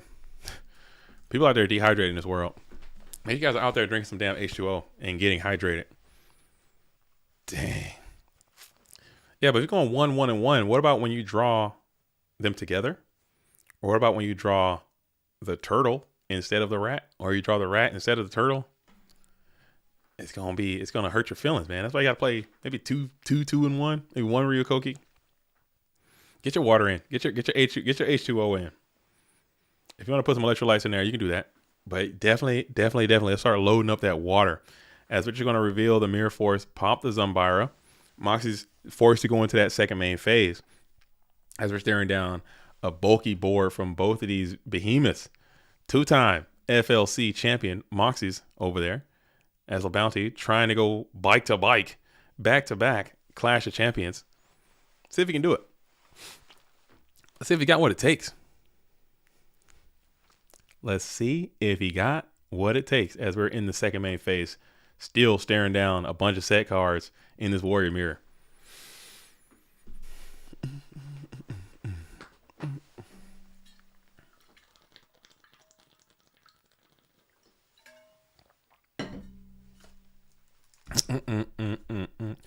Has anyone had, do you guys have any of these? Have you guys opened these? I like opening products, even though I don't play. I have some of the 25th anniversary rarity collection. Are you guys rocking with this or no? Are you guys rocking? Are you guys rocking with this? I'm gonna open this up. I was thinking about opening it up for a channel, doing like a little, get my Ruxin on, doing like a pack opening. I did that before, and people rocked with it. I got some likes on there. People were rocking with the program. As we want to flip spy, blast TT. Strong play. Let's see if LeBounty allows us to go through. And LeBounty will say, nay, we're going to blast off the Solemn Judgment. That was just too much value there. Yeah, I want to see what we got. Because I know they got that Rescue Cat in here. They got MST. Yeah, they got MST. Solemn is in there. Mind Control is in there. I'm going to try it. I'm going to see let me see what I can get rocking with this thing. I'm gonna bring it out. I'll do it for the channel. Open it up. These things are kind of expensive, so I only got the 1. Maybe I can get a second and do like 2. And have like I think it'll be, I don't know, 18 packs per box. So you're talking, 36 packs. I think that'd be a nice little vid. But there's a bunch of garbage in here too, so I might have to get a second one just so I can ensure that I at least get some GOAT format cards, because I don't want to get too many of the other stuff. I don't know. Dry mouth, dehydrated, cramping. This isn't Edison. Dude, you just taking unnecessary shots at Edison for no reason, Jake the Snake. That was completely. What? I don't know. You can't be taking shots at a whole format for nothing. Am I dehydrated? No, I'm never dehydrated. I'm always gonna be. I'm drinking. I keep that thing on me. Y'all out there need to be drinking some water. I just want to remind y'all, because sometimes you get caught up in the throes of life, man, and you'll be sitting there, you be working, you be grinding, and next thing you know, you just got this headache right down the middle, forehead all the way down to your nose and to the side meat, and you're just like, man, oh man, what's going on? Feeling fatigued, start lagging, and you're like, damn, dude, what is going on with me? I'm telling you right now, big dog, you are dehydrated, man. You're not drinking enough water. Put 6 to 8 ounces in there every 5. Just keep drinking water, and I guarantee you're going to feel a lot better. Get it in. Hydrate. That bad boy's actually empty. I need to fill that bad boy back up myself. I already slammed that whole thing today. Roberto Alvarado says, "Sup, JDZ? How's it going? How's the gym going? The gym is actually not going great. Not gonna lie. The gym, I took a pretty significant injury in my back, and then I stopped. Okay, I took an injury, and then I freaking ceased. And then as a little bit of gamesmanship is coming down, as Mobius is going, but I'm gonna get back in there. The deadlifts got me. The deadlifts put me on my ass, dude. Not gonna lie. I don't know why the hell I did that. I don't know why I do that. I don't know why I have that in me. I need to fucking chill, dude. I'm old. I'm too old for that. It's just something about it, man. Like, I have this competitive drive, which is why I try not to be like super competitive in GOATs, as we're going to snatch the damn BLS too. Oh my goodness. And now that GK Spy is just looking just succulent, dude. He's looking wide open for an attack. And we're going to blast. That's a huge, tremendous amount of damage. That's why I try not to be as competitive in Yu-Gi-Oh! Because in my life, like that kind of stuff, I just get super, super competitive about it. And I get in there and I'm like, oh, dude, you're only lifting this much weight? You must be a bitch, dude. You know you can lift more weight than that. You know you can lift more weight than that. And I end up with fucking all this weight on there and I hurt myself and the vicious cycle continues, bro. I need to chill with that. I'm getting too old. So I made myself a promise that never again will I lift over 225 pounds in any exercise on any rep of anything ever again. Bench press, deadlift, squat. I will never exceed 225 pounds on anything ever again after that deadlift incident. As BLS, your own material is just going to be out there smacking you down again. Moxy needs a live one. You did have that Rota for Exile. Will that be enough? You gain 1,000 and you're just going to go ahead and draw until you say GG and get the hell out of there. So Moxy's goes down to LeBounty. If you got to go down to someone, LeBounty is a good person to lose to because you know he's going to be playing the best or something like that. It never feels good to lose, obviously, but if you got to lose, might as well lose to one of the best. And now we got LeBounty versus Alvarado. That's another Shonen Jump battle right there as Geisty and Lucas, the Heretic, are playing. I'm going to peek in there real quick, but I'm going to stay with this match because that seems like something that's really cool. You know, you got two titans of the industry lined up, ready to engage each other in the fields of combat. Clash of Champions winner versus Alvarado. So we got, two prolific duelists. You guys need to lock in for this one. As we're standing down and standing by. I'm gonna peek over here and see what Geisty and Lucas are cooking on one another.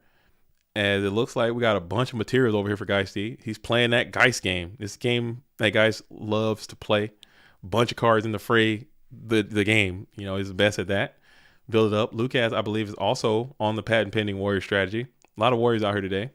Love to see that. Bring them back, dude. Bring them back.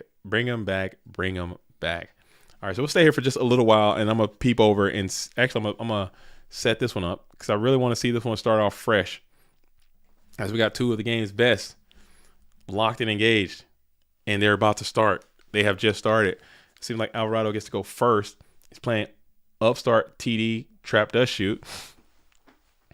You're too alpha for your own good. No, I don't know. It's only certain things. Like I used to be very competitive in a lot of different things. Like I just want to crush, dude. I just want to win. I got to get out of that mindset, dude. I'm not saying it's toxic or anything, but it's not healthy for me. Literally, I hurt myself. I injure myself. I want to go. I want to push one more time, like real David Goggins. Like, you guys know David Goggins? Real like that. Like I'm kind of like that. I used to be anyway. Not so much anymore. But I gotta chill. As we're gonna go ahead and TT the breaker. I gotta chill. So now LeBounty has some information, or excuse me, Alvarado has some information on LeBounty's hand, as Breaker the Magical Warrior is gonna find its way into the graveyard. As we'll stare. Who's gonna carry the both? You're being a little bitch. Oh no, sorry. I can't say that. I don't want to say that too much. Goggins is he's a trip, man. That's a trip. That's a trip and a half. But that whole like stay hard. That's how I used to be. But now I'm trying to chill. I'm getting old. Stay however you want to stay. Damn it. Live your life. If you're not hard, you got to be somewhat hard. Hey yo, no pause. You can't be like soft. I guess you can be soft. I don't know, man. Do what the hell you want to do. Do whatever the hell it is you want to do. Live your damn life. Live your best life. You got to be tough. Yeah, there's a lot going on today. There's a lot. You got Goat Community Italia is doing Edison, and they got the Goat Grand Prix Milan is happening tomorrow. We got Goat Grand Prix Athens is happening tomorrow. We got PWCQ is happening next weekend. We got Goat Grand Prix Chicago happening June the 8th. We got Goat Grand Prix New England June the 15th. We got Goat Grand Prix Detroit June 22nd. Dude, we just got it going on, dude. There's a lot. We're pounding the drum. We are absolutely going overdrive with this thing, which that is something that I'm going to have to discuss intimately with the staff in the off season of this year. I think, and I could be wrong, we might have too much going on. We might be doing too much. I think we might need to reduce the amount of events that we are having in GOAT format. I think, because I believe the amount, just the sheer volume of events that we're having, I think it is causing a little bit of the burnout that we might be experiencing between some of the players. I think when the events were a little bit more spaced out and a little bit more sporadic, people could relax a little bit, go do other things, the hype can build a little bit more, and then you can come back to it with a little bit more vigor. So, I don't know. I do not know, but it's just I think that's something that we might need to truly discuss, as we have the trap dust. What's happening here?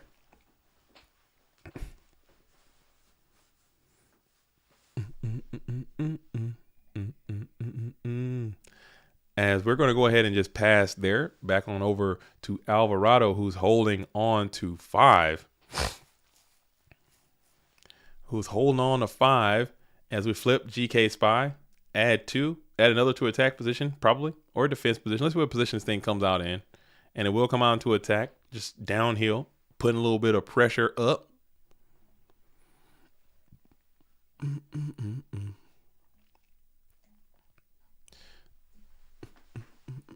Timu has some really good Yu-Gi-Oh card metal signs. If anyone's looking for a decorative GOAT format accoutrement, dude, what a cool word, dude.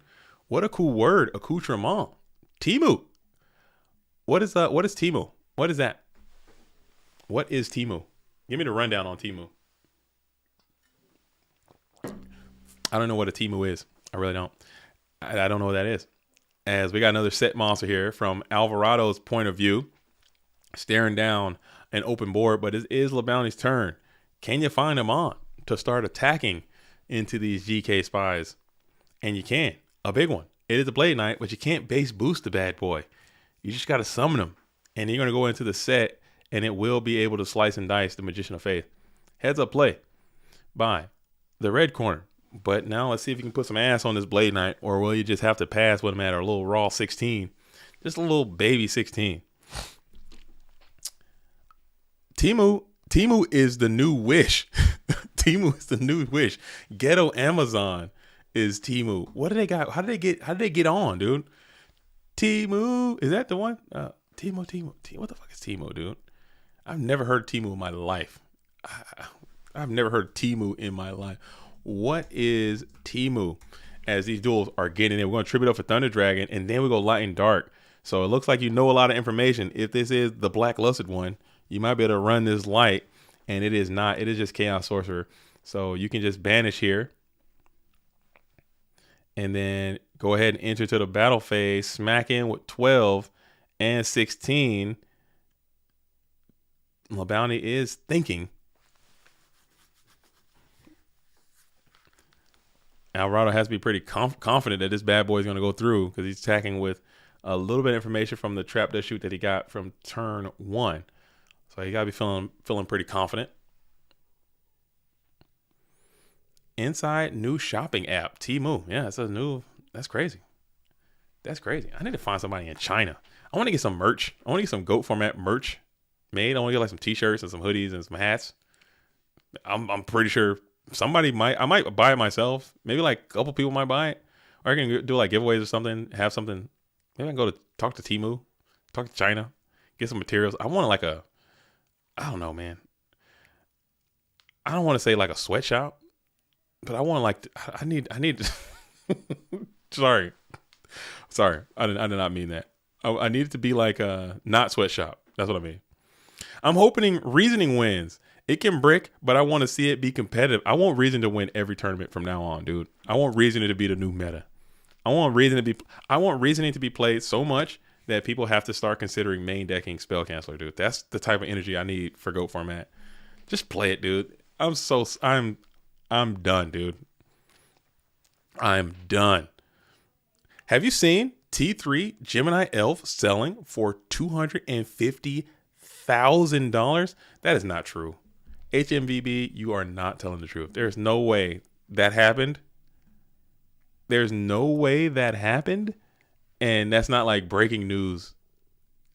If I didn't see Simo talking about it, or if I didn't see the Cali Effect, if I didn't see Cali Effect out there talking about it with the whole YouTuber face on, it ain't real. Ain't no way they'll miss out on the ability to make that kind of video, dude. That can't be real. Google it. As we're going to premature, bring back the breaker. Maybe you got BLS, huh? No, you don't have it. As we go crash into this guy, and then we'll go ahead and punch into the GK Spire, just breaking down, getting some pluses up, and we'll take one from the hand. It's fake news. I saw it on some YouTube channel as well. Okay, so it is fake. Ain't no way nobody buying that for $250. That would be like breaking. That would probably make. I think a sale like that would probably make like actual news, not even just outside of Yu-Gi-Oh space. It would make real news. That's huge. That's a huge thing to happen. To have a Yu-Gi-Oh card sell for $250,000. Because remember Tyler the Great Warrior, that whole thing went down.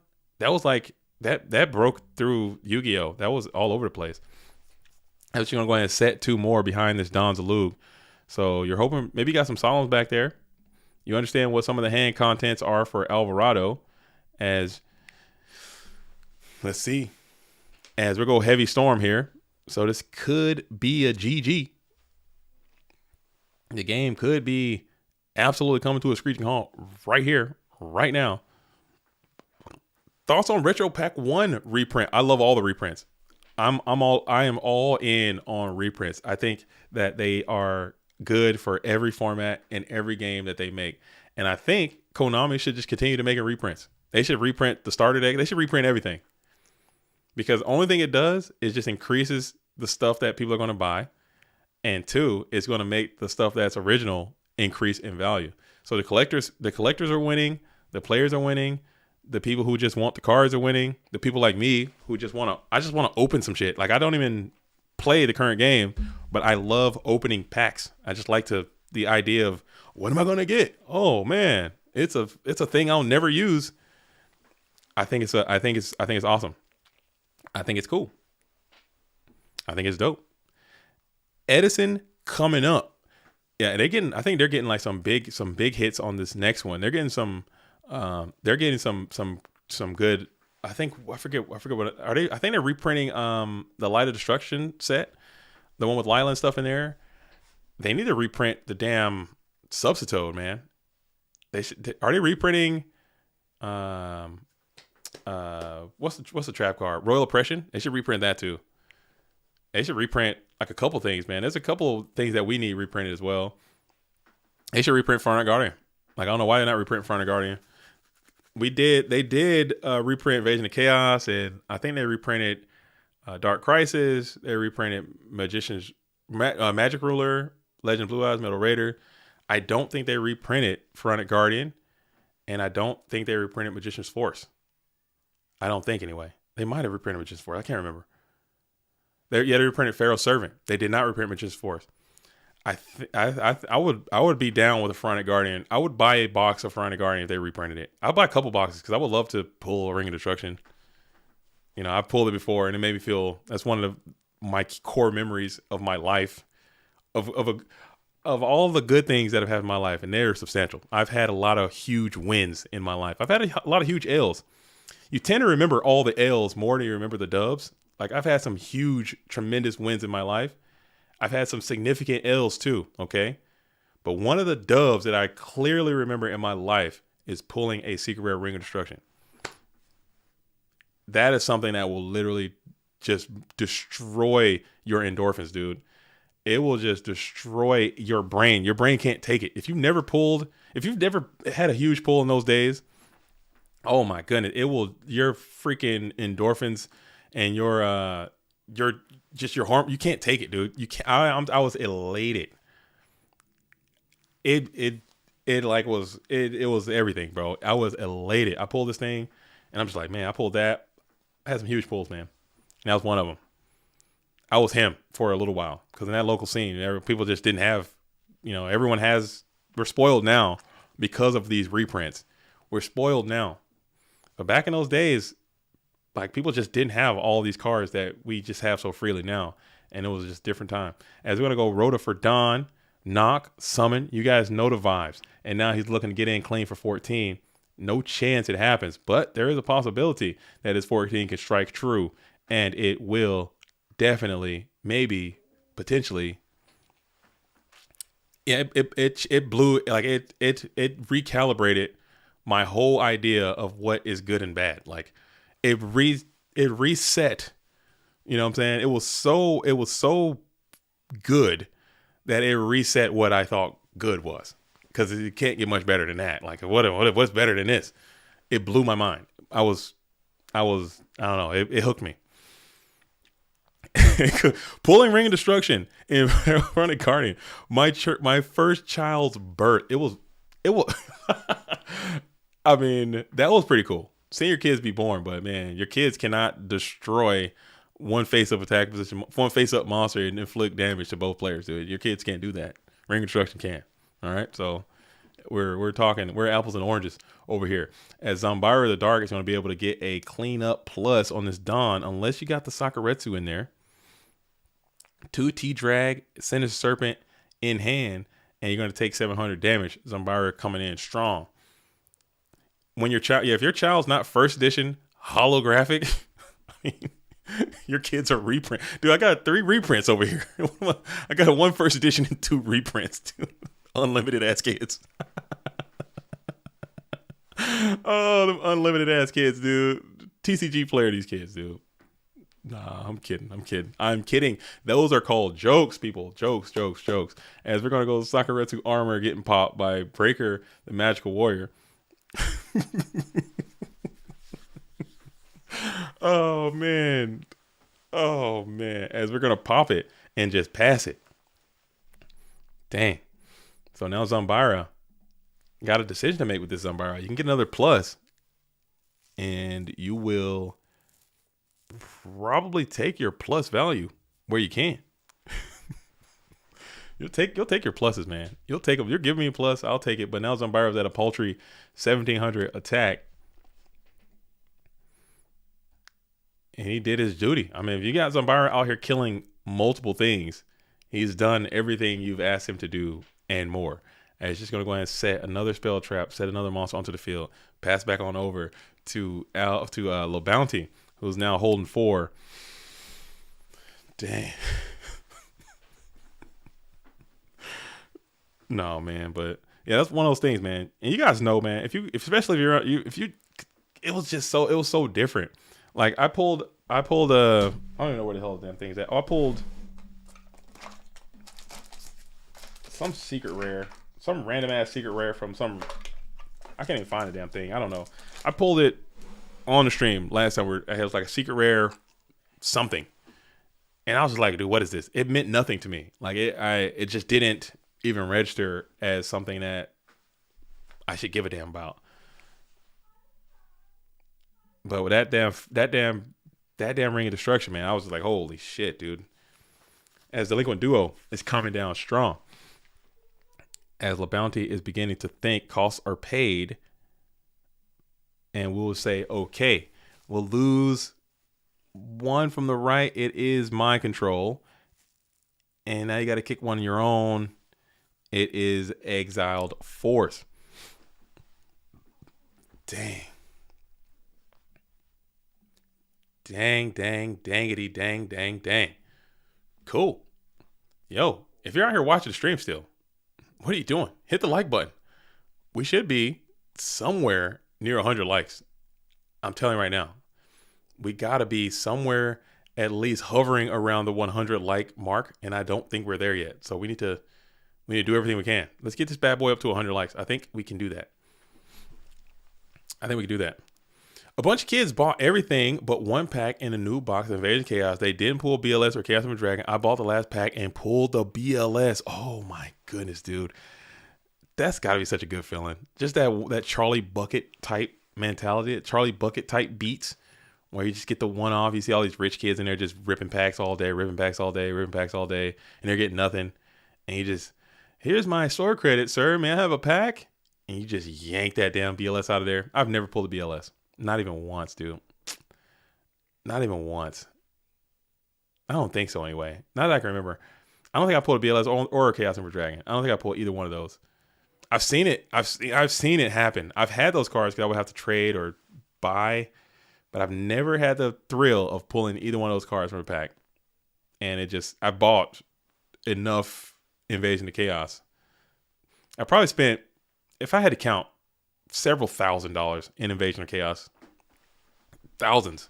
And this is 2000 and 2003, 2004 thousands, which is like millions. If I'd have taken all the money I invested in Yu-Gi-Oh in 2003 and just put it in like a Roth IRA or like some kind of high yield savings account, I would be a millionaire right now. Oh yeah.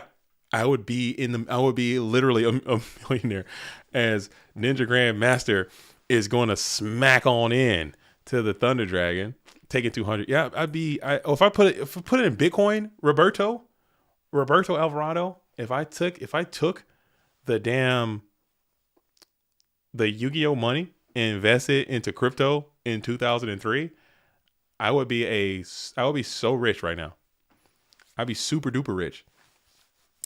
As Ninja Grand Master is going to go ahead and eat the mirror for us, and we'll pass it back on over to Nevermind to Call of the Haunted. We're bringing the Kaiku to Ghost Destroyer back this time. Do a little switch up. And Kaiku is going to smack into Kaiku. A little Kaiku on Kaiku action there. You wouldn't be live streaming. I'd probably be live streaming something. I'd probably be live streaming from the yacht. I'd probably be live streaming from some kind of from the I don't know, some island somewhere in Fiji on my yacht. Hey guys, if you want to be rich like me, take my course. I'll be selling courses on YouTube or something. I don't freaking know. I recall my buddy and I spending hundreds on Gold Series 1 for a crush card and didn't get it. And then some plumber bought 1 pack and pulled it. I'll never forget that. Oh, dude. That's so bad, man. I feel so bad for you. But it's like one of those feelings like where you feel like you want to feel happy for them, but you just feel so salty for yourself. It's such a weird emotion, man. There's no word for it. I don't know, what do you call it? Jealousy? Because it's beyond jealousy. It's beyond envy. What's the word for it? I don't know what that emotion would even be called, because I'm legitimately happy for the other person. Like, for instance, I'll go to the regionals, and I'll be pulling hot there when they give out those packs at those side events, man. I'll be pulling hot. And I actually pulled a quarter century rare card at that freaking regionals. No flex. I sold it immediately. But like they'll pass out the packs, and I'll open my packs, and then someone like next to me will get like a badass pull. And I'm like, damn, dude, those packs could have been mine, dude. You're literally one person over. Like, what the hell? That's some bullshit, dude. Good for you, but fuck you, dude. What about me? No, I'm kidding. It's so weird. It's so weird. And then like the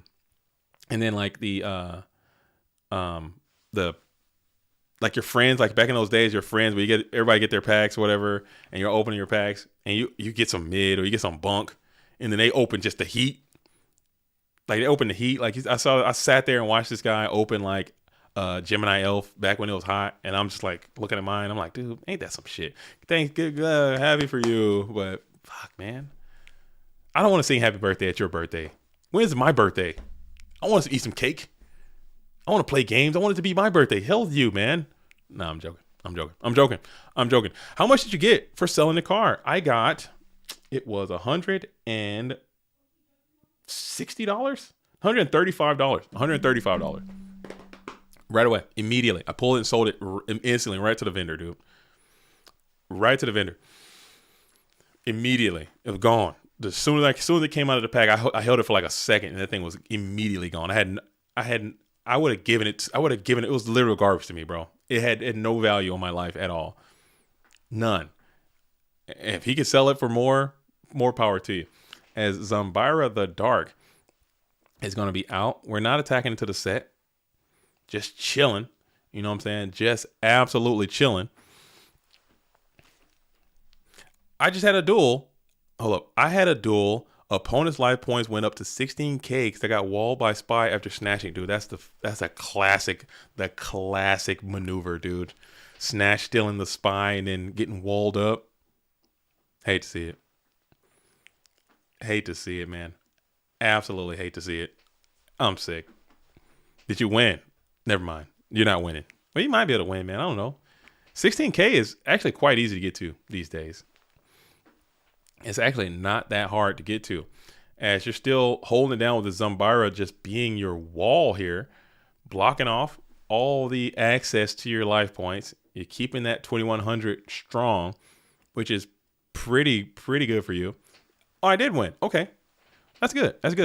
Yeah, you can get to 16K once you get through the wall. Of course, you can get to it. You can get through it pretty easy. And now Alvarado has to think about it, and you will elect to go ahead and launch an attack into this set. What could it be? Who could it be?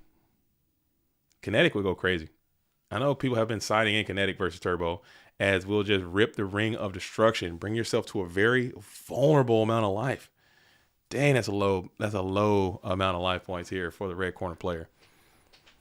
But we had to rip it. Drain aggro is too strong. Those decks, they can be too strong. They can seem like unbeatable sometimes. But then they get through that damn skill drain, man.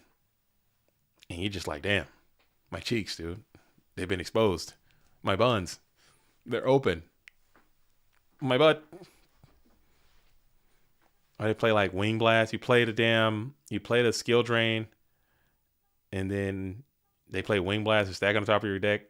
Summon a bunch of shit. And then you got to draw a skill drain. Oh, man, I had some bad experiences with skill drain. Cool card, though. Cool card. As we flip summon the tribal one. Dang, and we'll start attacking in. Is it the GK Spy? No, it's Magician of Faith. And we got some serious units over there as well. Alvarado having to think about it. Just making a good choice, going for the snatch steal, forcing an engagement. You might even have to aqua yourself out of here, which is so bad. Yeah, this thing is cookity cooked. So bad. Discard call aqua, dude, and just literally jump off a cliff, dude. That is not even it. No way. That's it. LeBounty's in the chat, probably seeing the writing on the wall, and it is not spelling victory for your position. We're in the second main phase.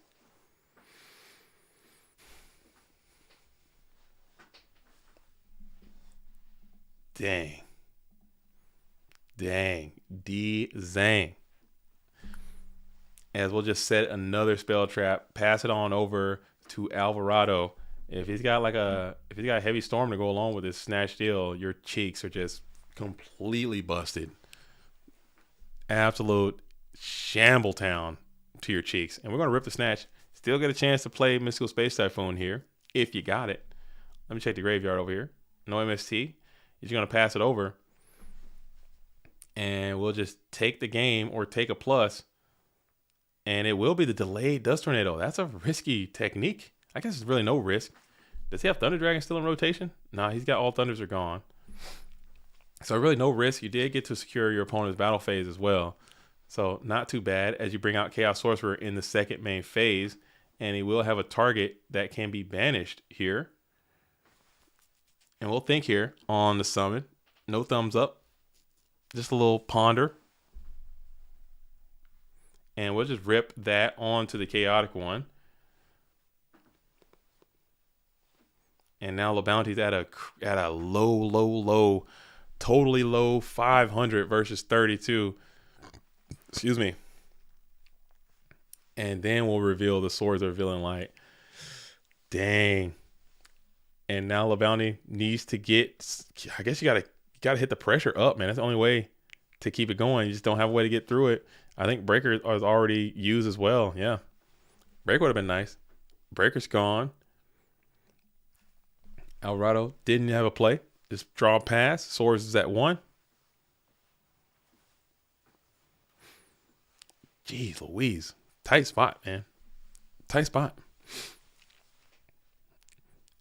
This is a Yugi moment. He needs a Yugi moment. It's got to be like Graceful Charity as a back breaker right there.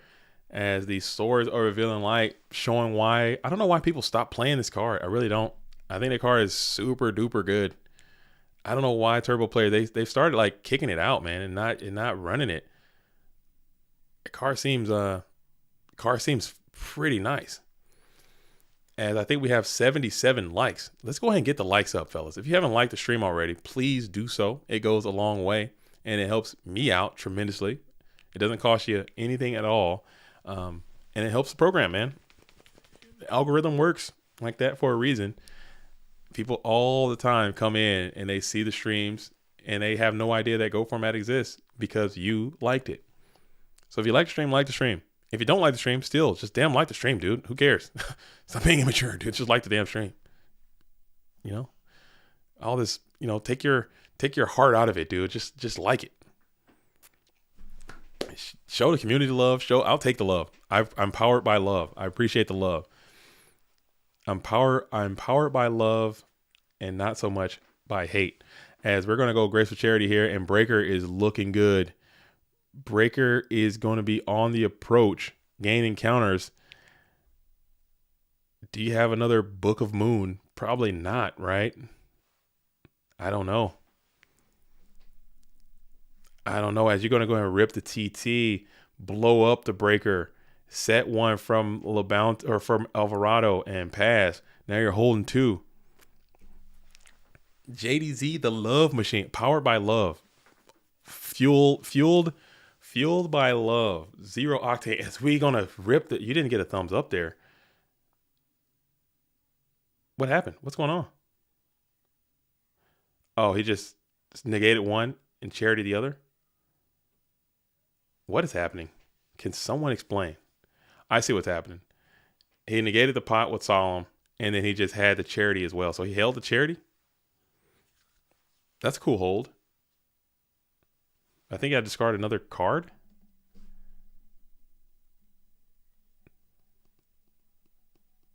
I think, yeah, you got to discard one more, right? Because you discard duo. And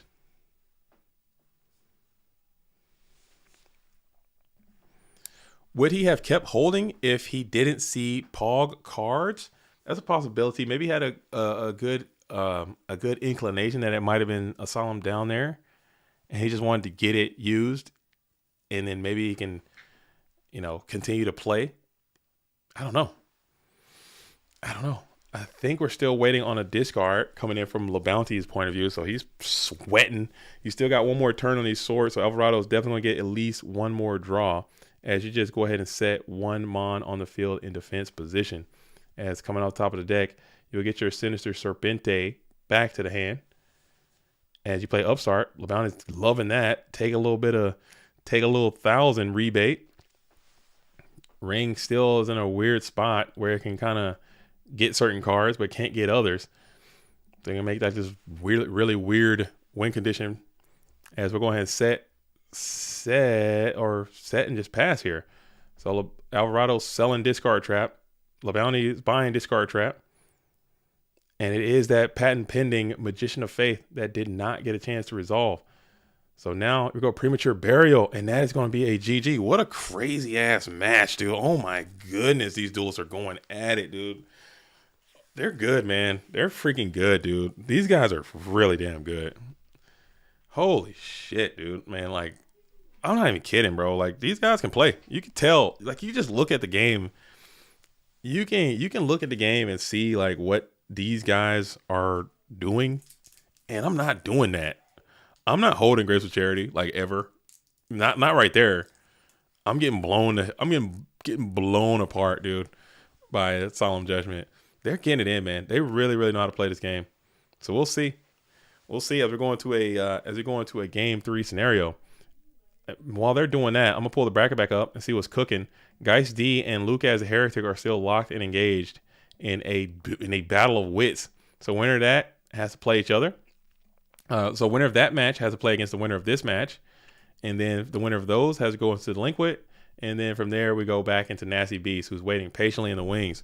Reasoning Gate Turbo in the winners grand finals. What do you guys think of that? What do you guys think of Reasoning Gate? Let me get a poll in here. Let me make a poll. What do you guys think of can I make a poll, or how do I do this? I can't even do it. I'm cooked. Switch account. Then we'll go to this. Let me see if I can make a poll or something. Let me go over here and interact. I gotta do what I gotta do for these likes, man. You guys are making these likes very, very hard to get. Engage with your audience. Q&A. Q&A. Oh, I could just start a Q&A. It don't have to be a poll. Let's do a Q&A. Question of the day is, what do you duelists think about Reasoning Gate? I want to hear from you. Question mark. What do you duelists think about Reasoning Gate Turbo? I'm put a turbo on there too for all the people who out here who don't know. Question mark, dude. Start Q&A. What do you guys think about it? I want to hear from you. Come on, give it a try. And if you like what you see, turn off the TV and do it. I want to see what you got. I want to hear from you guys. I'll go back to the live chat. I think there's a way that you can just respond to the questions. I think you can. Who's playing Reasoning Gate? The Nasty Beast. As Alvarado has disconnected. We are in side decking time. So disconnection here would just lead to a I think you just come back in at the side decking period, I believe. As we're down to 59 seconds. I believe.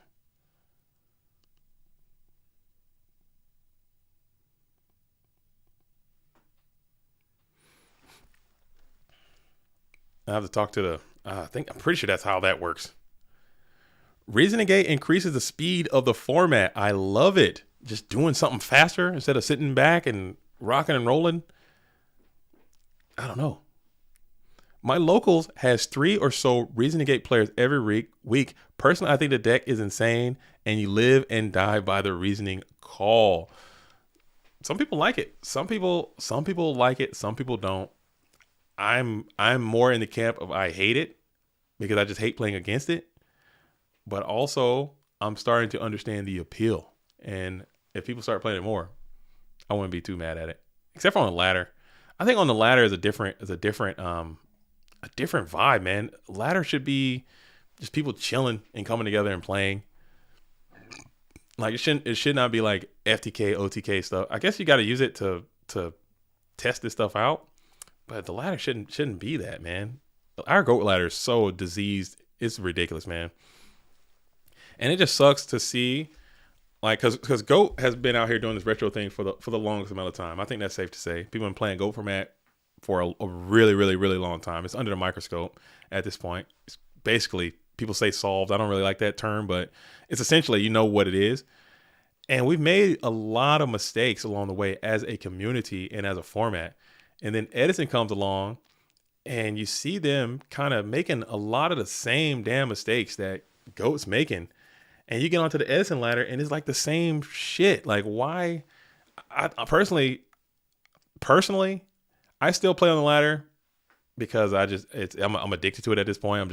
I don't know why I'm compelled to do. I'm sure if I ask someone in the Discord, like, hey man, let's play Yu-Gi-Oh! I'm sure somebody will be like, all right, let's go play. And we'll have a much better time that way. But still, I just load up on the ladder randomly and just play, and I have a miserable time more often than not. And I think when I was playing Edison before they had the Edison rated ladder, I thought it was just better.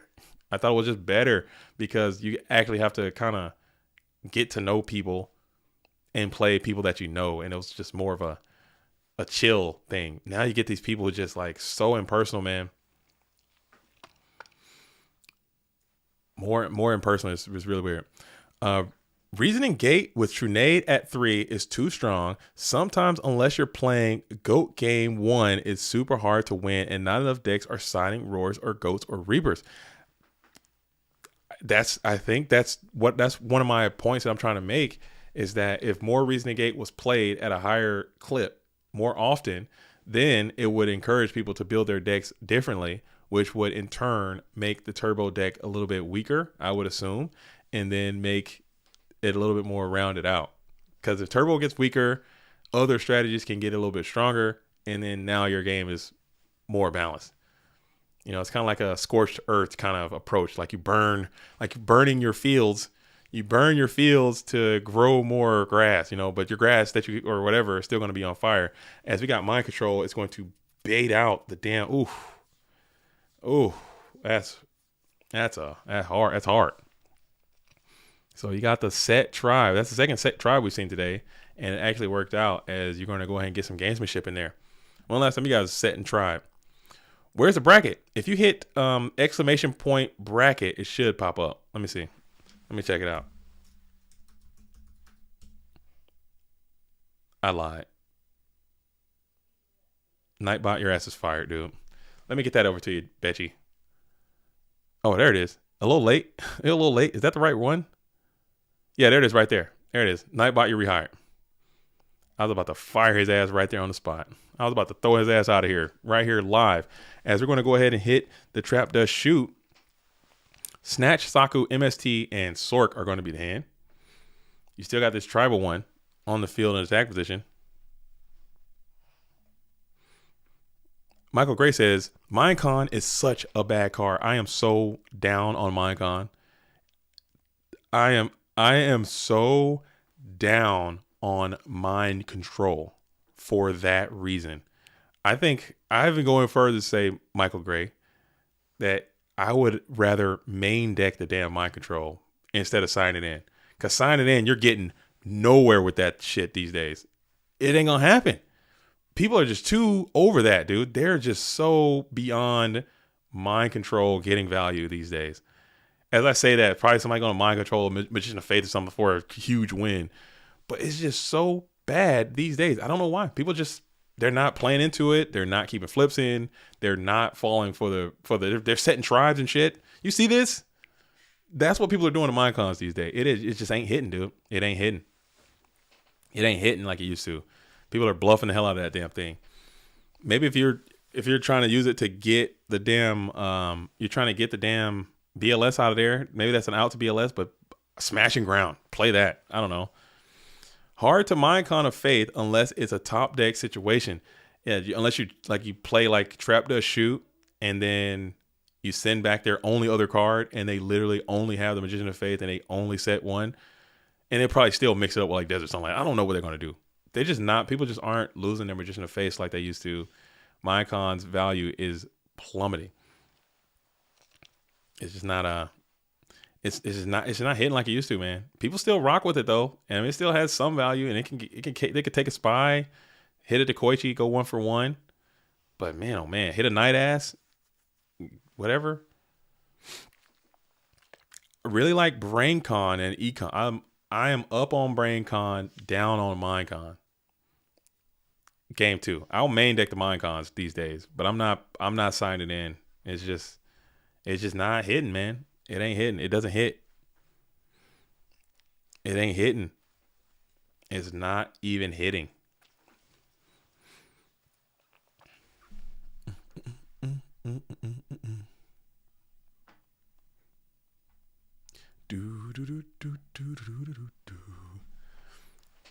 That's the high side. Take a chaos mon and banish it.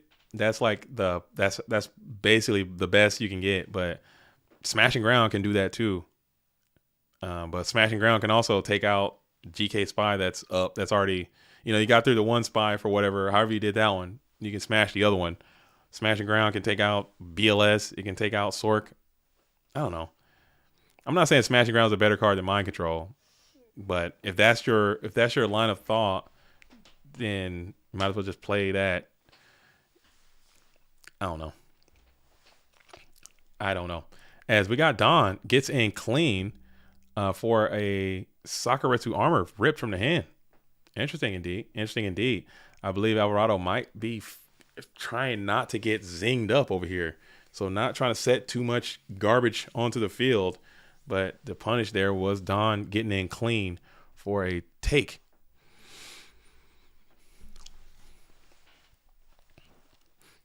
Regeki Break is just better than Phoenix Wing Wind Blast 9 out of 10 times. I think that's consensus. People have kind of dipped off of Wing Blast, and they're big on Regeki Break.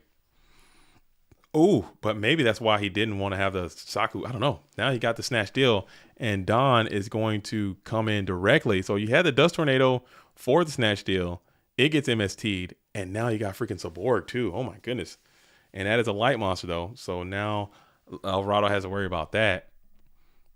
And this Heavy Storm can just be spiritual, dude. You need to watch out for this freaking Heavy Storm. You got to protect this damn Snatch Deal with everything you got. You gotta protect this Snatch. If you're Alvarado, LeBounty's like, please don't set nothing.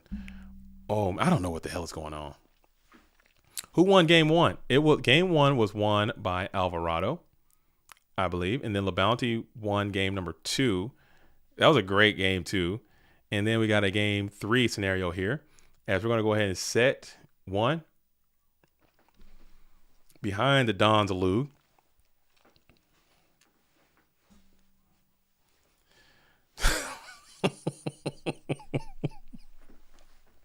Betchy's killing me, dude. Betchy is killing me, dude.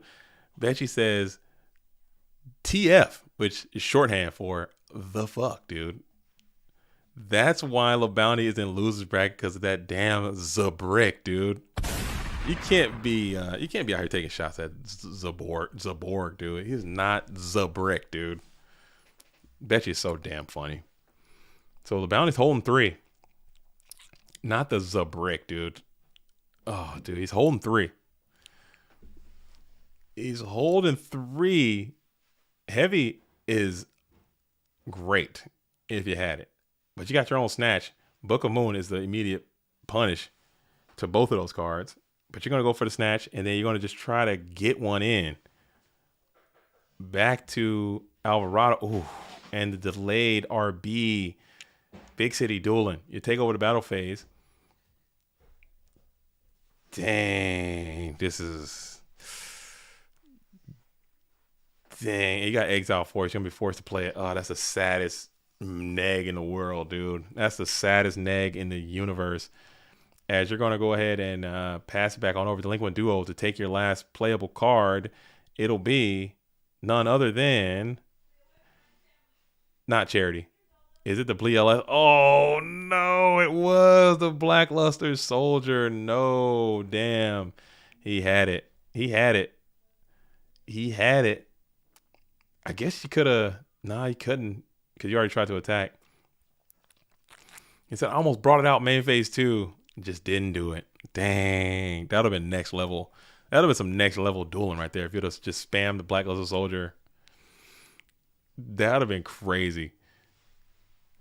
You got no snatch. I guess you could have had him down. No tribe, no snatch. Maybe another discard trap. As we're still sitting in main phase 1, the game's not over. You got one card. You know Alvarado's still hanging on to another Thunder Dragon in hand. Graveyard is not set up. So you're still kind of chilling. I got you. Oh, dude. Bruh. Oh, damn, dude.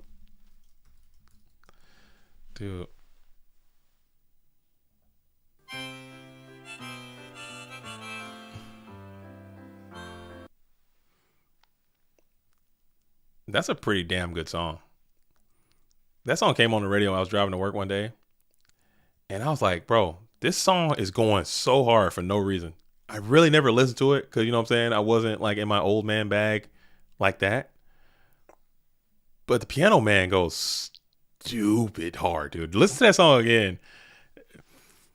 Now sing us a song, you're the Piano Man. Going crazy, dude. Oh, I can't even do it. I can't even hit the notes. It goes crazy. Maybe just I was driving and the sun was like rising and it was just like kind of cool, crisp. Had the window slightly cracked. Piano Man was on the radio. I'm like, man, I'm alive right now. You really gotta embrace those moments. You gotta embrace those. You gotta embrace those moments. As we got set on the field, and it's back to LeBounty, who was on the approach. Dang, the Yugi Boober movement. It's up, dude. I want to play it, but I know as soon as I run that track, they're gonna take my $8, dude. And I want these 8 scruples to go to the players. As we summon Kaiku, TT is just vicious. Don't have it. Battle phase. We're going in with 18. Bated breath. We'll throw a ring on it. Ring on the Kaiku to Ghost Destroyer. We'll both eat the 18. Bring LeBounty down to 42 while Alvarado's camped out at 22. We'll just set one more card, pass it back on over to Alvarado, who is just looking for something to get this bad boy started. Play some pretty decent units, but just wanting those really, really, really, really nice units. You guys know the ones. Breaker is one of them. That's a good one. As he's down on the field and we're popping, looking for a plus. And you will get that as he cleans up the Call of the Haunted. That call would have went so crazy. Man, that call was been good. Hate to see it if you are, in fact, LeBounty. Probably hated to see that breaker come off top of that deck right there. As we'll just set one. And let's see if we elect to swing in. And we won't. We'll just keep that bad boy set face down in defense position and vibe from there.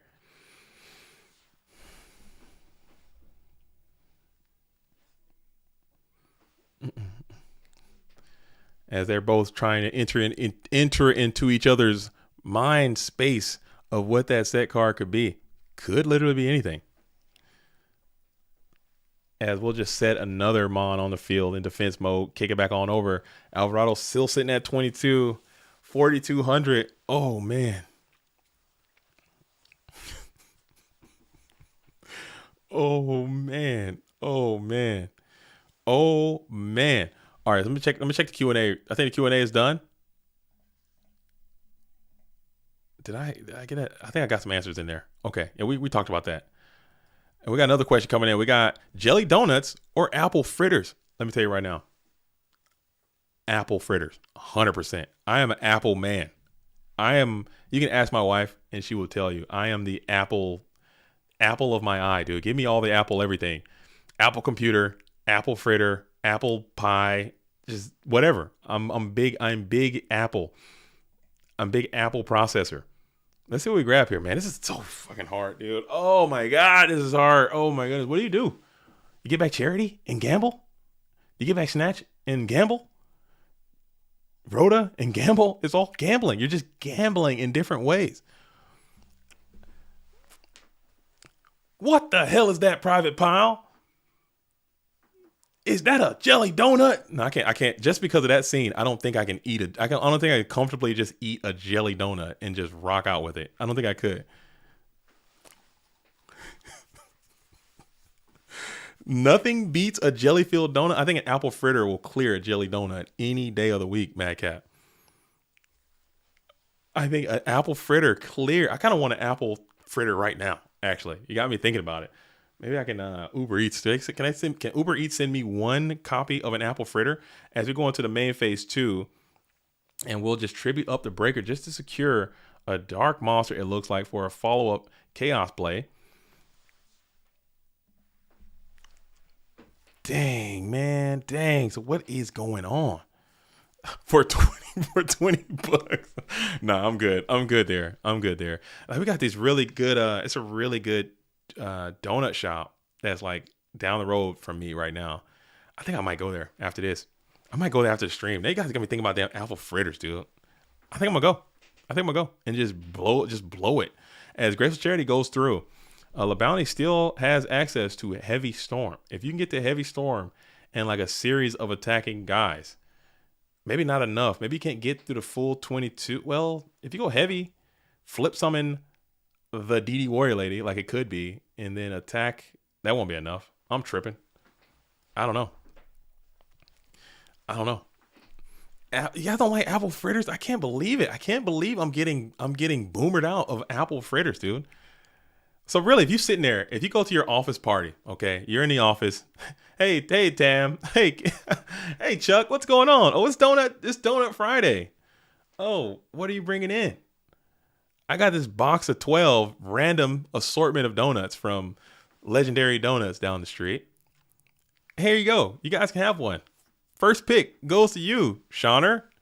Take what you want. You see a raspberry jelly donut and you see a nice, thick, beautiful glazed apple fritter. You're picking that jelly donut. You've lost your damn mind. Okay. I'm going to elbow people out of the way for that apple fritter. And I'm loading that thing up, taking all those carbs and just pass out. There it is. I love it, dude. So good. Jelly clears. Okay. We got a lot of jelly fans out here. I can't do it. I can't do it. As we got Chaos Sorcerer is on the field in attack position. So it's looking pretty good for Alvarado now at this point. Man, maybe I need to try jelly again. I need to try the jelly donuts. I don't know. Maybe I'll try it. But we're going to see if Alvarado can get some jelly in with this Chaos Sorcerer. Maybe he put knockback in. And we're going to summon to a TT splash. Oh, man, it was kinetic. It was the kinetic all along. It was Agatha all along as we bring out the damn Chaos Sorcerer in attack position and looking to come in directly. So you're probably Ring of Destruction dueling. And we're going to play the Solemn here. Delayed Solemn. Wow. What a technique. Maybe Alvarado knew that was there or something. But he didn't rip. Man, I'm so fucking cooked, dude. I don't know what. I'm cooked.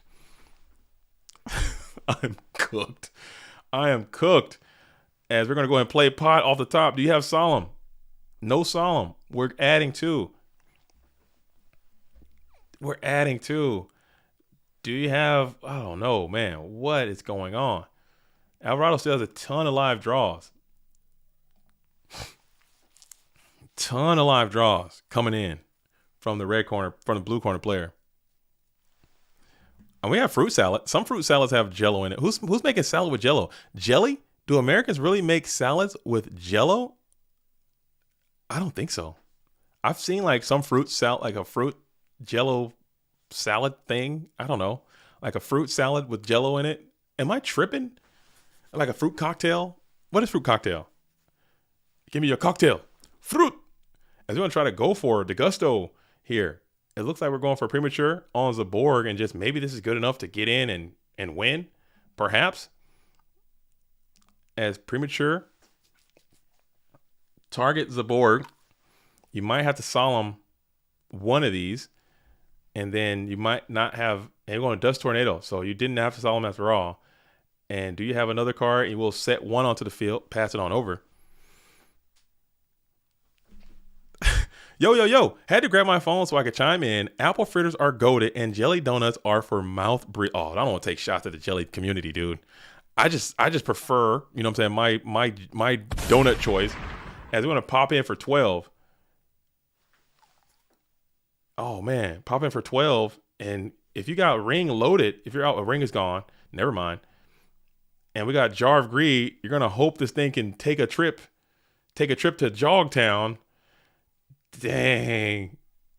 And this is it. It all comes down to this. Breaker is so crazy. Oh my God. Breaker is nuts. Breaker is nuts. Alvarado had a nutty ass breaker earlier too. So both these duels getting a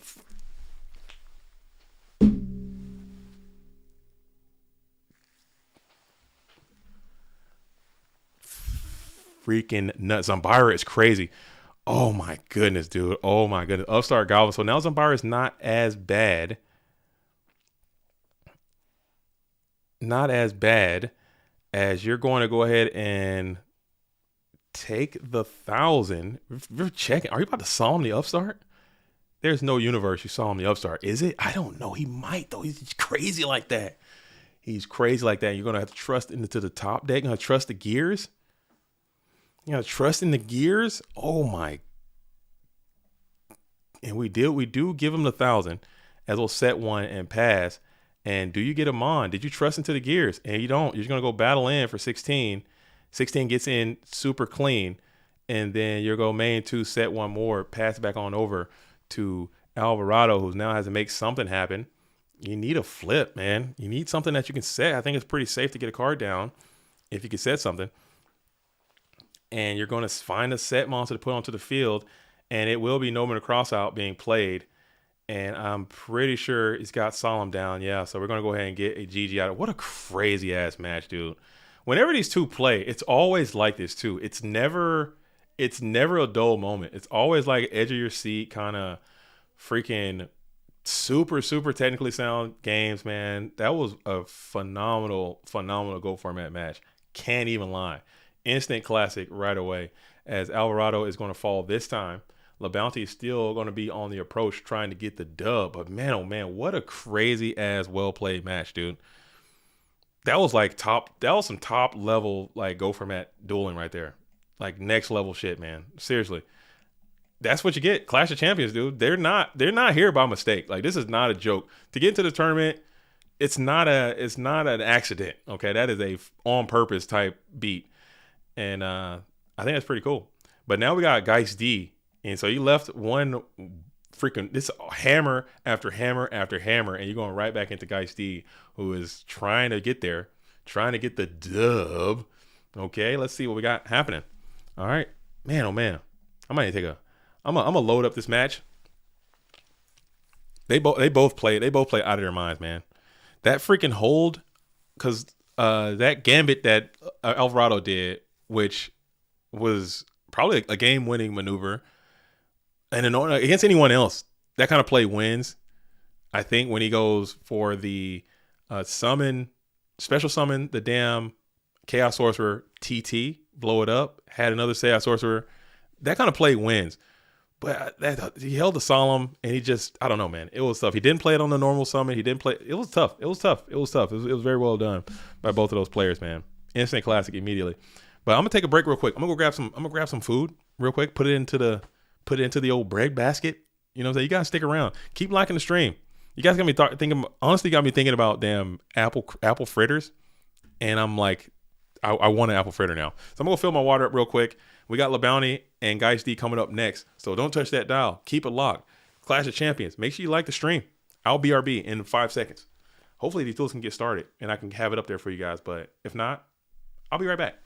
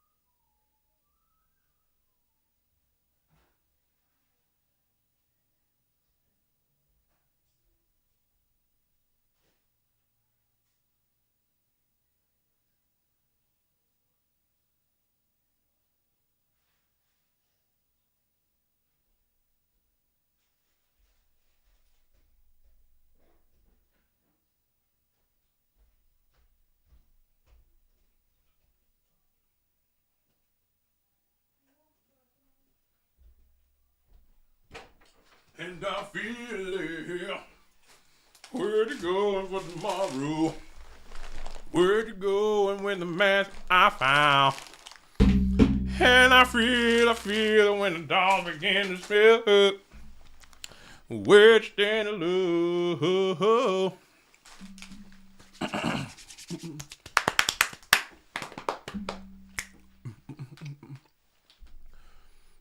Oh, dude, I am not muted. Oh my goodness. Oh my goodness. Oh my goodness. I am not muted. I am not muted. My bad. My bad. My bad. My bad. My bad. My bad. We out here. We out here. We out here. We out here. We're back. We back. Usually I mute the mic. Can you guys hear me? Can you hear me right now? Can you hear me right now? Can you guys hear? Can you guys hear what I'm saying? Can you guys hear what I'm saying right now? This mute, my mute is just not muting.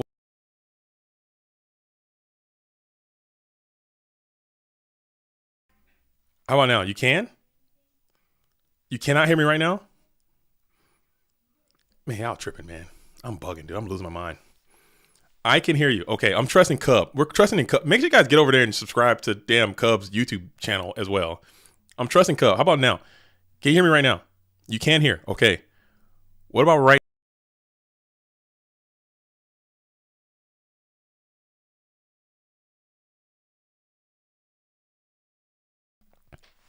I think my mute thing is jacked, but it's all good. Okay. Good. We back.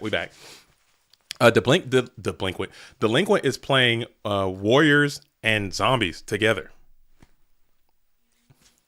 Cub do be goated on the uploads. He's going crazy, man. I like the consistency. I wish I could make videos that often. I can't do the daily upload. It just doesn't work with my schedule.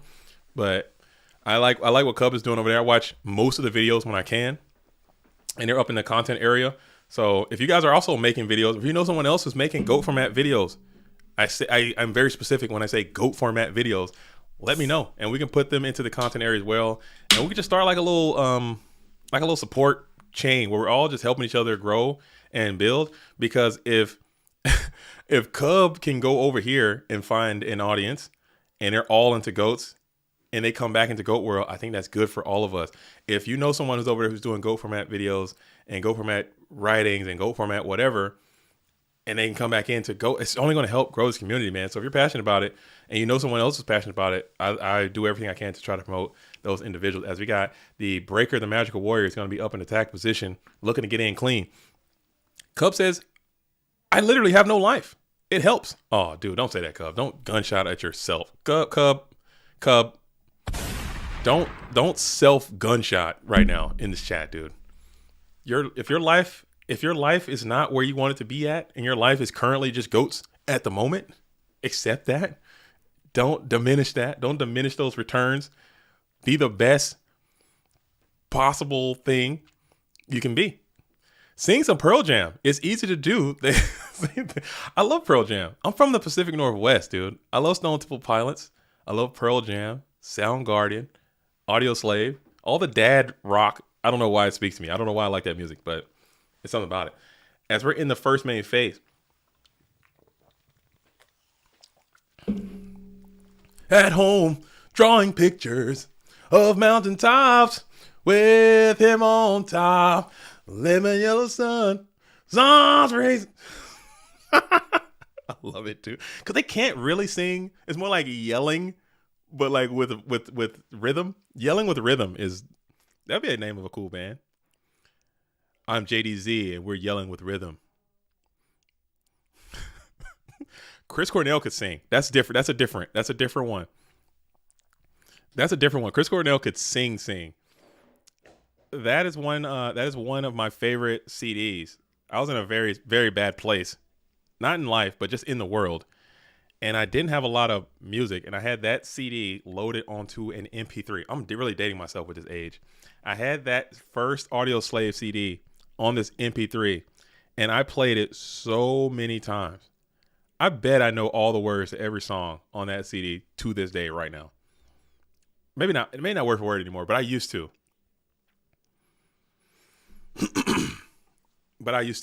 It's that Audio Slave, the one with Exploder on there, and Gasoline, and Highway, and like a pagan.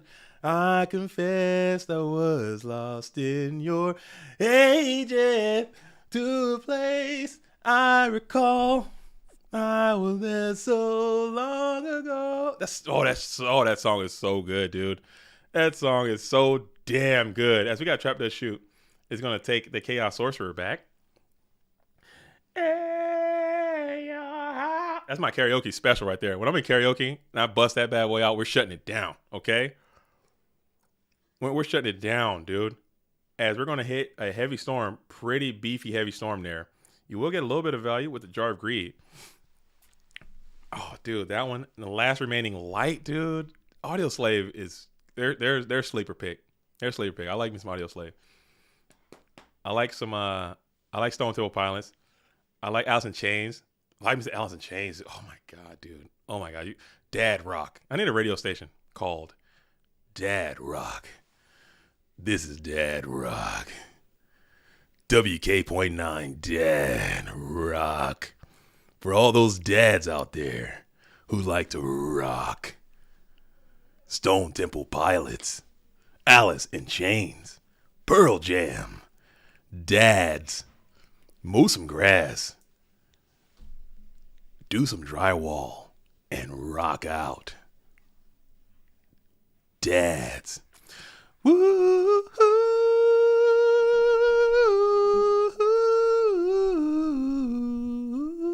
You gotta know the vibes, dude. Ain't found a way to kill me yet. My body's and stinging sweat. The bullet screams to me from nowhere.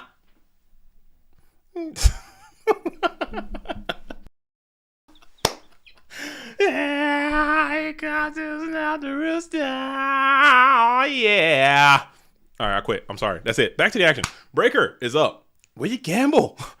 Are you going to gamble? Are you rolling that dice? Music thing. Oh, like music to get mad at your capability game too. Oh, man. Music to get divorced dads anthems all around. Dad Rock. All right, my bad. Sorry. Don't mute. We're back. What am I supposed to do? They're thinking. They're thinking. All right, Andy, we're back. Don't mute. All right, we're back. Andy's gonna mute. Andy's back. All right, here we go.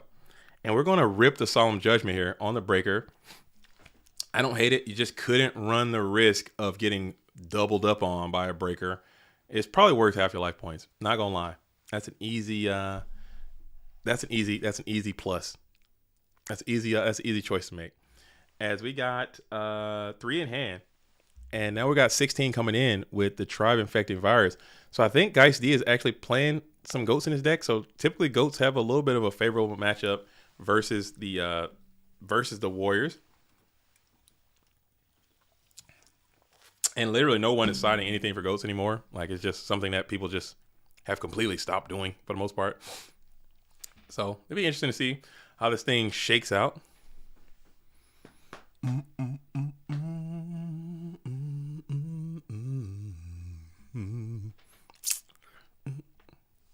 My bad. I'll mute next time. That was me not muting. That's what caused all of this. As we got Graceful Charity, it's coming down from LeBounty. Nice Graceful Charity. And this is another really strong part about most of these players who are in this tournament's game, is that they're able to play this card and they're able to discard like accurately as well. Like discarding with Graceful Charity, and being able to make the right picks. I think that's what sets a lot of people apart. Because I think I lose a lot of games too, because my graceful discards probably can use a little bit of work. Because I'll think about what's in front of me, like immediately.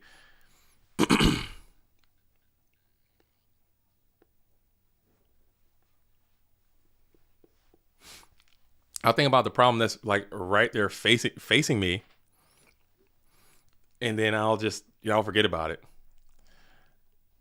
Lead Lover says, Hootie and the Blowfish, you and me come from different worlds. Hootie? Didn't they? I think they switched over to country, didn't they? Or at least the main singer of Hootie and the Blowfish. His name is not Hootie, apparently. Go figure. I don't know who Hootie is.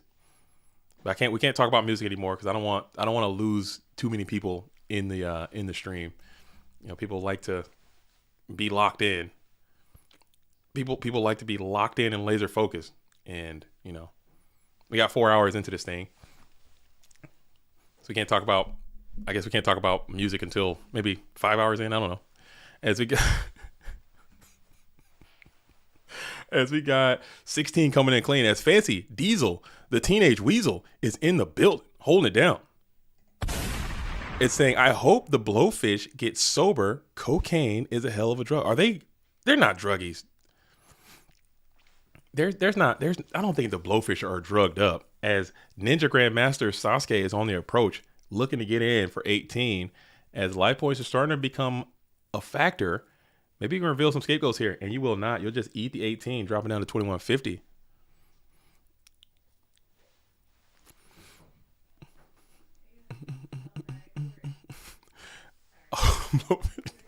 Oh, Blowfish. I get it, Fancy. Damn it. It went over my head. That was a good joke. It was too complex for me. It was like blow. I get it. Blow, fish, get sober, cocaine. Help. I get it. I missed it. I'm sorry. One more. I missed it. It was a good joke. There's a lot of thought around holding graceful and duo that people don't realize too. Yeah, Cub. I mean, you don't have to play it right away, but typically if I'm playing like Warriors, or if I'm playing Earth Aggro, or a deck that really can't benefit from using it, or like getting additional pluses from it, I'll probably play it to see if I can advance my game a little bit further along, a little bit faster. But sometimes if you don't need any answers, and your board is set up nicely and you have all the cards you need to answer whatever the situation is presenting you, maybe you can just hold it until you need that. I need that Rhoda, or I need that knock, or I need that card. Then you play it, and maybe you got 3 chances to get to it. So there is some science behind just hanging on to it and not ripping it right away. But it also could just, backfire tremendously as well, as these things do happen. You hold it for too long, and then they duo your ass, and now you're sitting here, man, I wish I'd have played the damn charity, and you're waiting forever, or you don't. It just gets so much worse. Or they get their solemn set up or something, and they negate it. Magic Jammer. I got Magic Jammer the other day. Shit broke my damn heart, bro. That's an ass blaster of a card. Not gonna lie. I'm gonna start playing it. Shit put me right into shambles, too. Not even gonna lie to you. As Ninja Grandmaster is trying to get sent to Shamble Town by this Sukiyo Flip Me, we'll put Ninja Grandmaster face down. Is there anywhere to see LeBounty's deck list? You will see it immediately following this tournament. I'm gonna get those things out as soon as I can. Probably have some coverage up on the channel tomorrow, as well as on the website. I've been having some issues with my website access. My email or something, I can't get in. I'm gonna have to reset everything. So I should be working at it immediately following the stream as well, because I still have a couple of deck profiles that need to go up onto the website to get that thing caught up, and then we'll do like that. But yeah, they'll be out. They'll be out very soon. All these, I'm probably going to actually release all of the deck lists from Clash Champs, since there wasn't that many participants in there today. And I think the actions that these players that enter into this tournament specifically, the actions that they take tend to shape what everyone else is going to do. They're going to be out front with it most of the time. So they're like the trend setters. And then, it lets people kind of get an idea of what the latest and greatest trends are, so you can get straight from the source. So I don't want to withhold that stuff. I'll try to put all those out as time permits. As Tsukiyomi is going to be able to get through. We got Suk Knock pushing down for the pressure, getting some value out of those game 1 Nobleman or crossouts.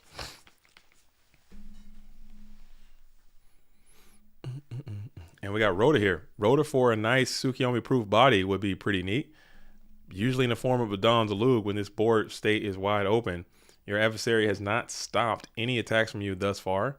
And you will go for that Don, favoring that card. Hopefully you hit the Suk if you're a LeBounty, because he will not be able to wall out this Don's attacks and further follow on turns. Just like if you're following the stream, make sure you go and follow into that like button if you haven't done so already. And also subscribe to the program. As we're going to get in clean with the Don, we're ripping and we're taking over the dead Nobel Crossout. So you had 2 knocks, you drew them both. Sook knock would have been a nice combination, but you had to lose at least one of those cards. Now Don is applying the pressure. Sook can wall, but you haven't really played. You have played 1 knock right there, and a lot of units in here. Still some quality units right there. Not even gonna lie. Not even gonna lie.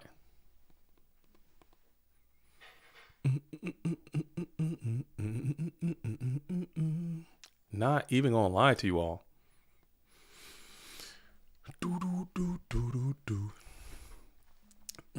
Okay. All right. Very cool and nice. I think the main trend right now is main decking 40 lava golem. You can try it. It works out great. Undefeated, never lost. Undefeated, never lost. Perfect deck, as Snatch Steal was the card that was set onto the field. Snatch Steal was the card, and you have the Tsukuyomi to pair with it. Do you risk it? Do you risk it for that biscuit?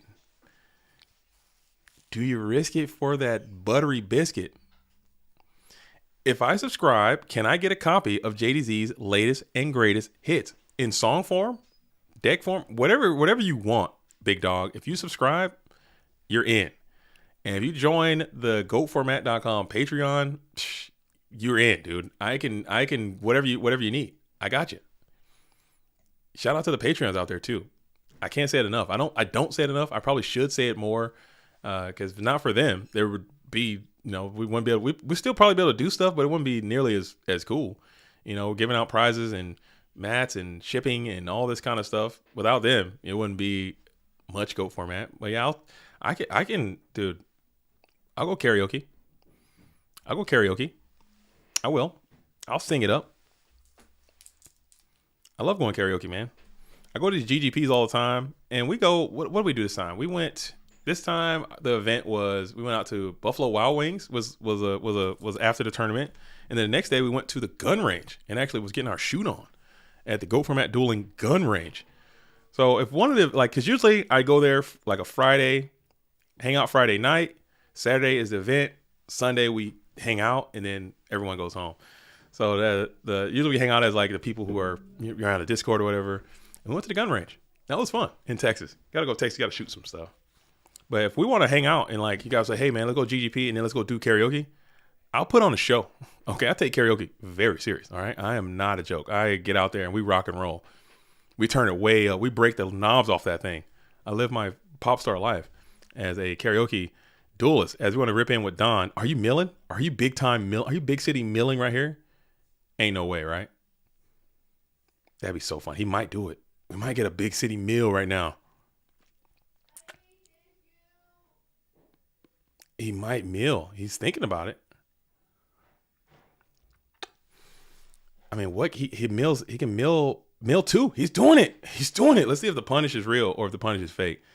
As we're going to mill.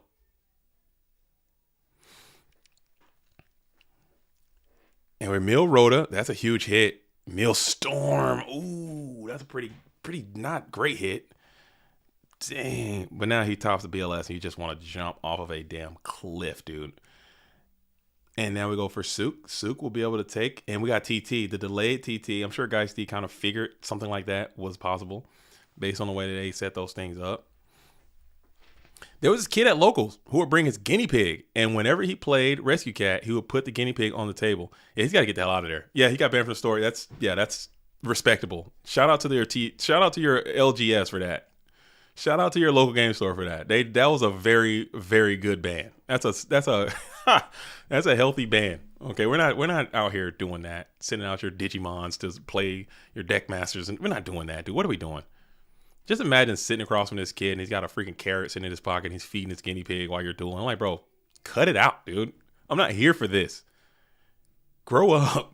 We're all 30 and 40 years old. Grow up, dude. Oh, this was back in the day? Was this back in the day or is this current? Is this real time? You got to grow up, dude.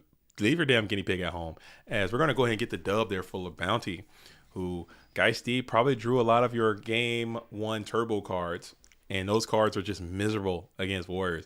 But now side decking is going to become a lot harder for LeBounty to make another dub, as Geisty has processed all of the things that have just occurred and will make the necessary and timely arrangements to get the dub. Cool.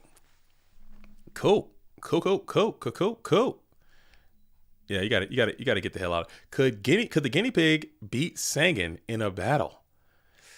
Let me tell you, I've had guinea pigs myself because I was trying to introduce my children into the world of pets, like getting them their own pets, and like pets are a good tool to teach responsibility and how to take care of the pets and how to care for the pets. You got to feed them, you got to give them water, you got to take them out to play.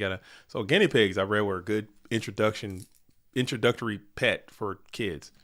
Man, those guinea pigs live the most miserable, abysmal existence that a creature should ever have to endure. And I will never recommend anyone ever get a guinea pig unless you're really, really about that action, dude. You can't just get one. You got to get like multiple guinea pigs. They're very they're like community animals. They communicate. They like to be in packs and stuff. You can't just get one. So you got to get like 3 or 4. And then they like fight each other. It's a mess, dude. And they stink so bad. And you got like, they died. It was just it's a tragedy, dude. Do not get guinea pigs. Please don't. They're exactly, Takashi, they're noisy and they're drinking the water all night and clicking on the damn thing, and they stink. You got to clean the cage all the time and your kid's not doing it. It's like, bro, what are we doing? Get them out of here, dude. Guinea pigs, misplay. Not feeling it. Not for me. For you, maybe. Not for me. Can't do it. Never again. Ferrets are awesome. You need 2 minimum. They can't be soft. They are a-holes. The ferrets kind of creep me out. They're so long. They got the long little bodies, man, with a really, like a little dragon. It looks like a little dragon, right? Like a strange creature. Like little spindly, little long bodies and they run kind of weird. I don't know. I teach middle school, and one of my students had 2 gerbils until one killed and ate the other. Kids show me the pic, and oh my goodness, that's disturbing, man. That's not good for kids to be seeing that. As LeBounty is still on the warpath, getting that Rhoda pot, Dawn, and we're going to swing in. So this got to be some scapegoats this time. There's no way you're going to let this Dawn roll through cleanly again on you. And it will reveal scapegoats. Let's see if there's going to be any type of shenanigans. There is no shenanigans to be had. We'll just clip up one of those scapegoats and then vibrate here as Dawn is up. Main 2. I've got a cat, and she's very well behaved, toilet trained, straight out of the box, and she kills the rats in the garden. You got a toilet trained cat like that can actually use the actual human toilet? Ain't no way. I'm not buying it. Your cat can use the actual human toilet. Ain't no way.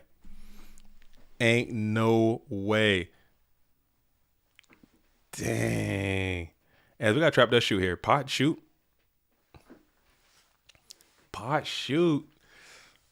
Dang.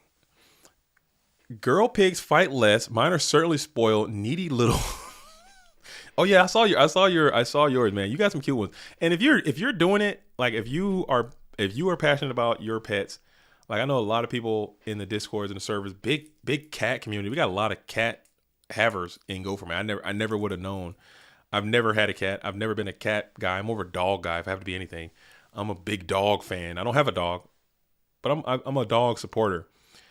But there's a lot of cat supporters out here too. But if you have your pet and you're taking care of it, then that's different. But if you got to trust your kids to do it, as Creature Swap looks imminent.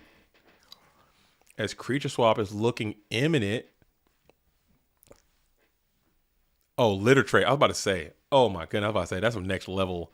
That's some next level dueling, bro. If you are about sitting your cat on the toilet and just letting that mad lad drop his loads off into the actual Go format dueling toilet, that's insane. As we're gonna go for the creature swap, let's see LeBounty. Let's just go through. Let's see if this thing goes through. As Don with swords might be working for the enemy. He got a good look at the hand. The hand is Swap, Saku, 2T Drag, Zambira the Dark. Damn, tough spot. Dang, big dogs are too much work and little dogs are annoying. I prefer cats because they mostly take care of themselves. That's true. And I think I would like a cat if they were more like, it's just in my experiences I've had with cats. Like I said, I've never been much of a cat guy, but I've been around cats, obviously. And sometimes they just like be all like, they rock with you like super heavy. And sometimes they like just treat you like you don't exist, dude. I need like more than that. I need like a teamwork. I need like some companionship. As we're going to go for Zambira the Dark here. And Zambira is going to come down for 700. It looks like we might be getting clean. Maybe you got Saku. And you do have rings, so you're going to blow up the Zambira the Dark. We're both going to eat that 21.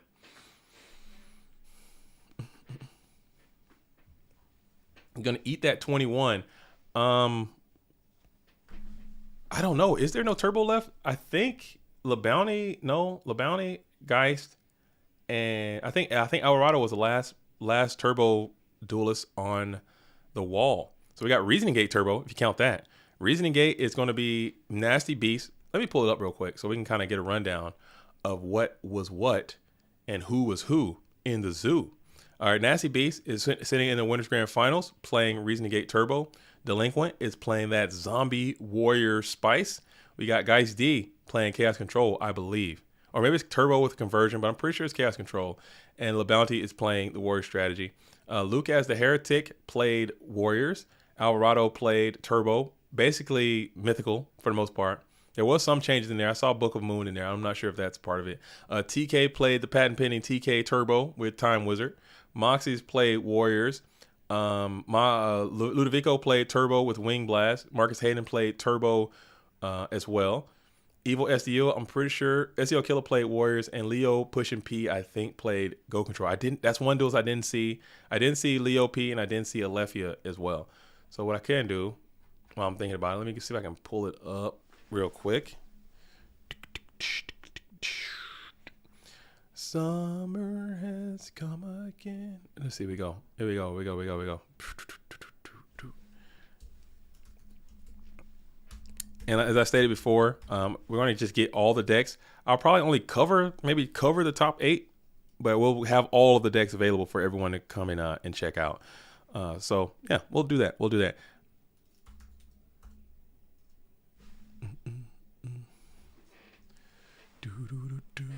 As we're going to go ahead and shift the Dons of Lug back to defense position, playing around the idea of that Sakuretsu armor that is still hanging out, as we're going to go and rip the Dust Tornado, taking out the Jar of Greed. So just keeping your information known, as Leo P actually played Turbo today. Played a Chaos Turbo deck. Looks like. Pretty cool. I hate to see that we lose another Go controller to this Turbo menace, but I get it. You got to get your dubs up, dude. You got to get your dubs up. Maybe if you came out with Go Control, you probably would have had a better showing. You know, Go Control, he plays it very well. He had a lot of success with it when he was on the scene grinding. Probably took some time off.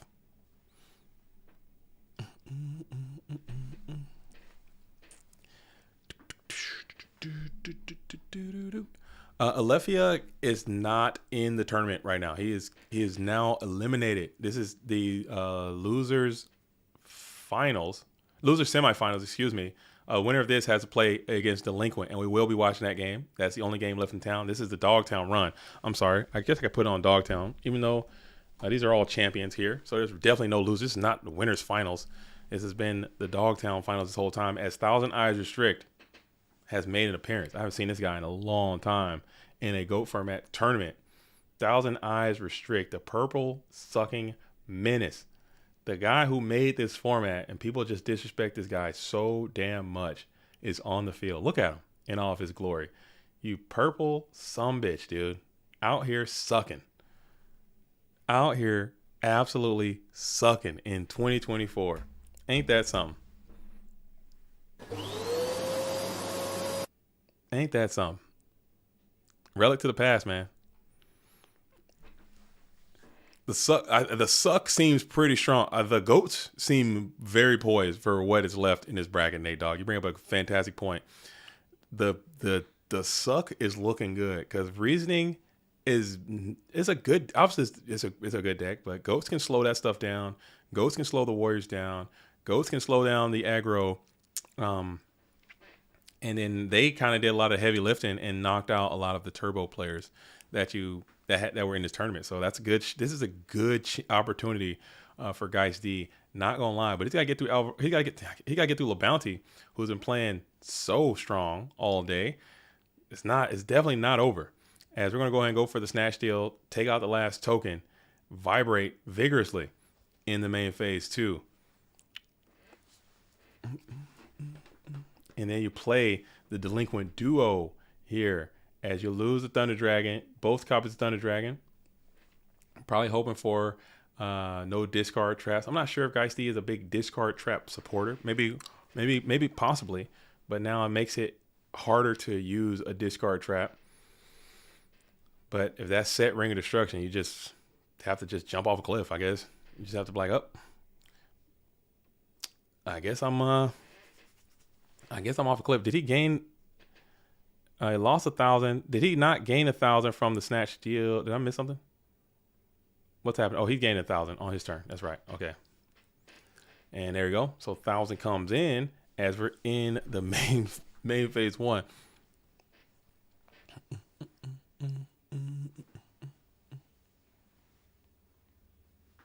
That's the first time I've seen someone unhappy that there was no turbo left in the tournament. Now, honestly, I think turbo has gotten to the point that it's so popular that when anything that is not turbo wins, it's the format is saved type energy. Like everyone is like Ewoks on indoor. Everyone is celebrating. Like no one is happy for another Chaos Turbo win.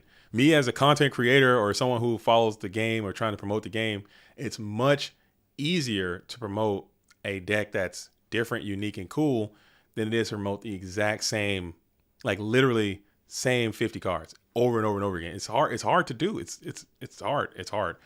So that's why personally, I enjoy, and I understand why people play Turbo because it's just that much, is that strong. But when it doesn't win, it's a huge celebration from most, at least for me. I don't know. I mean, that's just the nature of it.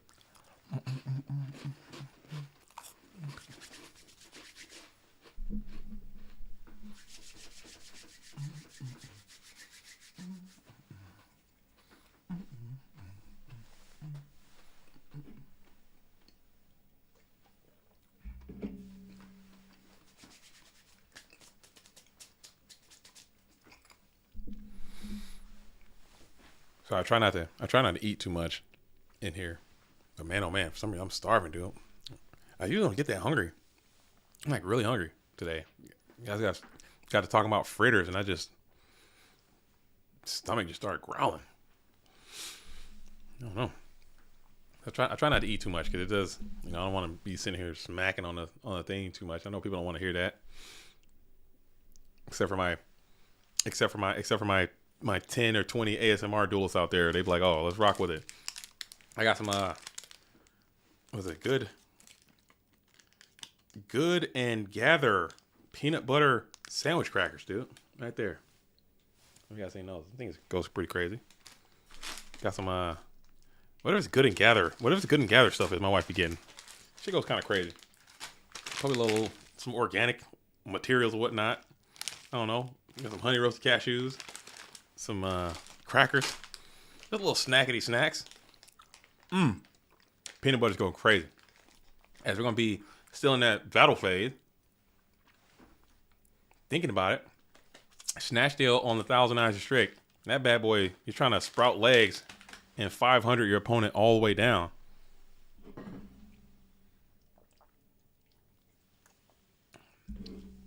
Veggies and dip. I like a little bit of hummus. And some peppers. That's a go-to.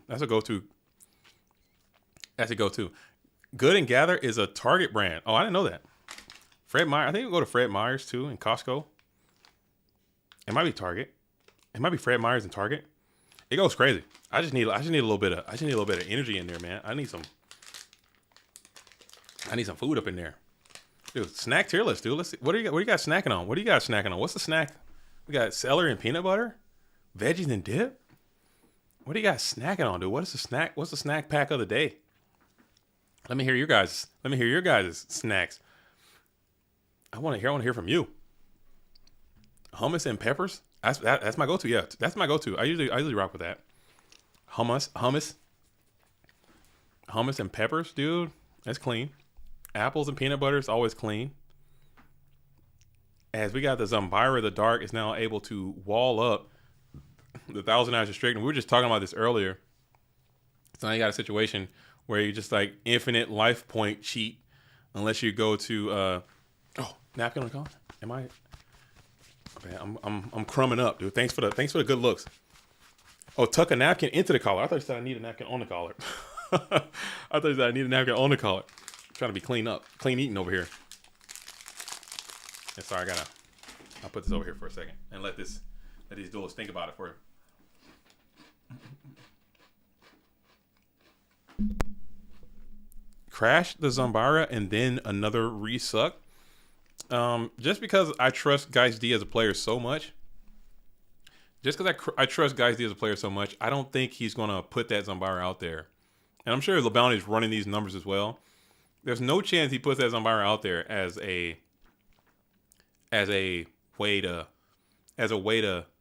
you know, to not have. I'm sure there's some type of defense for it.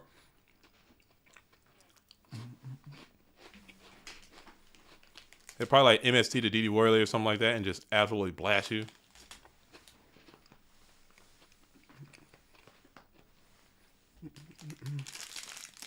Oh man. Sorry, I'm dying over here. I don't know why I'm so hungry. I don't know why. I didn't eat a big dinner last night. I had a pretty small dinner. Had some beef stew, but it wasn't like thick and hearty. It's like a kind of like a more of a lean beef stew. A lot of veg in there. Something light. As we're still just continuing to heal, gain infinite. This Thousand Eyes Restrict is on the field, looking good. LeBounty is just putting more mons down, and this might be like a get torrential tribute for your whole livelihood here. At some point, Janjo's wants to make a big old stew. What kind of stew you making, Janjo? Are you stewing up? What's your stew of choice? I like a nice hearty stew, not like soupy. I like them with some potatoes in there, a little bit of meat, nice thick roux. You know what I'm saying? Big old stew, man. I'm a stew guy. I'll stew up. Crumb check. I'll stew up. You want some gumbo? Some jambalaya? Gumbo is hard though. I can't make gumbo. You got to go like to Louisiana. You got to go out to someone's grandma's house to make some gumbo. If I try to make gumbo, this shit's going to fail instantly. I'm just going to have a bunch of wasted ingredients. I'm going to make a dubious food right away. You know, link to the past. You know, link to the past. Or not link to the past. Or Breath of the Wild. Or Tears of the Kingdom. When you get that dubious food going. Oh, so he did have the Regeki break. So he was trying to do a little bit of mind blast dueling right there. Hoping for the bait to crash. We kick Mirror Force though. And then we're going to summon the Tsukiyomi, who is a clean answer to the Thousand Eyes Restrict. And then we're going to switch one to attack position, creature swap, and the game just comes to an end right here. That's going to be a GG. So, damn. So he was holding, waiting, and then set up the creature swap play to get the dub. And LeBounty just couldn't get to the Borg soon enough. I think he needed a Borg there if he had it in. I'm not sure if he main decks as a Borg or if that's probably a side deck card at this point. But he didn't get to it. If he got to that Zaborg, popped the token, flipped all that garbage that he had set, he probably can push, and take that game number 2. But Geist breaks the parity. We'll be going second, going into game number 3. Quick side from the blue corner player as LeBounty is still running the numbers. While that's happening, I'm jumping back into the chat. Now that's some food for thought. Dude, look at this. Now that's some food for thought. That's what we do, man. If you're just tuning into the stream, man, we kind of like to vibe over here a little bit. We'll do some commentary. We'll watch some goats, but we'll kind of kick it. We'll kind of kick it together, man. We'll talk about food. We'll talk about music. We'll talk about art. We'll talk about movies that's coming out. Speaking of which, I'm going to see that Furiosa tomorrow. I got my seats in the HD box area. You know what I'm saying? I got my seats already pre-reserved. I'm going to see that Furiosa Mad Max saga. We in this. Does the winner of this play in the final round? The winner of this is going to play against Delinquent. The winner of that is going to play against Nasty Beast, who's waiting in the grand finals. AJ Hussein, is he still in? He did not play. He did not join the tournament. He didn't make it in time. He had some other things going on. That is a super busy duelist. He was supposed to play. He played last year, but he's been on the road and handling business out there in the goat streets. You know, so he didn't get a chance to duel today. But maybe next time he'll come out and play a little bit more and get out there. As Geisty is going to find the Delinquent duo in game number 3. LeBounty is going to lose the reinforcements of the army. We got to lose one more. And we'll lose the Sakuretsu armor. So that's a huge value Delinquent duo. I hate this card so freaking much, dude. Delinquent duo is such a disaster of a card. Such a horrible, horrible, horrible card. As we're going to go ahead and set and kick the Thunder Dragon here.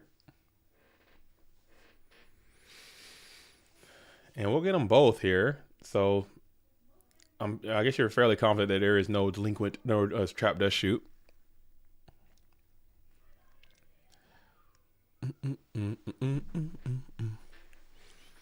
Yeah, he has, Nate Dogg, he showed it already. So he does have access to Zaborg, the Thunder Monarch. I'm not sure if it's in the main deck or if it's side decked in. He definitely has it. And he's going to flip and reveal the Reaper. So he might have to pull some goats here. This is definitely another card that just requires a response. Like you must play something or you're going to lose something. And it is going to be forcing that Ring of Destruction. I'm sure if you are LeBounty, you're fine with that. Both duels taking 300, and it's just a measly old Spirit Reaper anyway. As we're going to pass back on over to Geist D, who's rocking and rolling, holding 2 Thunder Dragons. Delinquent duos played. Zambira is spammed and slammed. Can't do a damn thing. Just looking and staring. I'm so sick of Zambira, dude. He's so damn good, though. Oh, hello. He's so good. But he's just so many situations where this guy is just doing this. Like Tribute from Mobius is pretty cool. Maybe not, but might be. I don't know. It's gonna draw past. He's gonna just wall your position out, man. But just imagine this guy's just able to just attack direct. It should have said something like this: when this card attacks direct, both players got to eat it, or something like that. Or you take full damage, your opponent only takes half damage, or something like that. I don't know. Maybe that's a bad card, but still, man, this dude is just like sitting here, just all the muscles for no damn reason. Can't do anything. Why is there a folder called Dark Magician Girl Not Safe for Work? Wait a minute. On my desktop? Not a chance. You won't see that. Not over here, big dog. I hope not. I have to ask my alt, dude. I have to ask my alt. Why are they out here on Dark Magician Girl? I got Blinded by the Light, dude. I got Untitled Design 21. Dang, I hope not. Dang, you guys got a sneak peek of my desktop. Shit's a mess. Shit's a mess, dude. As Zambira is still sitting here just looking so stupid. I hate this card. It's awesome, though. He's still him. He's a real dumbass, though.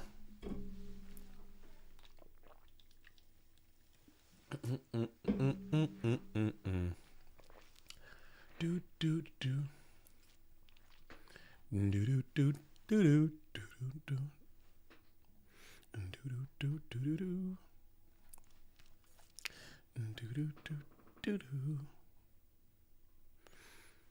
and we're still just thinking here. Geisty's pondering. Tight spot. Really debating on putting another monster to the field, and you'll do just that. You'll set one, holding on to your rest of your spell traps. Cracker time.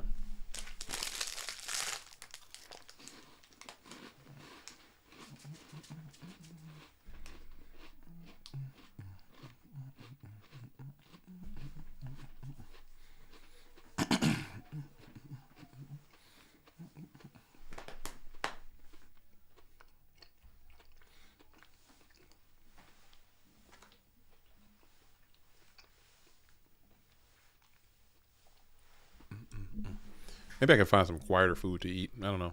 That could be another option.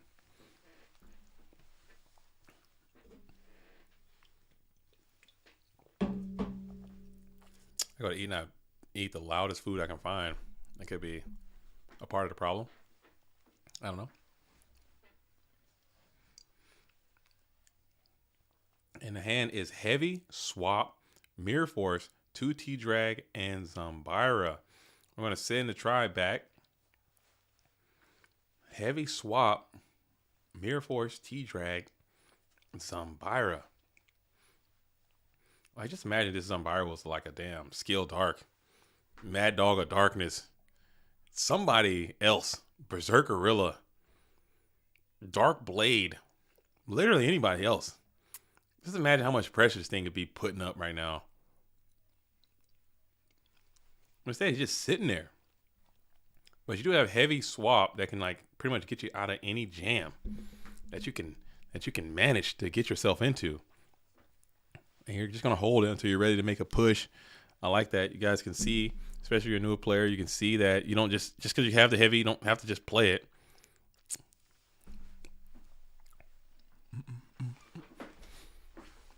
You don't have to just play it. You can just kind of hang on to it. Protein shakes only. That's a good idea. Like a meal replacement drink. That could be a good idea.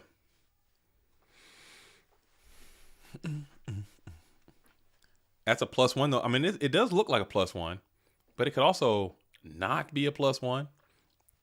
And if you just hold on to it, I know Geisty's a super patient player. You're just gonna hold it until you got your graveyard is set up right. You're ready to make a deep push for an OTK because his decks can just kill out of nowhere. You get BLS. Your ring has already been used like you didn't want it to be used. Maybe I don't know if there's a D-Mox sighting in this build. Yeah, he'll hold. He'll just hang on to it. But sometimes your patience might get the best of you. And Zambira just pisses me off, dude. I'm losing interest in Zambira. Not gonna lie. He's still really strong, but man, oh man.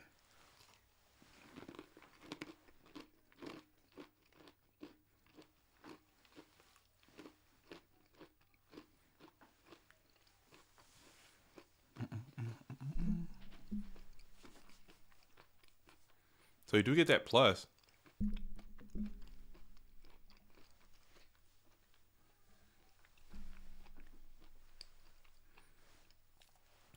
I guess it wasn't getting much better. You just want to probably get your own mirror force down. As the wall of Zambira is just holding you back.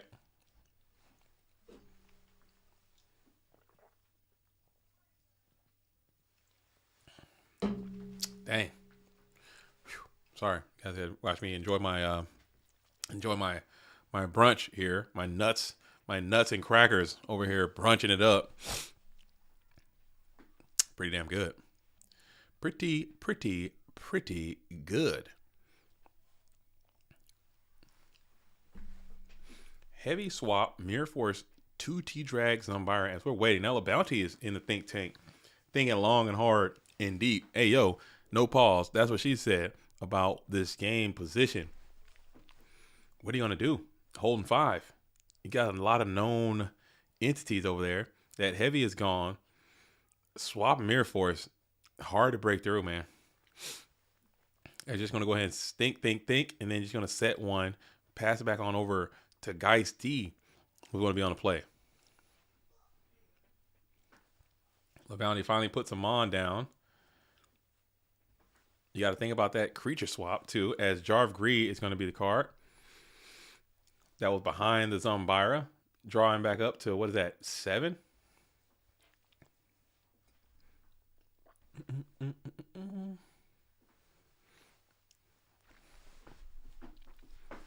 I think creature swap is so strong against the Warriors. I think it's pretty good against Turbo too. No one's really playing recruiters anymore and goats. If you're the guy with goats and swap, you can just have a field day sometimes. Which kind of look like what's happening here. Who knows? As you still know that there is a swap out there floating. Mirror Force, I think, has not been used. So Mirror Force is still floating as well. 2 Thunder Dragons, and I think a second Zombira might be floating as well.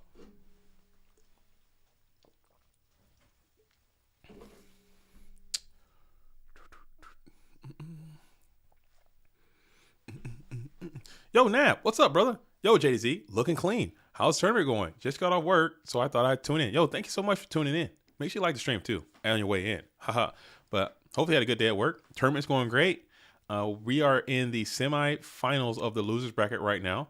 We got LeBounty, GFC champion, FLC champion, Shonen Jump champion, Clash of Champions winner, Obelisk winner, and trying to go back-to-back Clash of Champions versus Geisty, 2-time GFC champion, 2-time FLC champion.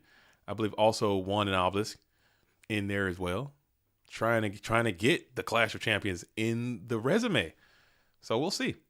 We will see how this thing all shakes out. Who is in the grand finals? That is going to be the Nasty Beast, GFC champion and FLC champion. Nasty Beast number 96 is going to be in the winners finals playing Reasoning Gate Turbo of all strategies. TCGRS, thank you, JZ, for your efforts. No, thank you for your support and your love. I appreciate that. Thanks for being in the stream. And like the stream. Oh my goodness, sorry. Like the stream as well. If you haven't done so already, I appreciate that.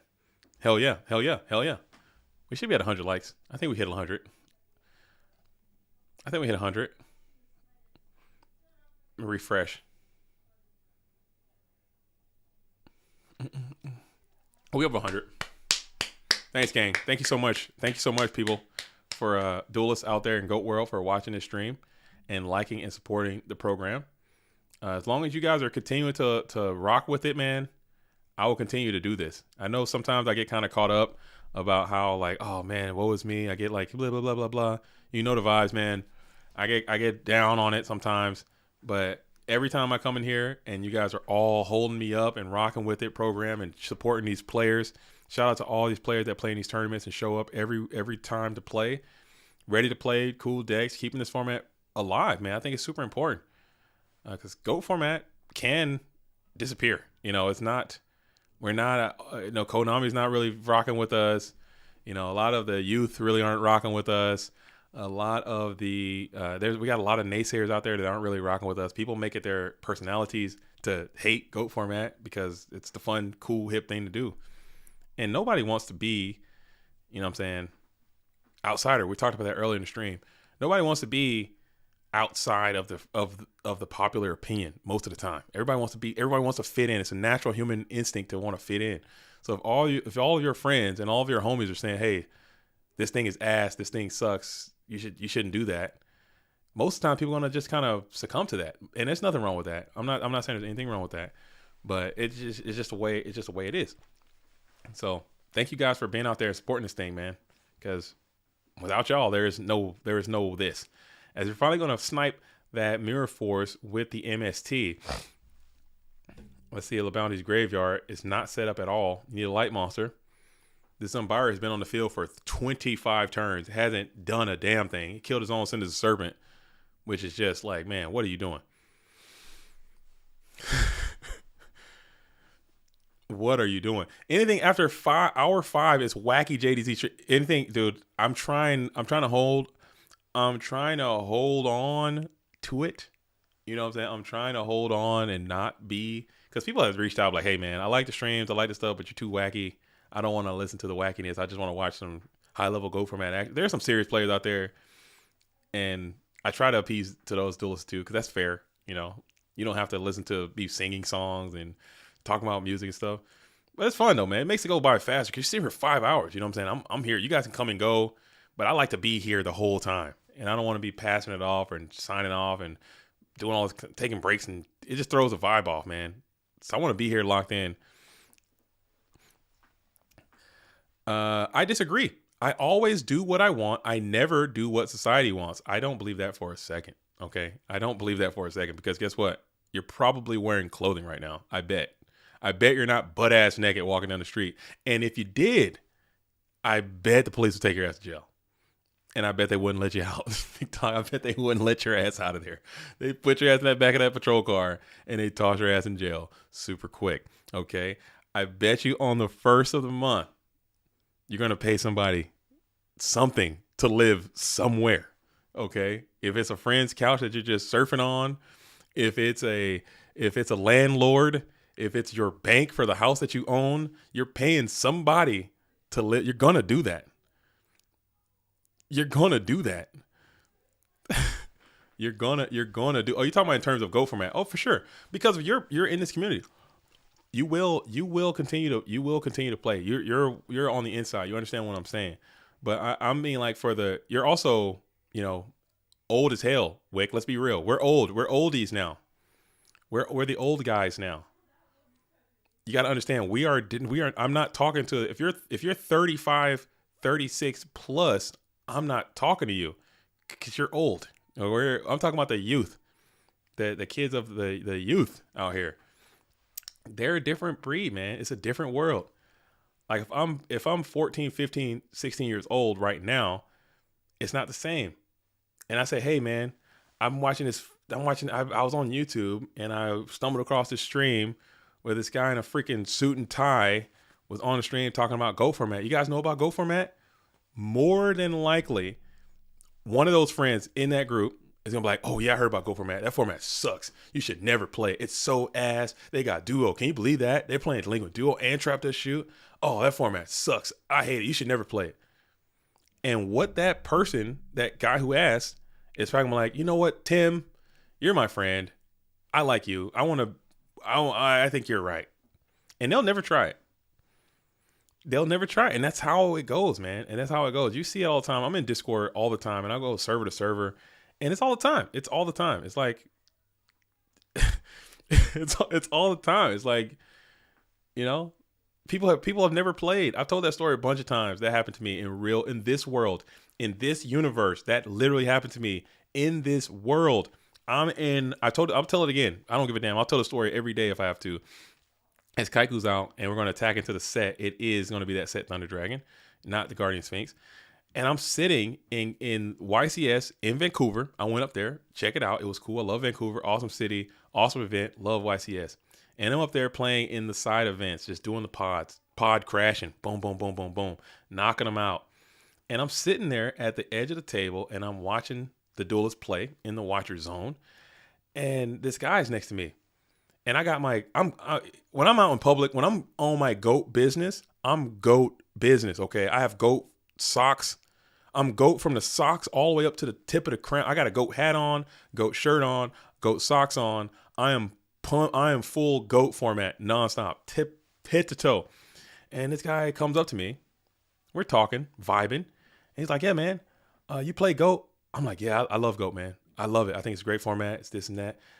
I think it's awesome. You know what I'm saying? I'm with it. You should play. It's like, oh man, GOAT format. That format sucks, man. It's got this, it's got that. Same thing. I'm like, okay. You know what I'm saying? What deck do you play in GOAT format? He's like, oh, I don't play. I never play. I'll never play that format. It's so ass. It's so bad. It's so trash. I'll never play that format. I'm like, so how do you have such strong opinions about it if you never actually even played it? When is the last time you ever played? Oh, I won't play it. And we're over at the Edison table because that's the event that we're watching. I was like, do you play? I was like, so what do you think about Edison? It's like, oh, Edison is this, it's got that, all these good things, all these beautiful things he said about Edison format, which most are true. Again, I'm not talking ill about Edison format at all. This is about me and this guy. We're having a conversation. I'm like, oh, so what deck you playing Edison, man? You play Black Wings, you play Value, what are you playing? Oh, I don't play Edison either. So I'm like, you don't play GOAT format, you don't play Edison format, but you have two wide opinions about each, and you don't play either. And you're just like, how are you forming these opinions? Like, where is it coming from? That is the nature of it. That is why I think we have a lot of work to do, because our marketing is so bad. Our public image is so bad because of things that happened in the past or the history of our community. I don't know. I don't know the answer to that. But I think our marketing is just terrible. And we do have some flaws. I mean, the game's not perfect. Obviously, there's tremendous flaws to the game. And some of the things that people say are accurate. Trap that shoot is a miserable card. Delinquent Duel is a miserable card. BLS is a miserable card. Ring of Destruction is a miserable card. They're all terrible. But at the end of the day, it's like not as bad as the other things that happen in other formats. Every format, Yu-Gi-Oh as a whole is a miserable game, dude. It's just not, the way it's designed is not a good game. But if you're playing Yu-Gi-Oh because it's a good game, you're misplaying already, because there are so many better games to go play. Go do something else. There's other games that are much, much better than Yu-Gi-Oh. You play Yu-Gi-Oh because of the people around you are playing Yu-Gi-Oh. If someone's like, yeah, I'll play Go format, but I'm playing Edison because all of my friends play Edison format, there's nothing wrong with that. Oh, I play Go format, but it's nobody to play with, so I play with people. I totally understand that. That's the correct answer to say. But, oh, this format sucks because it has this and it has that, and I just don't like this and I don't like that. Oh, hey guys, you guys should all of you over there don't play it because it's ass. You know, if you're just going like it just comes like weird, dude. It becomes super tribal and super weird. But that's my rant again for the day. I don't know. I don't understand that. Go is about nostalgia. It 100% is about the TV show. Go. It's about the nostalgia, the way you feel, the way you felt now. You try to capture the way you felt then. You know, it's just a different thing. It's a different thing. It's a different thing. Jake the Snake has an interesting point. Says, I think the solved aspect of it makes it a more interesting. It's more closed off. Like, you kind of know what to expect. You know what you're getting into. It's a little more realized. It's a little more streamlined. I like that too. I like that aspect of it, man. You don't have to worry about a lot. You don't have to learn a lot. You can just kind of, it's very simple. It's very almost rudimentary, but still very complex at the same time. I think that's a cool takeaway for this thing. The cards are very cheap and easy. The game is easy to learn. I mean, it's still super complicated, but you can get out there and start goading up in like a day and play and probably beat people. It's not that hard. Try to play the current game. You have to take you the rest of your damn life, and you still probably won't figure it out. And then just as soon as you get it figured out, they're coming out with a new set the next week, and you're already out. So it is what it is.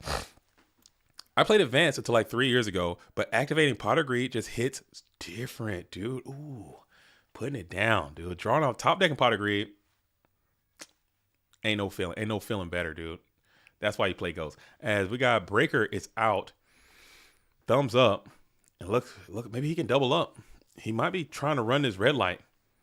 Or do you take the guaranteed pop and damage, or do you try to get greedy and clear the entire board? Man, oh man, these are the thoughts. These are the thoughts. Chris Ivan Flores says, I just went to One Piece. I've heard nothing but good things about One Piece. I've heard nothing but good things about One Piece. I heard they got a cool game. I heard it's got an interesting way that it works. As we're going to flip or reveal the metamorphosis, bring out Thousand Eyes Restrict, we'll take over the Kaiku the Ghost Destroyer. And this is looking bad for LeBounty. Not going to lie. As we got 1,800 coming on in. I heard it's a fun game, and I heard that it's got great prizes and whatnot. It's super expensive. I might try it. I'll try it. I've been trying Lorcana. I had a lot of fun with that. I don't care. I'll play some Lorcana. Get out there and get it in. The fact that you can expect what's coming makes it so you can actually think more deeply about the plays rather than just you have no idea what your opponent has, so you can't play around anything. I like that aspect about Go format. But Cosimo says, Go is getting boring with turbo shit always. It's boring to play, boring to watch. Well, if you play turbo, it's probably fun to play it. I do agree. It's probably not the most exciting thing to watch, but if you're actually the person sitting down actually playing it, it can get fun. It can be fun to play turbo mirrors. Not gonna lie. If you're the one doing it, but it's not good to market it. But still, if you don't like it, like, you just don't have to play, and you can just do literally anything else. That's fine too. Like, you don't have to play. And if you do, you can play in areas where people aren't playing turbo all the time, or you play with your friends. You guys can not agree to not play turbo mirrors as much, or you just play turbo mirrors with each other. I think that's fine too. As we're gonna go hit the tribe, and he's gonna be able to get those spellcasters off the field. And then we got this bad boy 16. and we're thinking about it. That was sent over. LeBounty knows what that is. I don't think we got a sneak peek of what it was unless I looked away. I was over here hanging out with the chat. You guys are way, way, way cool right now. I like to hear when the chat's rocking. I like when we get these kind of not philosophical, but just some discussions about the community and about the different communities and the things you can do and where the game is at. I have a lot of thoughts and feelings and opinions about it. Obviously, you know what I'm saying? I follow this thing very closely. I like me some GOAT format Yu-Gi-Oh! And I want to make it sustainable. I want to make it stick around. Maybe it's not going to be to the point where, oh, this is the only format you can play, and it'll just be able to just be around, you know, where this is all you do all the time. But it's just as a game that you can come in and have some tournaments, availability to play some information. The YouTube's still going to be going and all that kind of stuff. I think that could be cool, man. There's nothing wrong with that. Like, you don't have to, it doesn't have to, I really don't want people to have GOAT format being their identity. That's it. I don't want that. I don't think your identity should be your hobbies, especially if it's damn Yu-Gi-Oh, retro Yu-Gi-Oh, especially because it's just not enough upside to that for you. It's just not enough upside. It's not enough. If there was like millions of dollars in the community and you can win like prizes and whatever, and they have like, and you have like the ability to get like a professional career out of it, and you can have like so much money around, but it's not, you know, I don't think it's ever going to be that. For the moment, you're into One Piece. One Piece has like huge regionals, but I encourage everyone to get into One Piece because you can actually make a legitimate amount of money. If you're trying to be a professional something, or you're trying to actually make some money from your hobbies and you're really into that grind, you should probably be grinding One Piece because they have huge prize pools. And from what I understand, again, I don't know mechanically how the game works. I've heard about it. I don't know a lot about it. But from what I've heard is that the game is very technical in nature. And if you have skills to play retro Yu-Gi-Oh! At a high level, I've heard the skills can convert or translate to that game relatively simply. So I encourage everyone to try it if you're into it. GOAT format will always be here. You don't have to, you know, I would like it if the stream is going or if a tournament is happening and you have time, I would like for you to participate and play, but you don't have to play every time, and you don't have to like, you know, be dedicated and be in the servers all the time and following the latest trends and grinding it. Just show up, play a tournament. Tournament's over, you can dip the hell out and go to wherever, you know, do whatever you're going to do. I think that's what I'm going to start doing too. Because right now, currently, I'm like always in the Discords. I'm always in the servers. I'm always reacting. You know, I'm always around. I probably should not do that as much and kind of focus on other things. Like I got my grass. I haven't cut my grass all spring. All spring, I haven't cut my grass. I haven't cleaned my garage all spring. We're in May now, and I haven't cut my grass. My grass is like literally, you know, calf high outside. I got to go cut that. So it's just, you know, but I spend a lot of time in Discord and like on YouTube and whatnot. I need to get out of that. There we go. Back to the action. As we got Setmon here coming in from LeBounty. GOAT needs to have bigger venues and have other formats as side events. Silver is just a nickels and dime thing. It's a money thing. It's a marketing thing. It's a financial thing. Just say GOAT format needs to have, okay? Instead of, you got to rephrase that whole line of thought. Rephrase that whole line of thought and says, here's how GOAT format should get. Okay. Here's the plan. You gotta rethink that whole idea of thought, because to say GOAT format needs to have bigger venues. GOAT format needs to have a bunch of butt naked strippers with double D's all around, and everyone gets $1 million. That's what GOAT format needs to have. But you know what I'm saying? It's, what is the plan? What is the path to get to that end state? What is the plan? You know, where is this? Where's, you know what I'm saying? We need, what is, like, how do you get there? We got to have, say, here's how you do it. Here is how you do it. As we're still hanging out here. as we're in first main phase from Geist D. LeBounty is getting grinded down. Let's figure out the strat for a stripper. Like oh yeah, that is the one and the same. That is the same Zumbar. This Zumbar has been on the field for. No, it might have been this one. It might have been this one. It might have been this one. I'm about to say. It might have been the second one because he did play trap this shoot and had second Zumbar in hand. Recruit some strippers. Where do strippers even hang out, dude? I gotta go to the strip club. Where do they even kick it at? Like, where do strippers hang out when they're not at the strip club? Like, how do I find them? I'll get a GOAT format dueling stripper out here. Teach stripper how to play. That video would get like 1 million views. That video would get 1 million views. Teach a stripper how to play GOAT format Yu-Gi-Oh! Would get 1 million views. JDZ plays GOAT format Yu-Gi-Oh! With a stripper. And she teaches me how to strip. And I teach her how to play GOAT format. And then we just make a video about it. That video would do numbers. Somebody would watch. I'd watch it. I kind of want to watch it. I'd watch that. I'd watch it. I'd tune in. I'd subscribe to that. I'd watch that. Stephen Bay says, I think having high roller GO format tournaments would do really well. Like $100 buy-in. Stephen, I would agree with you, but I would also disagree with you at the same time. Because when you start splashing in money into this thing is already a mess right now, tax-wise. I might end up in prison at some point due to taxes from just the Patreon and the YouTube and all that kind of stuff. Because we're not a for-profit organization. You know, it's a technically non-profit kind of thing.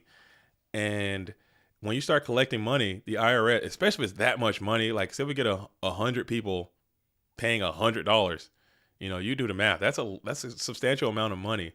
The IRS might get alerted to that type of money changing hands, and you're gonna have to go to some PayPal or some type of thing, and then it's just gonna become a mess, like tax-wise, like legally. And then you're kicking out prizing all over the world. So I'm sending money, and we're probably already gonna get in trouble for it because we're already doing that anyway. Like say if the first place winner goes to Greece, and now I'm sending $10,000 to Greece. And I don't know what international laws, how that works, taxes, who knows. Just solemn the IRS is hilarious, dude. Just solemn the IRS, dude. Just negate solemn. Peace out. Got him, dude. Just cook the IRS. Nah, they got all kind of stuff. They got Regeki Break, they got 7 Tools, they got Solemn, they got Trap Jammer, they got everything. They got it all. They got it all, dude. They got them all, dude. Show them the Jinzo in the wallet, and they got it all. Speaking of Solemn Judgment, we're going to rip the Solemn here. And then BLS is going to be slammed, and that is going to be a GG as LeBounty falls to a Geist D. And Geist D is on a freaking warpath here. Taking out LeBounty. Good run from the previous Clash of Champions winner. Trying to go back-to-back Clash winner. Just fell short right here in the loser semifinals. But now we have Delinquent versus Geist D. Two of the GOATs going at it, man. Look at this, dude. This is 2021 all over again. 2020, 2021, where both of these duels were just unbeatably on top of the game. And now here they are at the top of this tournament yet again. LeBounty played out of his mind, man. That was this is a great tournament. I love this clash, dude. I love this clash. This duel said faster, no noobs, please. Look at this guy. I can't see that. Oh, you guys can't see it. Let me move it over. Nah.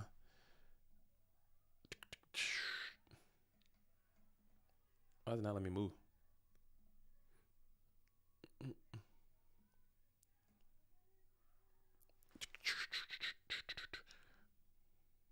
That man said, no noobs, please, dude.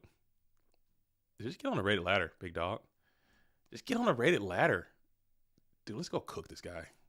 Somebody send me a deck, dude. I'll go cook this guy. No noobs, please. Dark Stratos, dude. Shut up. Get on a ladder, dude. I never understood that. The unrated ladder is supposed to be like for tournaments and like for friends. Like, why are you sitting on there No noobs, please, on the unrated ladder. Take your ass onto the ladder then and do that and get out of my face. Sorry. I'm a little famished. I'm a little hungry. Not gonna lie. Crypto equals super polymerization versus taxes. You guys are trying to speed run my ass to jail, aren't you? I don't mind. I'll go to jail for the GOAT world. I don't care. I don't care. I don't care. I will go to jail for the GOAT world. Activate tax fraud response, dude. JDZ go to jail. Phil Spill, fucking mill JD's ass to prison. Is that what's gonna happen? Book a moon my ass into get book federal booking. Yeah, okay. I'm not trying to go to prison, dude. I wanna keep my body intact, dude. I do not want to go to prison. But that's one reason. Like, I don't want to do that. I've thought about it several times, like having a tournament where people just pay, and then all the cash goes to like first place, or you do like a prize split or something like that. That is one reason I don't want to do it. Is just the money changing hands really creeps me out, man. And the tax stuff, I'm already kind of very afraid of how the tax is going to go, just based on how they went this last year, how it all went down. But that, and also when you start putting like real stakes on it, when you start putting like real stakes, like actual thousands and thousands and thousands of dollars, I think it just becomes so. I think people just get so like right now we'll have Go Format Friday, bro. We'll have, no lie, we'll have Go Format Friday, literally unrated, free to enter, unrated, no prize at all tournament, and people are still just like getting at each other's faces, dude. People are still sharking each other and like arguing with each other and like politicking for wins for literally nothing. Like Friday, you can go to Goat Grinder is like the prize that you get, and then Goat Grinder can go to Worlds. So it's not literally for nothing, but it's now you multiply that by, I could potentially win, $7,000 or whatever. I could win $4,000. People are going to be out here sharking. People are going to be out here freaking rule sharking. People are going to be VCing. People are going to be hacking into their dueling books. People are going to be multi-tabbing, multi-tabling. It's going to be alts all over the place. It's going to be all kinds of stuff. All kinds of stuff. No, it's not nothing. It's about pride. Okay, you take pride and then you put $7,000 on it. People are going to just be going so ham on each other. And as a tournament planner, which again, as you guys know, it is my least favorite thing to do in this whole thing. My least favorite aspect of it. I hate tournament planning. I hate tournament prep, I hate it. Full disclosure. You know what I'm saying? I'm not a marketer. People forget. They look at me and they say, man, JDZ's got the smooth fit. He's a professional. You know what I'm saying? He's got the looks. He's charming. He's got the bow tie. He's got the suit. He got the videos. He can edit. He's doing it. So clearly he knows what he's doing. People forget that I don't know how to do any of the stuff that I'm doing at all. I don't know how to market. I don't know how to, broadcast. I just send it. That's it. I just do it. I have no background in any of this stuff. My job is if you guys only knew, some of you guys know what the truth is. The truth, the vibes. Thank you. Thank you, 385. That's the most important one. Some of you guys know what the truth is of what I do, and what I do and what I'm doing here are completely polar opposites. They're so very different from one thing to the next. So I just send it, man. I just send it. And the reason I host all these tournaments and the reason I do all these tournaments is because there's no one else that's going to do it. There's no one else that's capable of doing it. So they just won't happen. So I want it to happen, so I'll do it my damn self. That's my mentality on everything. As we're going to go ahead and hit the Dust Tornado, hit the Torrential Tribute, Duo Break, TT, Knock Solemn, and here's the rats. The rats. We're the rats. Callback Blade. Here's the rats. I got to play it. Rats. We're rats. We're the rats. We pray at night. We stalk at night. We're the rats. I'm the giant rat. that makes all of the rules. Let's see what kind of trouble we can get ourselves into. All right, I was contractually obligated to play that. Sorry, guys, had to be a part of that, but contract's contract. Had to do it. Had to do it. Had to do it. And the rats. We're rats. Dude, that's a lot of damn life coming off, too. As we're going to go ahead and use RB, pop the Blade Knight. And then 14 is going to get on in clean again. This thing is just stacking, dude. What is the deal with the rat? What's the deal with that? The rats. I guess he's playing as part of the zombie agent. These recruiters are just so sticky sometimes, man. They get on there. You just have that on speed dial. I had it dialed up. I did have it dialed up from hours ago. I had that thing dialed up, and it was just sitting right here waiting in the wings to fire off, dude. It was already dialed up. I'm the giant rat that makes all of the rules. Let's see what kind of trouble we can get ourselves into. It's so good. I can't see Giant Rat without thinking he's the one who makes all of the rules. And you're already sitting at 22, so this deck is just piles on the damage, dude. It's all about maximum damage output, Omega Blast, go, dude. Rainbow Six Siege, flip Pro Set Heavy Storm, rock out. And we're going to keep sending Giant Rat in to the tokens. Do you have Cats musical for Rescue Cat? Which song from Cats musical? Memories? Jellicle Cat. I try to watch Cats. Nicholas Silva. Have you seen Cats before? I've tried to watch Cats. Let me tell you. Because I like musicals, you know. I'm trying to be like more connected to the arts. I'll go to the Tacoma art showcase, whatever, and they have like live theater. I used to go all the time. I don't go as much anymore, but I used to go all the time, at least once a month or once every 2 months. And the last show we went to saw was Cats. We went to see Cats. And let me tell you, it's ass. Cats is so bad. Cats is so terrible. Like, and I'd never say anything is ass, but I wanted to get it so bad, man. I want to understand Cats because it's so iconic, you know, when you talk about stage plays. It was like one of the longest running shows on Broadway for years and years and years and years and years. Everyone's got to go see Cats. Hyping it up. And I bought into the hype train. I wanted to be hyped up so bad. And I went there with a super objective, open mind. And it is so bad, dude. It is. I didn't get it. Never say anything is ass. You're right. You're right. I'll work on it. But it wasn't good. I didn't enjoy it. It's not for me. Put it like that. It's not for me. I didn't enjoy it. I didn't enjoy it. I did not enjoy it. Yo, LeBounty, thank you for coming and playing, man. Thanks for coming and playing, and congratulations on your performance. I know it's not what you wanted, obviously. You know what I'm saying? Going back to back would be huge, but still coming out to play and getting those dubs. You played very well throughout the tournament. As you're gonna go ahead and flip the rat over with the token, and you're gonna put the pressure on. Now you got the Pro Set Heavy Storm too. Damn. Dizzy. What's wrong with saying something is ass?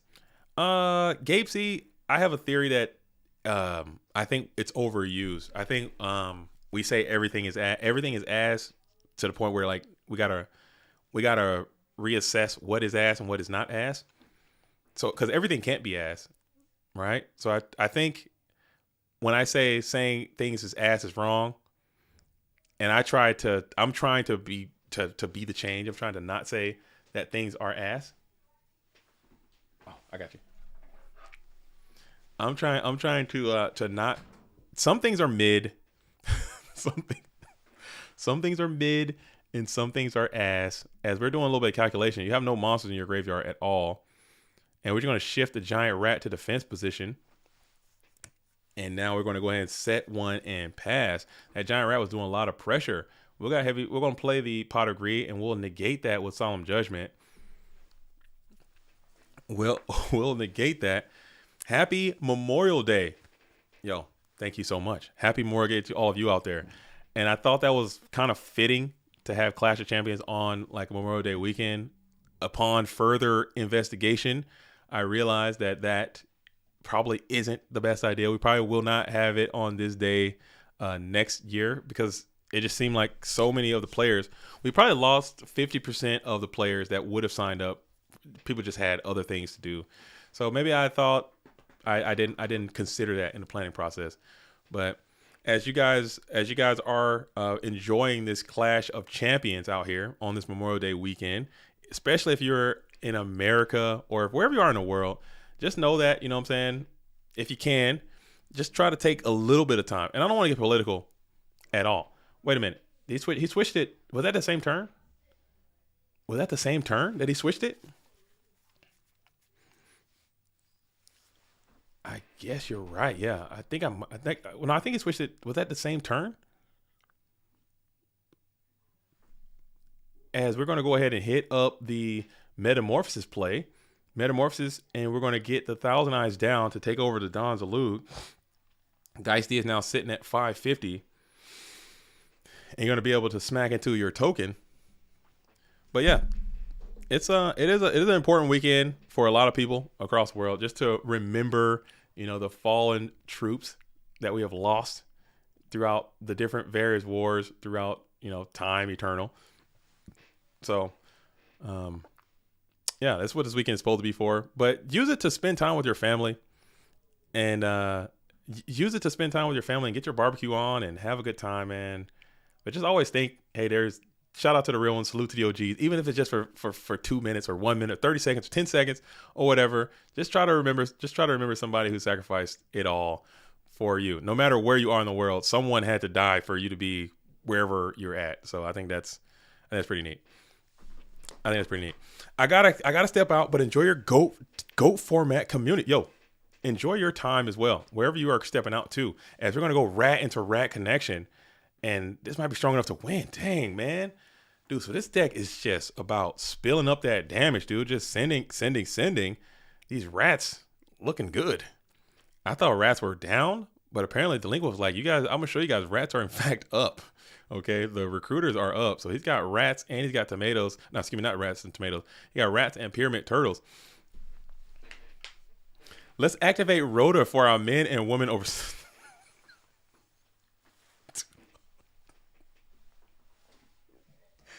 Takashi, I'm trying to be serious, okay? And you are not. All right, you're making this hard. You're making this hard out here. I'm trying to be serious, man. I'm trying to be serious. But that was funny. I'm not gonna lie. I'm not gonna lie, dude. I'm not gonna lie. I am not gonna lie. Man. But yeah, I'll definitely be out there. I'll be firing up the grill this weekend. Not gonna lie. I'll be doing that too. I'm going to see Furiosa. I'm going Mad Max Furiosa, the saga, whatever the hell it's called, Saga Furiosa. I watched the Mad Max Fury Road last night just to prep myself, just to get my mind and body ready. Okay, I'm sitting in there, HD, XD cinema experience, popcorn getting shoveled into the face hole, and I'm going to be just getting blasted by a little bit of action-packed adventure, dude. I'm so excited for it. I'm ready for it. So I'll be there. I'll probably put the grill on a little bit, throw some meat on that bad boy. Lock and engage. I took a look at the One Piece TCG because you brought it up. The game is expensive. All these damn anime card games always die, though. I've heard that too about the Bandai card game. I got my ass fucking handed to me back in the day. I took an L. What game was I playing? Oh, we were playing Versus System. That game was huge for a while.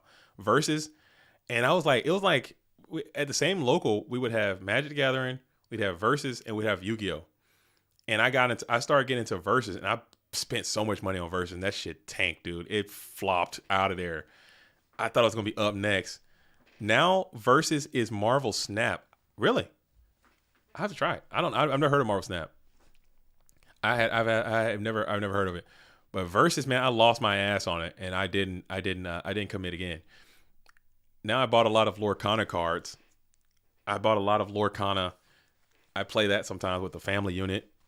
I don't think I'll ever get serious about it, but it's a cool game. I like Disney. You know, my family likes Disney. We're all Disney nerds anyway.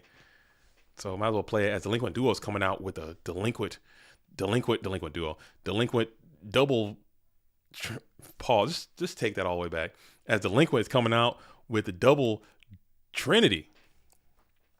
I remember my locals and friends went nuts over Dragon Ball. The game is dead AF now. Yeah, Dragon Ball came and went, dude. It came and went. It came and left so fast. As Mystic Swordsman level 2, the little Deuce is going to be out smacking into the Sinister Serpente. Getting that thing out of here. Nicholas says, I'm not a Disney nerd, but Lorcana is a solid game.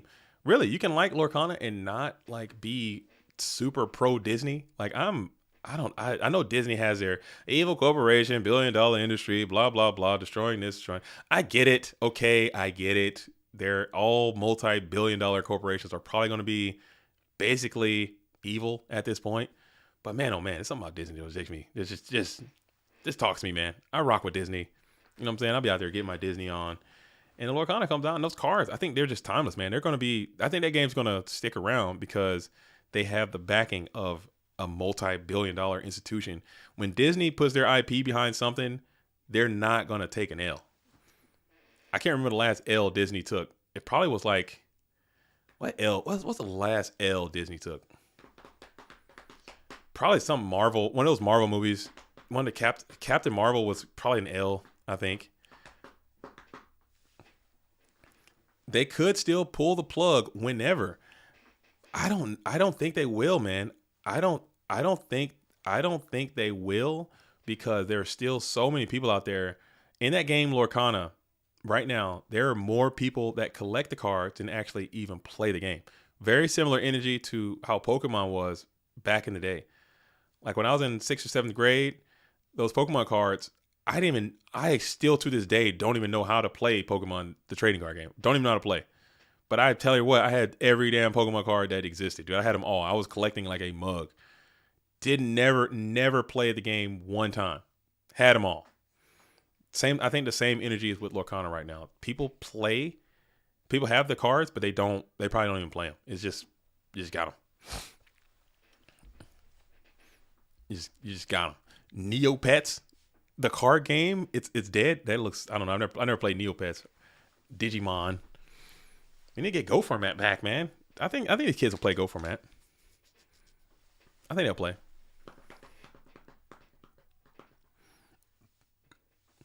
Gula says, there's a local that's 45 minutes from me that plays Edison and Tengu. The other locals that's 25 minutes away that only plays Modern. No one plays Go format. You got to be the one that plays Go format. You got to show up in there with your Go format deck and a friend or force somebody to play. As TG is going to be huge.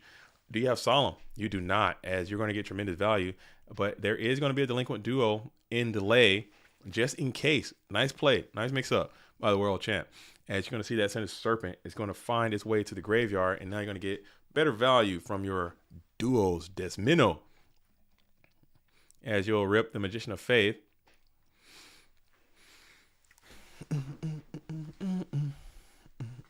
And you have Light and Dark established here for Geist D. So the two-time is making the best out of that situation. As Delinquent was already using normal summon, maybe you can premature some stuff as you just go ahead and set a couple more. You've been getting eviscerated by Heavy Storm all afternoon, so hopefully you got some answers to it this time as you're going to enter into the main phase 1. Takashi says Tengu is Korean. Oh, come on, Takashi, don't say that. We literally just had the same conversation about Go, and there's a Heavy Storm. There is a Heavy Storm, but you're going to rip the Solemn Judgment this time, so you did have the answer for it. We literally just had the same conversation about Go format. Like, just coming here and says Tengu is cringe. Just say, hey man, Tengu's not for me. I won't play it. I'll go do my own thing, and just vibrate, man. You don't have to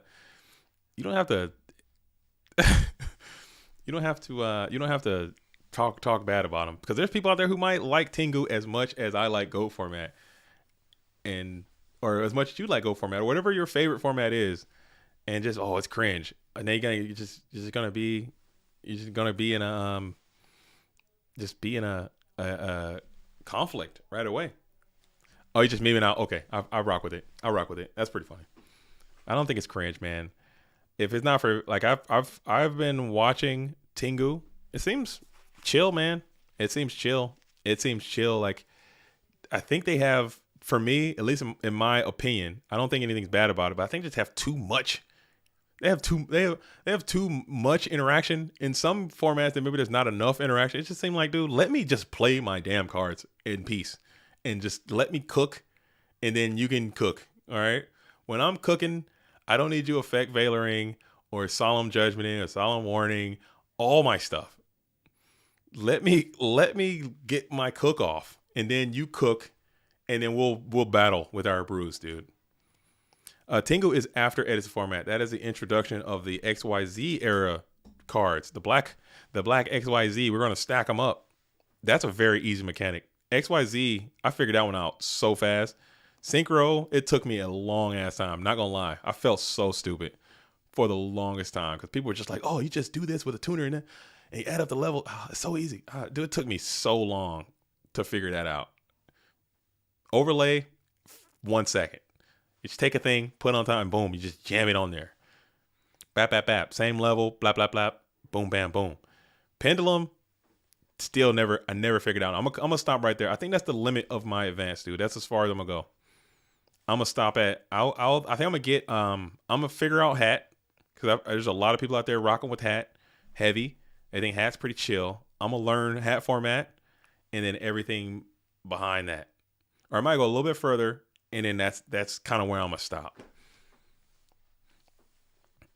That's kind of where I'm gonna stop. Pike says, "Trust me, Tingle is nothing compared with current in terms of constant interaction. It's crazy in the current format. Like right now, dang, I just want to cook, dude. Let me just play, and then you play, and then I play, and then you play, and that's it. Dang."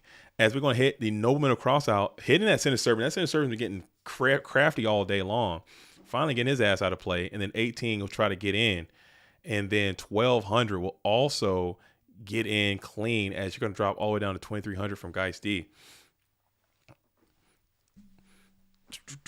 Here in God's format, we don't need any of those fancy black and white cards. Just purple, tan. You know what I'm saying? Maybe some blue if you're getting real weird. Throw some blue in there. Some traps, some spells, some green. I'll take a yellow. I'll take a vanilla. Throw some vanillas in there. Hey, yo, these two goats playing? That's Clash, big dog. You should have been out here. How's the museum, Mr. James, Professor Ark? How's that Fly Fish Museum? How is it cracking for you over there? You should have been in this tournament. You probably could have won, man. You could have took my $150, took this playmat, took the title of Clash of Champions right on back to Ed World and vibrated, dude. But you elected to go to you probably made the right choice. Anytime you can get outside is probably going to be much preferred than being inside. But still, we would like to have you come back to GOAT format playing in the Clash of Champions. As we're still sitting here, as Geist D is in a conundrum here, as man, maybe this, I don't know, man. This might be the trend. The trends might be up. You do got full Trinity in your graveyard, so that's always hard to beat versus none. So maybe that might be the more of a tale of the tape of what's happened. Museum went crazy, and old guy taught us how to make custom lures and feather. Dude, you just dipped into a pastime. I was telling my fly fishing story earlier about these guys. They would just sit there and tie flies all day and hook them up. Hey, this one's it's a baby. This is a baby gnat and of this breed. And when it's this old, it has a little red piece of shit that comes out of his ass. So you put this little red shit on there, and now it looks like it's in seeding. Because when you throw it out, the fish are gonna really think they're gonna jump after this because it means it's got more of this in it. I'm like, dude, how do you guys know that? What a fish thinks? You're full of it, dude. I'm not buying what you're selling for a second, big dog. You're not tricking me, man. How do you know? How do you enter into the mind of a fish, dude? Stop. Stop. Yeah, I know the vibes. Oh, I know the vibes. As we're going to send the Blackluster Soldier out into attack position, this might be a YOLO moment as he's out. Oh, I know the vibes, dude. Yeah, he's got like a little baby larva of this. He's got his wings, so I just make this tie this little piece on there. Going ham, going crazy. It's a passion. Fly fishing is a real passion. All right, so we're still in the priority phase here as BLS has landed on the field in attack position. This might be a go broke or go home type BLS situation. If Delinquent can get this thing off the field pretty quick, maybe you can continue to press on for a victory. But this BLS could literally end this game as 3,500. It's not that far away, as we're going to go for a priority and banish the Pyramid Turtle. Now BLS gets a plus. So I think Delinquent needs this thing off the field within this next turn. Geist D, I believe, is also playing multiple Solemn Judgments as well. So he might have a series of cards to protect this thing, as you'll just set another Mon beside him as well. So here we are. 2,300. 2 cards in hand. We'll bring out Exile, Sexile. Exile hits the 4.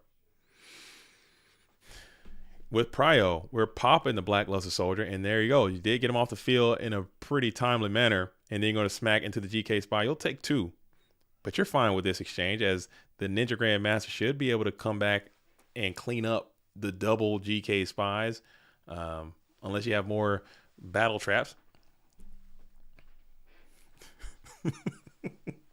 And it's killing me. Need to get out of the cave and into the fish's mind, dude. You got to hop in the waters and think like a fish. You have to become one with the fish and understand nature. Because basically, you're just trick fucking these fish. That's all you're doing. That's basically what they could say on the whole tour. Basically, what we're trying to do, guys, we're trying to trick the fuck out of these fish, dude. We're trying to fucking cook their ass. They think this little piece of thread is a bug. What an idiot. What a dumbass fish. We're trying to basically mind blast these fish, dude. Let me show you guys how to do it. And that's it. As we go for Snatch, this could be a GG.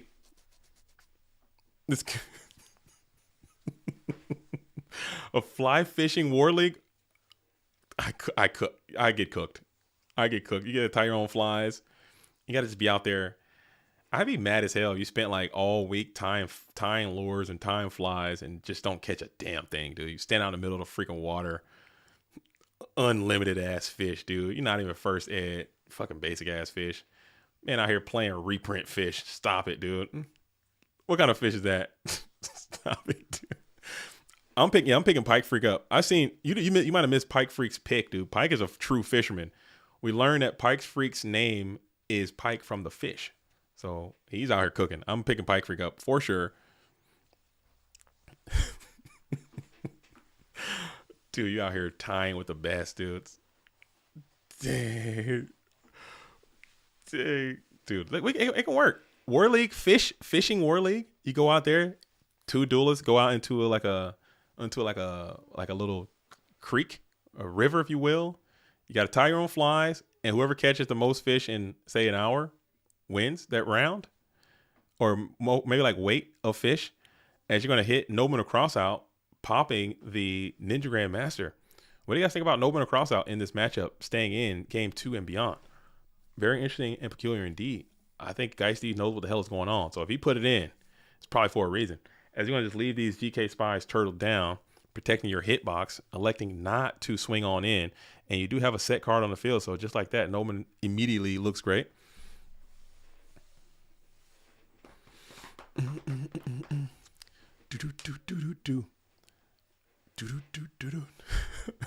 Two duelists enter. Nah, dude. That'd be sick, man. I want to go fish now. You guys got me thinking about fishing. I want to get out. I want to just kick it on the lake, though. I don't like I said, I don't want to be out in the deep water. I don't want to put my life on the line. Some fucking fish pulls my ass in, and I got to swim. I can swim, though. But I ain't trying to be out here. I ain't trying to be out here doing that. You have to choke out a fish with your bare hands? Come on now. Who's fishing like that? I heard a thing called noodling. That's a thing that exists. Where you have to use your arm to catch the fish, like catfish. You put it like in a hole, and then the catfish comes up and like bites your arm, and then you got to grab it and pull it out of there. That's some wild shit, dude. Ain't no way. People be tripping. How the hell does somebody figure that out, that you can do that? Who's the first guy to try that? Humans, man. Who's the first asshole to be like, let me stick my hand in this hole and let a fish bite that bitch off? Who's the first guy to do that? Mr. Big Noodling. Who's doing that? Like, who's like, yeah, I'm really like, dude, my stomach is in my fucking back right now. I am starving, bro. I gotta eat. there's some fish in there, but I don't have no lures. I don't have no string. I don't got no stick. I got nothing. I got these arms though. Maybe if I just, nah, that's crazy. He might bite that shit off, but maybe he won't. Just put it in there. Just put it in there and just let him chomp on you and you eat it out. Check it out. Google it. Maybe not. Maybe put your incognito mode on first, just in case. I don't know what the internet is on to these days. I don't know what the internet is on, but noodling sounds sus a little bit. But put noodling fish. Okay, put definitely incognito mode that, and then see what pump. I'm gonna put it up here on the second monitor. I'm gonna see what happens. Just so I'm not leading you guys astray. Noodling catfish, yeah. See what's cooking here. Oklahoma catfish noodlers, bro. Get a fucking job, dude. What are you doing? Go to Fred Meyer's and buy some groceries, dude. Get your ass. You don't need to be in there. Knock it off, guy. Noodling an 80-pound catfish. Freaking why? Okay, I'm done. We're done with you. As we bring out Breaker here, as we got Breaker down.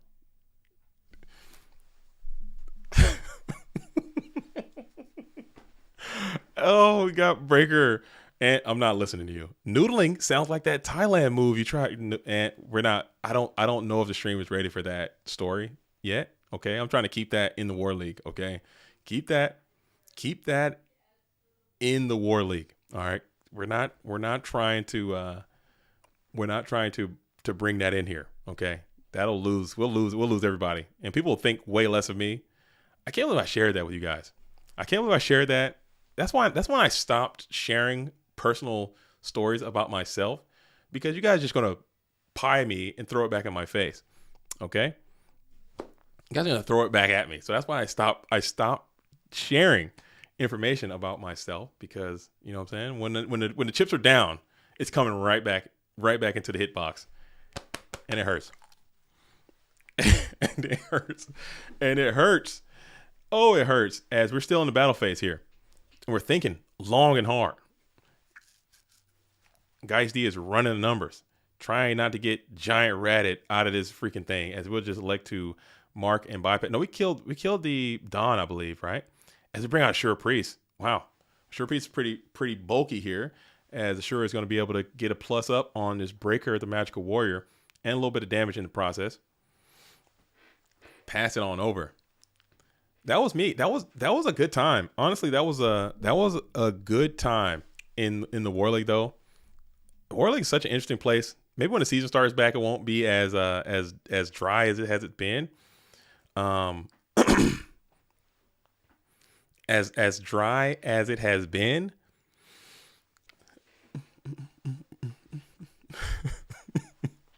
But that was an interesting development. I learned something from that whole thing.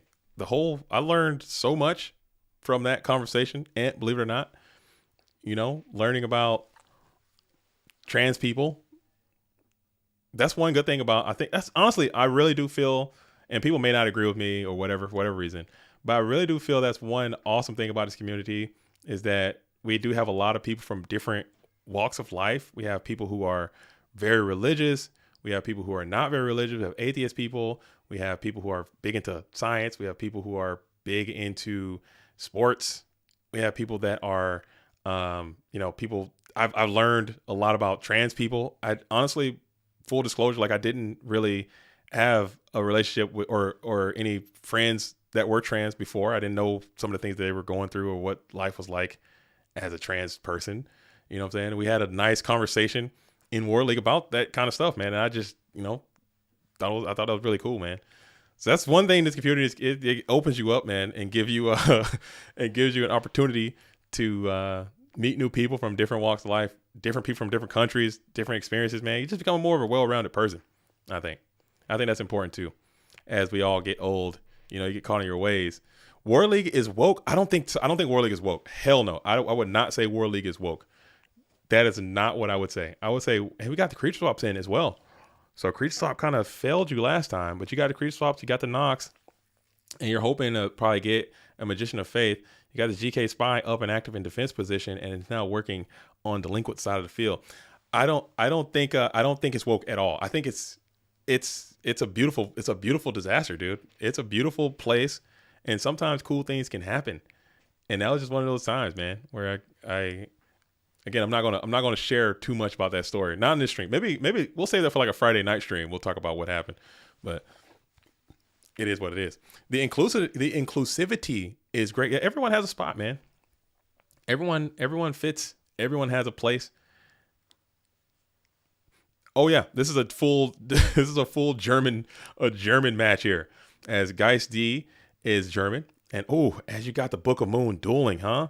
And you're gonna be able to hit into the GK spy. Do you have another one to bring out? No way you're playing spy in this deck. You just too many damn cards, and you'll just give it a quick shuffle and pass back on over. So let's see if Geist D is going to spend a card to get this damn GK spy off the field, or will you leave it? And you'll elect to just leave.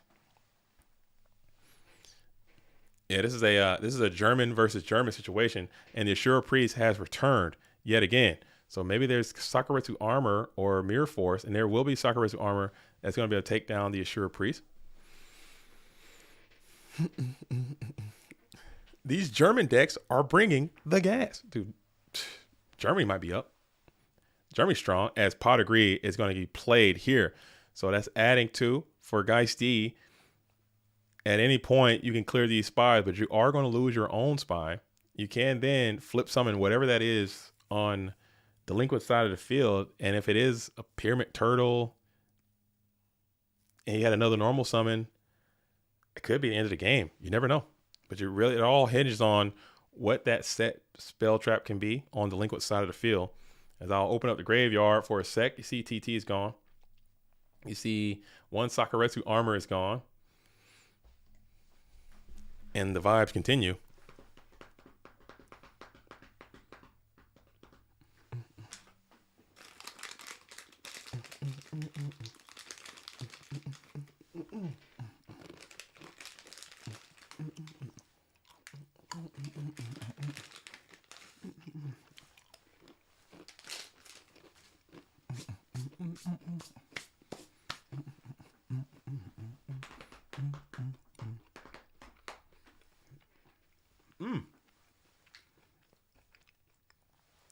Heads up dueling. We're just going to go for a metamorphosis, bring out Dark Fire.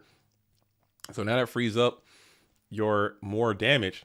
So then you can pitch for Spellcaster, flip summon, and try to win the game if you wanted to. Let's see if that's what happens here.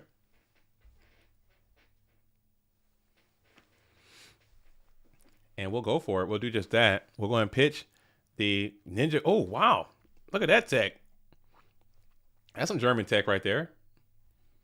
Legendary Jiu-Jitsu Master is going to get pitched. That's a great card against those recruiters, man. What are the chances that these two duelists have these two tech cards? Dang. And now we're thinking here, as you got, and whatever that card is that's set, it doesn't have 300 attack. It doesn't have 200 attack. What monster could you, did he just switch it that turn? That thing has been switched for a turn before, hasn't it? TT is gone. What monster card couldn't have 200 attack? Maybe he's just trying not to, I don't know. And that's going to be a GG either way. So I guess it didn't. Torrential was already gone. So I don't know. Maybe he just wasn't rocking with it. I don't know. I don't know. It was just a guy with 0 attack. Yeah, TT was already played. I'm not sure what it could have been. But either way, it's going to work out. They're going to a game 3 scenario. Click Cat, Kitty Cat says, hello, J Diesel. How's the event going? Looking dapper as always. Yo, thank you so much, Click Cat, Kitty Cat. And thanks for the kind words. The event is going great. It's going great. Clash of Champions is at the losers finals here in Dogtown. A winner of this is going to have to go on to play Nasty Beast, who's waiting patiently in the wings, playing the Reasoning Gate strategy. So Reasoning Gate trying to move itself way up into the tier list, because this is one of the events that I look at heavily when I'm making the tier list for the next season or a season in recap. And Reasoning Gate, kind of, for me, at least been very high C, very low B tier, but it did take down Osnabrück. It is performing well in this tournament. It did have some other success in other tournaments as well. So it might be moving up the rankings, I would say. As we're going to go double shoot. We're double shoot dueling, as we'll take over 2 of those mons and send them both back to the deck, leaving Geist D with 2 jog, TD, and solemn judgment. Loving Reasoning Gate and DMOC Launch. Also Fusion Gate Turbo. Those are all cool decks. DMOC Launch, maybe not so much. I think that one's a little too glass cannon and it's a little too combo. Any FTK stuff, I mean, our Reasoning Gate is already pushing it, in my opinion. But if you like it, play it, man. And if it helps you win versus Turbo, play it. Just play it. Just do it. Just do it. Everyone send your hate into Chaos Turbo. Feels good knowing that Turbo's not going to win the Clash of Champions this year. Not going to lie. Maybe my hate is showing. I'm a hater. Hate. As you're going to smack on it with 1800, you got a good idea of what the hand is, and you feel like it's time to get aggressive. As you're going to go Jar Reed here. Add another one. So we have Solemn is going to be waiting in the wings and some TDs, and then you're going to shake up the hand a little bit. That Graceful Charity is really, really strong. That is a super ultra powered Graceful Charity, as you're going to be able to shake up a lot of the Trap Does Shoot information, as well as cashing those Thunder Dragons early and often. Graveyard's not set up, but man, oh man, that freaking Thunder Dragon Charity right there was super duper strong. And you got this Dark Monster on the field, name of Breaker, and we're going to try to run the red light. And it works out, so you get a huge swing in advantage and momentum. Delinquent body has been rocked on that turn. So now you got 2 cards in hand. Huge turn for Geist D as you're going to enter into the draw phase for Delinquent. Coming off the top of the deck, we're in the first main phase. Now you got your Breaker. Will you go for the Gusto? You might be thinking here, and we're going to allow that. You know that there's a Solemn, and you're going to try to go for it here.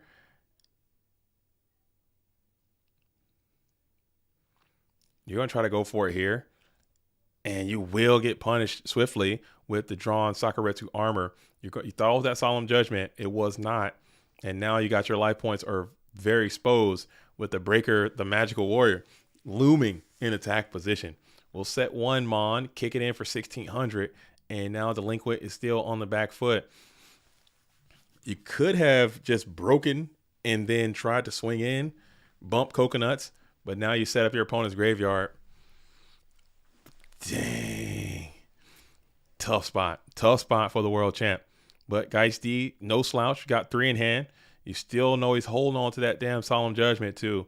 He's not going to put it down until he's ready to protect something with it, not just trying to negate something, wants to protect something. As we got a set here, we're in the battle phase. Geist D is thinking MVP. Triple rush recklessly, dude. Let's get it active. Let's get active.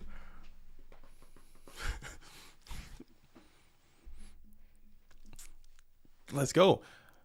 Yo, Silsey is in the chat. Says, I wanted to mention that you're doing a good job as commentator and your suit is dope. Yo, I'm sure your suit is as dope or equal to as dope as mine. Thank you, Silsey. That means a lot. I appreciate your kind words and thank you for dropping by the stream. I was just thinking that Hollywood, that Saku, it's a little dramatic, just a little dramatic Saku, just a little, something to think about, man. As now you're in a very, very good spot as you're going to get triple or a second installation of Graceful Charity, and it's looking pretty grim for the red corner player, not gonna lie, as Delinquent is holding it down, trying to figure out a way to get through this, and the cards just are not flowing, and Pot of Greed is going to be right behind the Graceful Charity number 2, as it often happens. So not looking the best for Delinquent. Not gonna lie. If you guys want to see the zombie warriors freaking thrive, it might be like that Fast and Furious music might slowly start. I can hear it slowly starting in the background. Yeah, that Delinquent duo is just gonna, it's been a long way. Dude, Cyberjar, maybe. I don't know. Yeah, that's a huge turn, man. Full trend, ring your, oh yeah, we're going for a BLS play here too. That's a huge turn. That is a huge swing in momentum. All on the back of that, that Graceful Charity just came at the right time. That's what really started all of this happening. As we're going to take the 1600, we get a chance to banish, take out the Pyramid Turtle, and then we can swing in for 300. And you know that Solemn Judgment is just back there freaking looming, dude. So there's nothing you really can draw. And that game is going to Rhoda.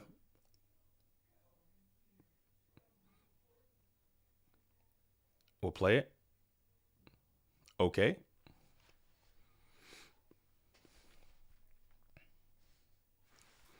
And it will summon it. Will you allow the summon to go off?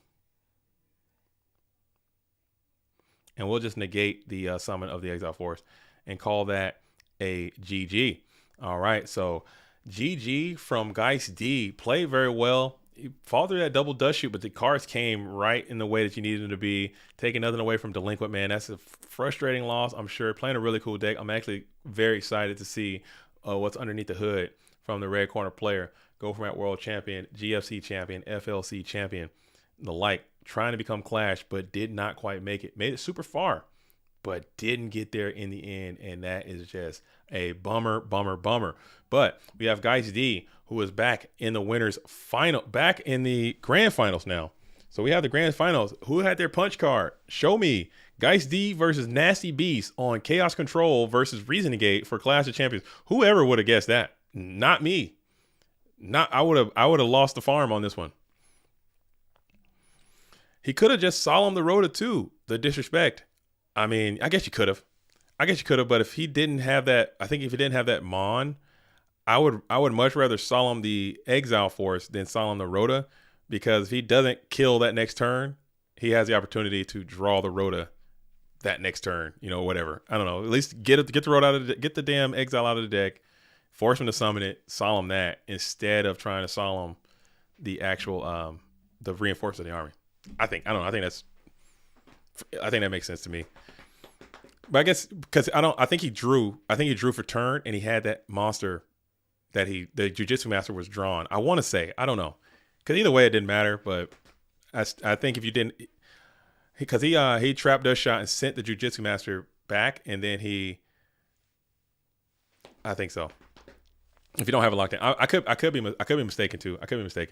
But you know, hope. Give your opponent a little bit of hope, man. And we're in the finals. We are in the finals, man. Let your friends know. If you haven't been locked in all day, you're not a real one. Don't try to slip in here in the last minute like you're a real one. We got 6 hours of stream that we've been going through to get to this moment. The ups and downs, the backs and forth, the to's and fro's to get to this moment. You can't just slide in there. Does Geist D already have an invite? I believe so.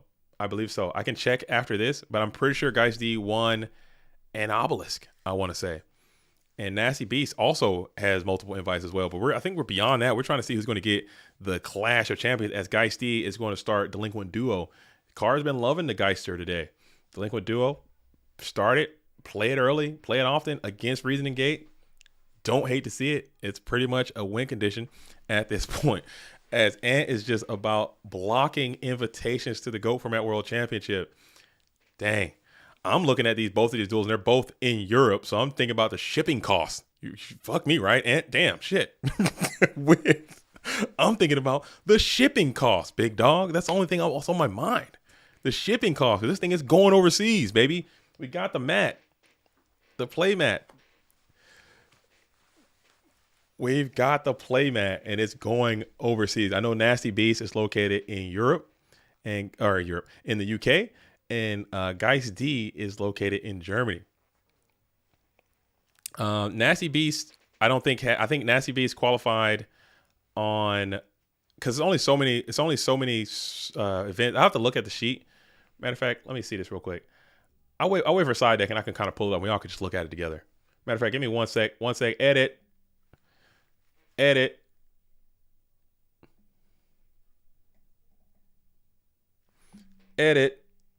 All right, we're back. Okay, quick, fast, and in a hurry. Okay, boom. I pull this off to the side. All right, so we have MB96 has FLC top and obelisk. So yeah, obelisk and FLC. So FLC and obelisk both aren't mat generating events. Geist D. Yeah,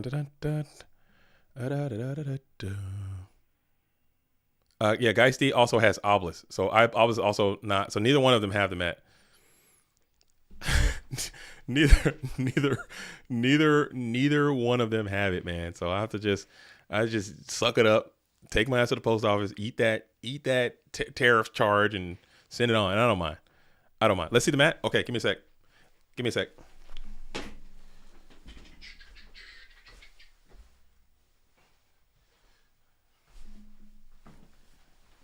Sorry, guys, can see my not dress pants. You know what I'm saying? Not dress pants. And here is the mat right here that we're giving out this season. This was designed by a duelist that goes by the name of Nick Rory. Designed these, sent these to us to send out to the GOAT world, man. So if you guys see that duels around, make sure you say a huge shout out to him. This is a cool design. They are from Pyramid right here. Still not taking nothing away from MetaMats. We're still rocking with MetaMats heavy, but these are the mats, man. I think they look cool. They got like a Sinister Serpent, Grace of Charity, Card Destruction, some Scapegoats, Delinquent Duo, Magic Cylinder, Pot of Greed, Ring of Destruction is in the middle as like the center. It's got Gopher mat on the side. They're really cool. Yeah, it's like a cloth mat. They're really sick. So one of these duels, we'll be getting one of these today, along with the invitation to the Go Format World Championship, as well as $150, courtesy of GoFormat.com, as a congratulations for winning the Clash of Champions, also the title of Clash of Champions 2024, number 4. Now, I do like that though. I do enjoy that the 2024 is number 4. 2025 is going to be number 5. 26 is going to, that's pretty cool. Not going to lie. That's a little convenient. As Grace of Charity is going to be out in the far right hand column there.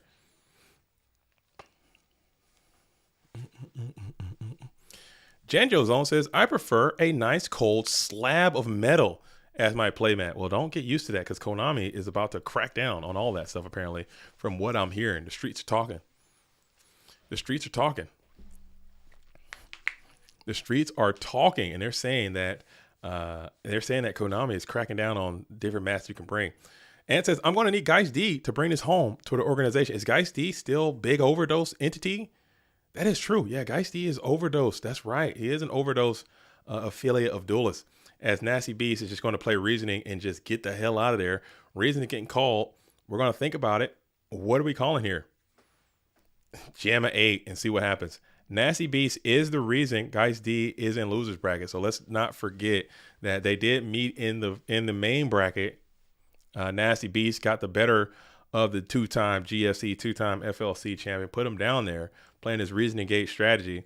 But that's one of those fool me once, shame on me, fool me twice, I'm not going to be fooled again type beats. I'm not losing twice, says Geist D. As we're going to get our mill on, call 8 with confidence and start spilling some cards over from the deck to the GY. We're milling a lot. Heavy mill here. Big old mill. Huge mill there. Premature is getting milled. That's a good sign to see if you are Geist D. And you hit the mock after a 35 card mill, huh? Jeez Louise. And you hit the 8. Hate to see it if you are a Nasty Beast. Live by the mill, die by the mill, as we say. As we're going to spam and slam the Chaos Sorcerer out into attack mode. Banish the BLS, banish the DMOC. So we're going to banish the BLS, banish the DMOC, huh? That's your only Lightmon. So maybe, and then you're going to crack off a Dimension Fusion, and you can still go for the Gusto. You'd like to see that Jinzo in there somewhere, but he's not robust enough. But he got the ability to go for the Premature Burial, I see. So you still got lines of communication here. This thing is not over. We're going to see what the graph back is going to be. It could be anything. I don't freaking know, dude. This deck is so... I hate it so much, dude. So you would only be allowed to use Konami official mat. That's what I'm hearing. That's what the streets are saying. The streets are saying that you have to use their stuff. At least if you're playing in the main event. And I think it might just be allocated to streams only. If they keep it like streams only, I can totally understand that, because even when I do when I host a stream at a GGP, I want to have like go format. I want to have our mat down so people can see what the hell is up, dude. I don't want to. So I can kind of understand it. Like I wouldn't want like some big anime titties on my stream if I'm Konami. I get that.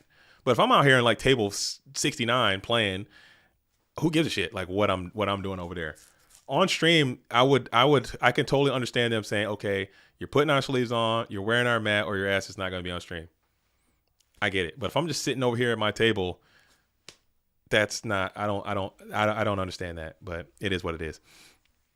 So we're thinking here, complicated spot coming in for a nasty beast. What do you do here? I don't know what's left in the deck. Your BLS is now banished. That's a huge part of your win condition. Need to show Zogler's mat again. Did you see that thing? And that's probably, honestly, HMVB, you're joking, but they probably didn't want to come out and say that like directly, but that is probably why they're doing all this in the first place, because some of the players in the Yu-Gi-Oh community are just like, okay, I get it. You like anime, have an anime mat. Okay, I get it. You like your waifu, have a little waifu mat. But some of these things are just getting to the point where it's like, bro, what are we even doing? Like what are we even doing? Like, why does it have to be so over the top with it? Like some of the stuff, it's not tasteful anymore. It is like straight up like, come on, man. And I think Zogler's mat is pushing more right than left. That one's too much. Dueling on a playboard is next level, dude. It's so much. And it's like I get the culture a little bit, but I never really fully understood like that whole thing. Like, why does it got to be all that? Just relax. As we're going to go ahead and hit the TT, we're viewing the graveyard. It is going to be that Graves of Charity. It's going to be what is added back. We're going to rip the Charity. Yeah, so man, maybe that premature was the play, huh? As Geisty showed some tactical patience, holding on to that torrential tribute, because that premature grab Jinzo seems energetic. Okay, it seems lifestyle right there. This Graves of Charity, I don't know. Hentai mats are a part of the culture. I don't know, man. I don't know. I don't think. I would hope not. I would hope not. I don't want to show it, because if I show it, I might get my stream taken from me. Konami is watching everything I do. As we're gonna go ahead and set one, vibrate here. 3 in hand. Yeah, I think that premature burial is looking so seductive, dude. It's looking so good. Do you have any more dim fuse in the deck? You have none, huh? So 3 dims are gone. This is looking incredible for Guy Steve. These are the games you got to take. These are the games you got to take. Janjo, I'm agreeing with you 100%. I'm agreeing with you 100%. And it's not the old heads out there. This is a young man's thing. When I was playing again back in the day, this wasn't a thing. Like maybe we didn't have access to that kind of stuff, but that definitely was not a thing that people would do to whatever.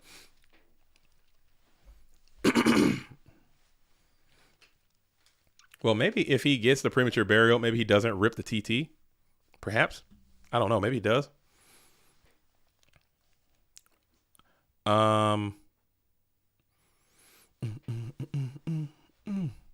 Does the guys have? I don't think he has to. I think he has to.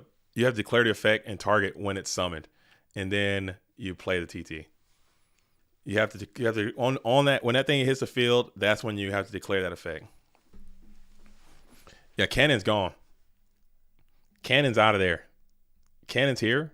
He does have cranes, but he's got guys just needs to get to a floppy scapegoat here, and just not get lightning vortex out of your ass, and hold on to your skivvies, because 35 is not that high, honestly.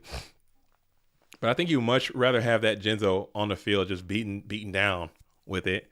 But you know that bad boy's going to get snatched stolen and you're probably going to lose with him. So maybe that's probably the right thing to do.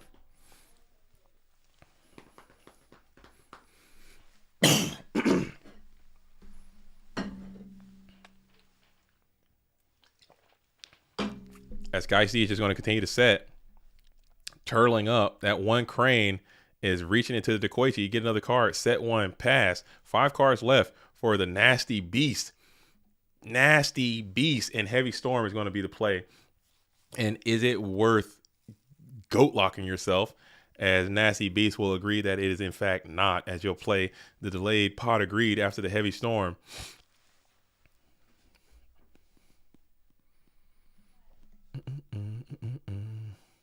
Damn, tight game, man.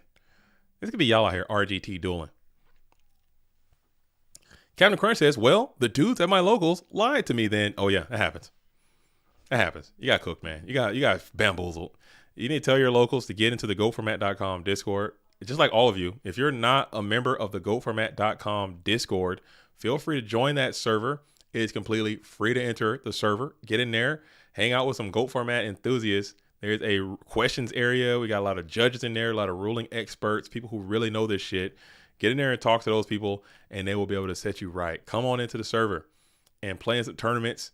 Like I said, next week, we're going to do PWCQ number 59 is going to happen next weekend. I believe it's next Saturday. So get on in there and participate in that tournament if you want to play. It is $10 a month to participate. Did it host a single? Y'all tripping, bro. Y'all are absolutely tripping. Ain't no way y'all out here hosting singles in the damn grand finals, man. I swear people just like pissing me off, dude. People love pissing me off out here in the damn messing up the. Hate to see it. Hate to see it. Ain't no way, y'all. Ain't no way. This is the Clash of Champions, the most experienced veteran duelist you got out here hosting in singles. Guys, D, get it together. Get it together, okay? This is not your first rodeo. Why are we out here hosting in singles? Why are we doing that? Come on. Come on, man. Let's lock in. Let's lock in. Nasty Beast should have main deck Diane Keto. That was a staple for me for a while. I couldn't make a deck without triple Diane Keto, triple Nimble Momonga for a while.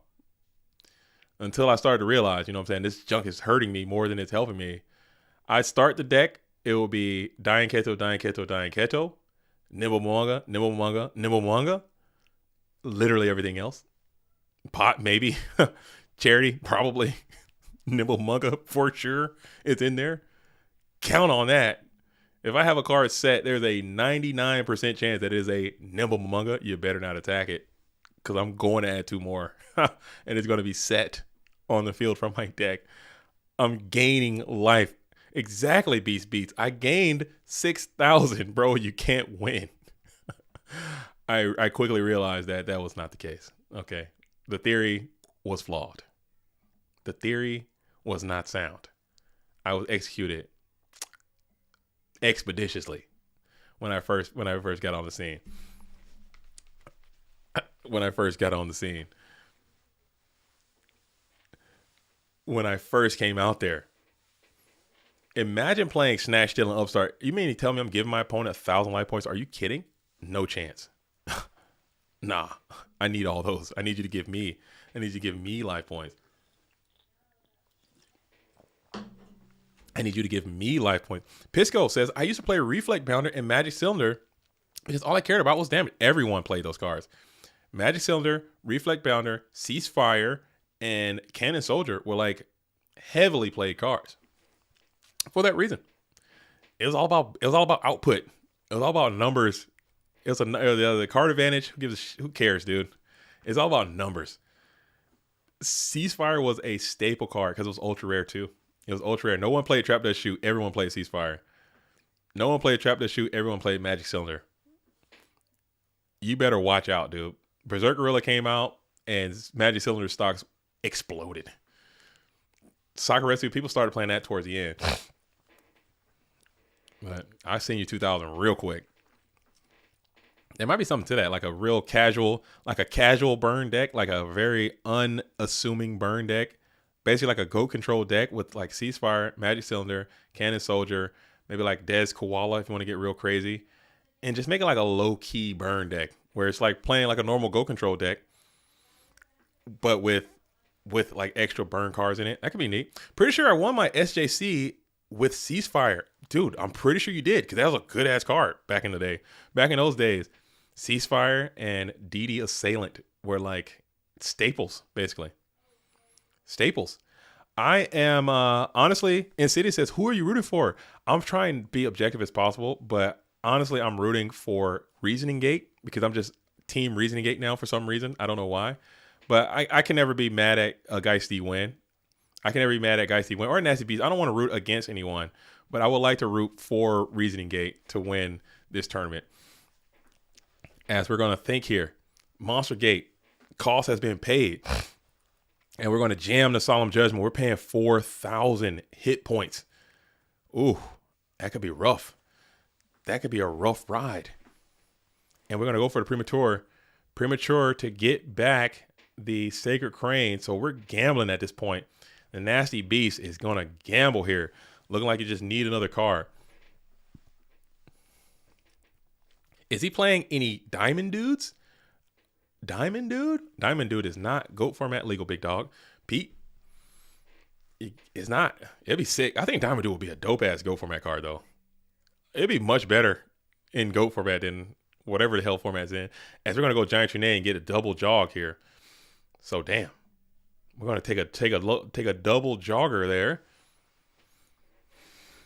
And then we'll set one behind the Sacred Crane, trying to bait out this Breaker the Magical Warrior. Say hello to DDT. I wish Perfect Circle format was more popular. I was just talking about this with Splevin. Shout out to Big Splev. Oh, big homie Splev is in here. We were just talking about Perfect Circle and how awesome it is and how so many people like it. And I was like, if I gotta explore another format, and this damn Assure Priest is fucking nuts, dude. That is the strongest Assure Priest in the history of the universe, dude. That mad boy is out there swinging. If I had to explore another format, it would probably be the Perfect Circle, because I've heard nothing but good things about it. But unfortunately, I don't know if there's a huge downside, but there just isn't a robust community for it. It's just not a lot of people out here getting a Perfect Circle on. So I'll look into it, man. I'll start I'll be a Perfect Circle guy. I'll learn that format. It seems really cool. They all seem cool to me, man. They all have their appeals, their ups and downs. Even Teledad, I like that one too. I watched the Teledad tournament take place in the format library, and it seemed awesome. You know, Rabbit said he'll go back to Perfect Circle. I think it'd be nice, man. I think what is Perfect Circle? I think it's the 2000 and what is it? 2008? Is that 2008 or 2000? No, 2009. 2000? No, 2008. I want to say 2008. As we're gonna go for a snap. Oh wow, mix up. And that's gonna be a GG. Geisty is tilting a little bit. That's an LOL. This singles is killing me, dude. It's literally causing me physical pain. It's the LeBounty's format. 07. Okay, 07. Thanks, Rar. Shout out to Rar. Rar's back. Yo, what's up, Rar? I'm an octopus. 2007 is Perfect Circle. Do they have no synchros, right? There's no synchros yet, right? In that one? Right before Dad return. Okay. No synchro. So we're no synchro pimping yet. I'm down. What we should do, and as much I'm talking about how much I hate planning events. I know we're talking about planning. Chris, Ivan Flores, I'm not letting you off the hook. We're going to plan OCG GOATs. But we should do like another 3v3 or something where you do like one GOAT. Maybe we can do like one Perfect Circle or one. I want to do one GOAT, one Perfect Circle, and one trad. Like one straight up like Chaos Emperor Dragon type beats. You know what I'm talking about? That one. I want to do that. I want to do a 3v3. I want to do one GOAT, one Perfect Circle, and I want to see trad. I want to see people out here. Because when you really think something is bad, you need to really understand where you came from. And I grew up. That was my format that I really, really, really played. That I really grew up and I really cut my teeth on. Is that damn Chaos Emperor Dragon, Yatagarasu, BLS, freaking Painful Choice, Regeki, Heavy Storm, Harvey's Feather Duster, freaking Imperial Order, 3MST, energy. That's where I started playing. That's like when I really was out here with it. Let's come back. Let's explore that again. Let's get that back out here. Let's try it and see. Scientist FTK in legal. Do it. And I think honestly, DMOC was at 1, Scientist was at 1. Still very playable. You got like Gillosauruses and shit and like Monster Gate and Last Will. You can make it happen. You can make it happen as we're going to go pot and charity.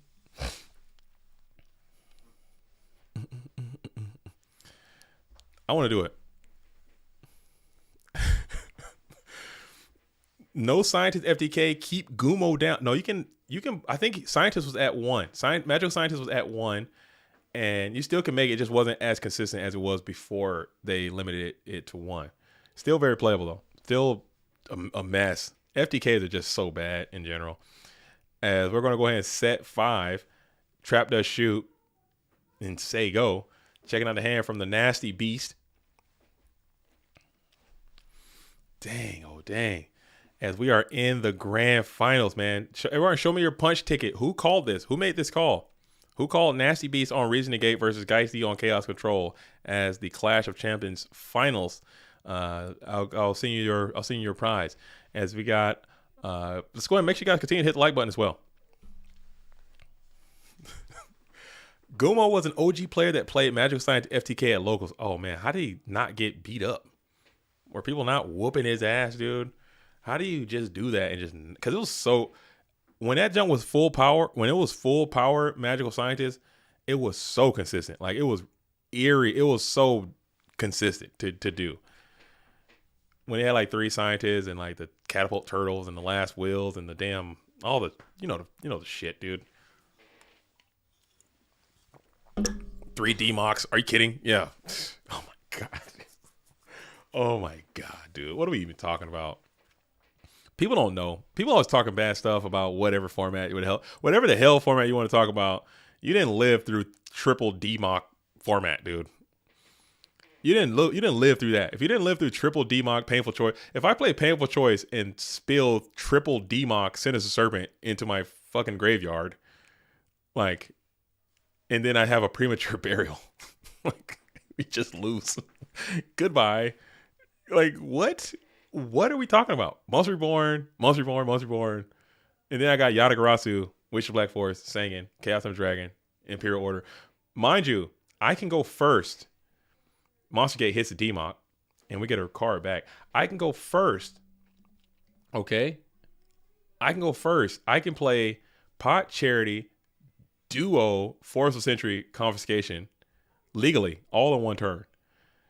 Play Mirage of Nightmare, and then set Imperial Order very casually and say go.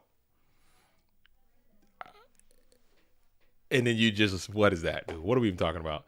Just set it, just place it on the field and say go. Force of Century, Delinquent Duo, Confiscation, Pot of Greed, Grapes of Charity. Okay, your whole hand is basically gone. My whole hand is like plus infinite. I know everything you're trying to do. And I got Mirage Nightmare that's down. And I just set Imperial Order. So any spell you even think about playing is now negated. And pass. All right, so we're holding DMOC now. DMOC's on the field. It's looking real good for the blue corner player as you're holding 4 with a powerful DMOC activated. Life points are full bounty. Dang, man, this is scary, dude. And you know that damn Dimension Fusion is just looming too. It's such an asshole of a card. Oh my goodness. Oh my goodness. I was the original Rex Speedman. I helped Boomer optimize his Ocean deck into the best deck of all time. What is the best deck of all time in that time period? What is the best deck of all time? The Ocean, what were we playing? You brought him into, talk to him about what you brought him into. What is he playing now? What did he come from and where did he end up? I feel like that can't even be the best deck in traditional format. There has to be some BS with Makiura that FTKs like 80% of the time. It might be. It's probably underexplored, man. It really is. Alvarado brought me to the dark side when I started going to locals. He turned my legendary ocean deck into a 90% proxied scientist deck. Oh, so you're out here FTKing people too. You're out here scientist FTKing people too. Dang, dude. Dang, that's a real one though. That's a homie. That's a homie hookup. That's a homie hookup, man. And you need those people. Because I remember the people who hook me up. Because when I show up to locals, you're like just a raw block of cheese, dude. You're just a raw, and you get hammered. It's like the wild. You know, you go out there and you get blasted. You get your ass kicked. You get ripped off in trades. People just take full advantage of you. And then over time, you just get tough and you get stronger. And then you start finding yourself ripping people off and like blasting people on trades and kicking people's ass. It's a nice coming of age kind of thing. Cause I remember I showed up, man. When I first showed up to locals, I've told this story before. Cause we used to duel at school, and I didn't even know like it was the whole locals thing was a thing. And I show up at school, and my poor ass would just like take other people's scraps that they would have, and we all just had like beat up ass, you know the vibes, man. Sitting at the lunch table, you got your beat up ass cards, they got their beat up ass cards, and you just kind of trading stuff and playing with wrong rules, and you're just vibing. Man. And then this one like a real duelist showed up, man. He showed up. And he was like a on the circuit kind of real one out there. He had sleeves, he had deck boxes, he had mats, he had calculators, he had like holographic, he had real cards. And I was like, bro, take me, bro. Whatever you got, whatever you're doing your whole life, give me you. I want to be you. Like, teach me the ways, dude. I want to walk like you, talk like you.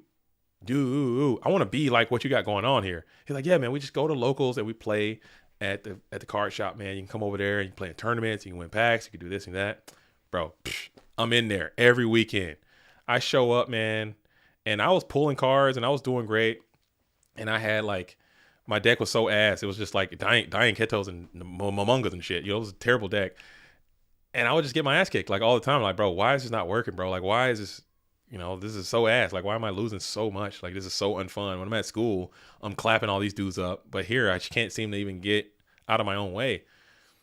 And that's what it is, man. End up making like an insect deck, dude. DNA surgery, insect wall. That was my combo for a while. Pimped that thing for a little while. And I just started slowly getting better and better and getting more stuff. As we're going to go ahead and Giant Grenade, we're going to smack the set card with the Mystical Space Typhoon. Let's see what it is. My 100 card deck wrapped in 16 rubber bands. You know the vibes. No sleeves, just straight up raw ass Mr. Volcano. And what was it? What was a Pyro Dragon? Twin-headed Pyro Dragon. Judge Man out there beating the shit out of people with Judge Man. Hunter with 7 swords, whatever the swords weapon hunter had that shit out there beating people with that. Getting it in, dude. Just getting it in. As you're going ahead and force a snatch steal. And it looks like you're trying to push the end. Oh no, we're going to go for a Monster Gate here. So this could get spiritual as the mills are milling. We're going to hit Sacred Crane. Not too many mills going down as you lost your monster reincarnation. And now your Sacred Crane is representing a dark monster onto the field. You got another draw, and we're just going to go ahead and take the opportunity to get in there with 28 and 16. 3-buy stem pack. Easy claps, dude. Sort of deep-seated. Easy. Every time I see that card, sort of deep-seated, I just like, man, this thing is taking me back. Because I used to play Swords of Deep-Seated, Mask of Brutality, Stem Pack, freaking all that. Lock it in, dude. Lock it in. I made the rookie mistake of showing up to a random local with a full book of expensive cards. No one would trade me because regardless of how fair the trade was, they felt like they were getting screwed. If you show up, if you're that guy, like especially if you're not from that area, in my area, you got to be careful too because people was like, crime was a part of it too. It was a huge danger element to that thing. I don't know why. But there was so much like violence associated with Yu-Gi-Oh. Like there was a ton of violence. So showing up as a gaijin, like as an outsider, showing up to a local that you didn't belong, you got all this high value stuff, man. People be robbing people and stealing and just going after people, man. So I wouldn't recommend that.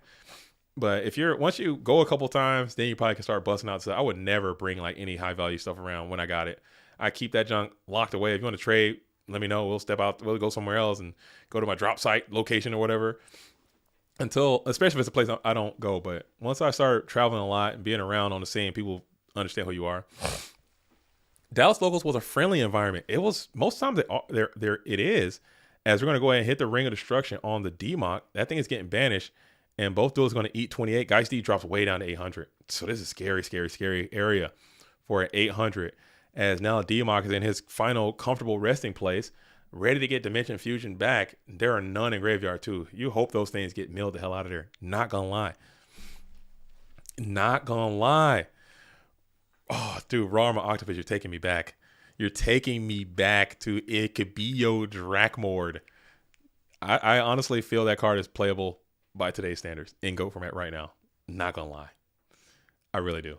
As we're gonna bring out Sacred Crane, this could be GG. If it gets in, no chance it makes it in. And it will go ahead and get Regeki broken. You're fine with this exchange if you are the Nasty Beast. As you see, the Sacred Crane is going to find his way to the graveyard. That's representing your light monster as well. We already had one. Never mind. As we'll pitch the Sangan, kick out the Sacred Crane. We'll set one more, pass it on over. So now you're kind of holding out hope for this damn Dimension Fusion.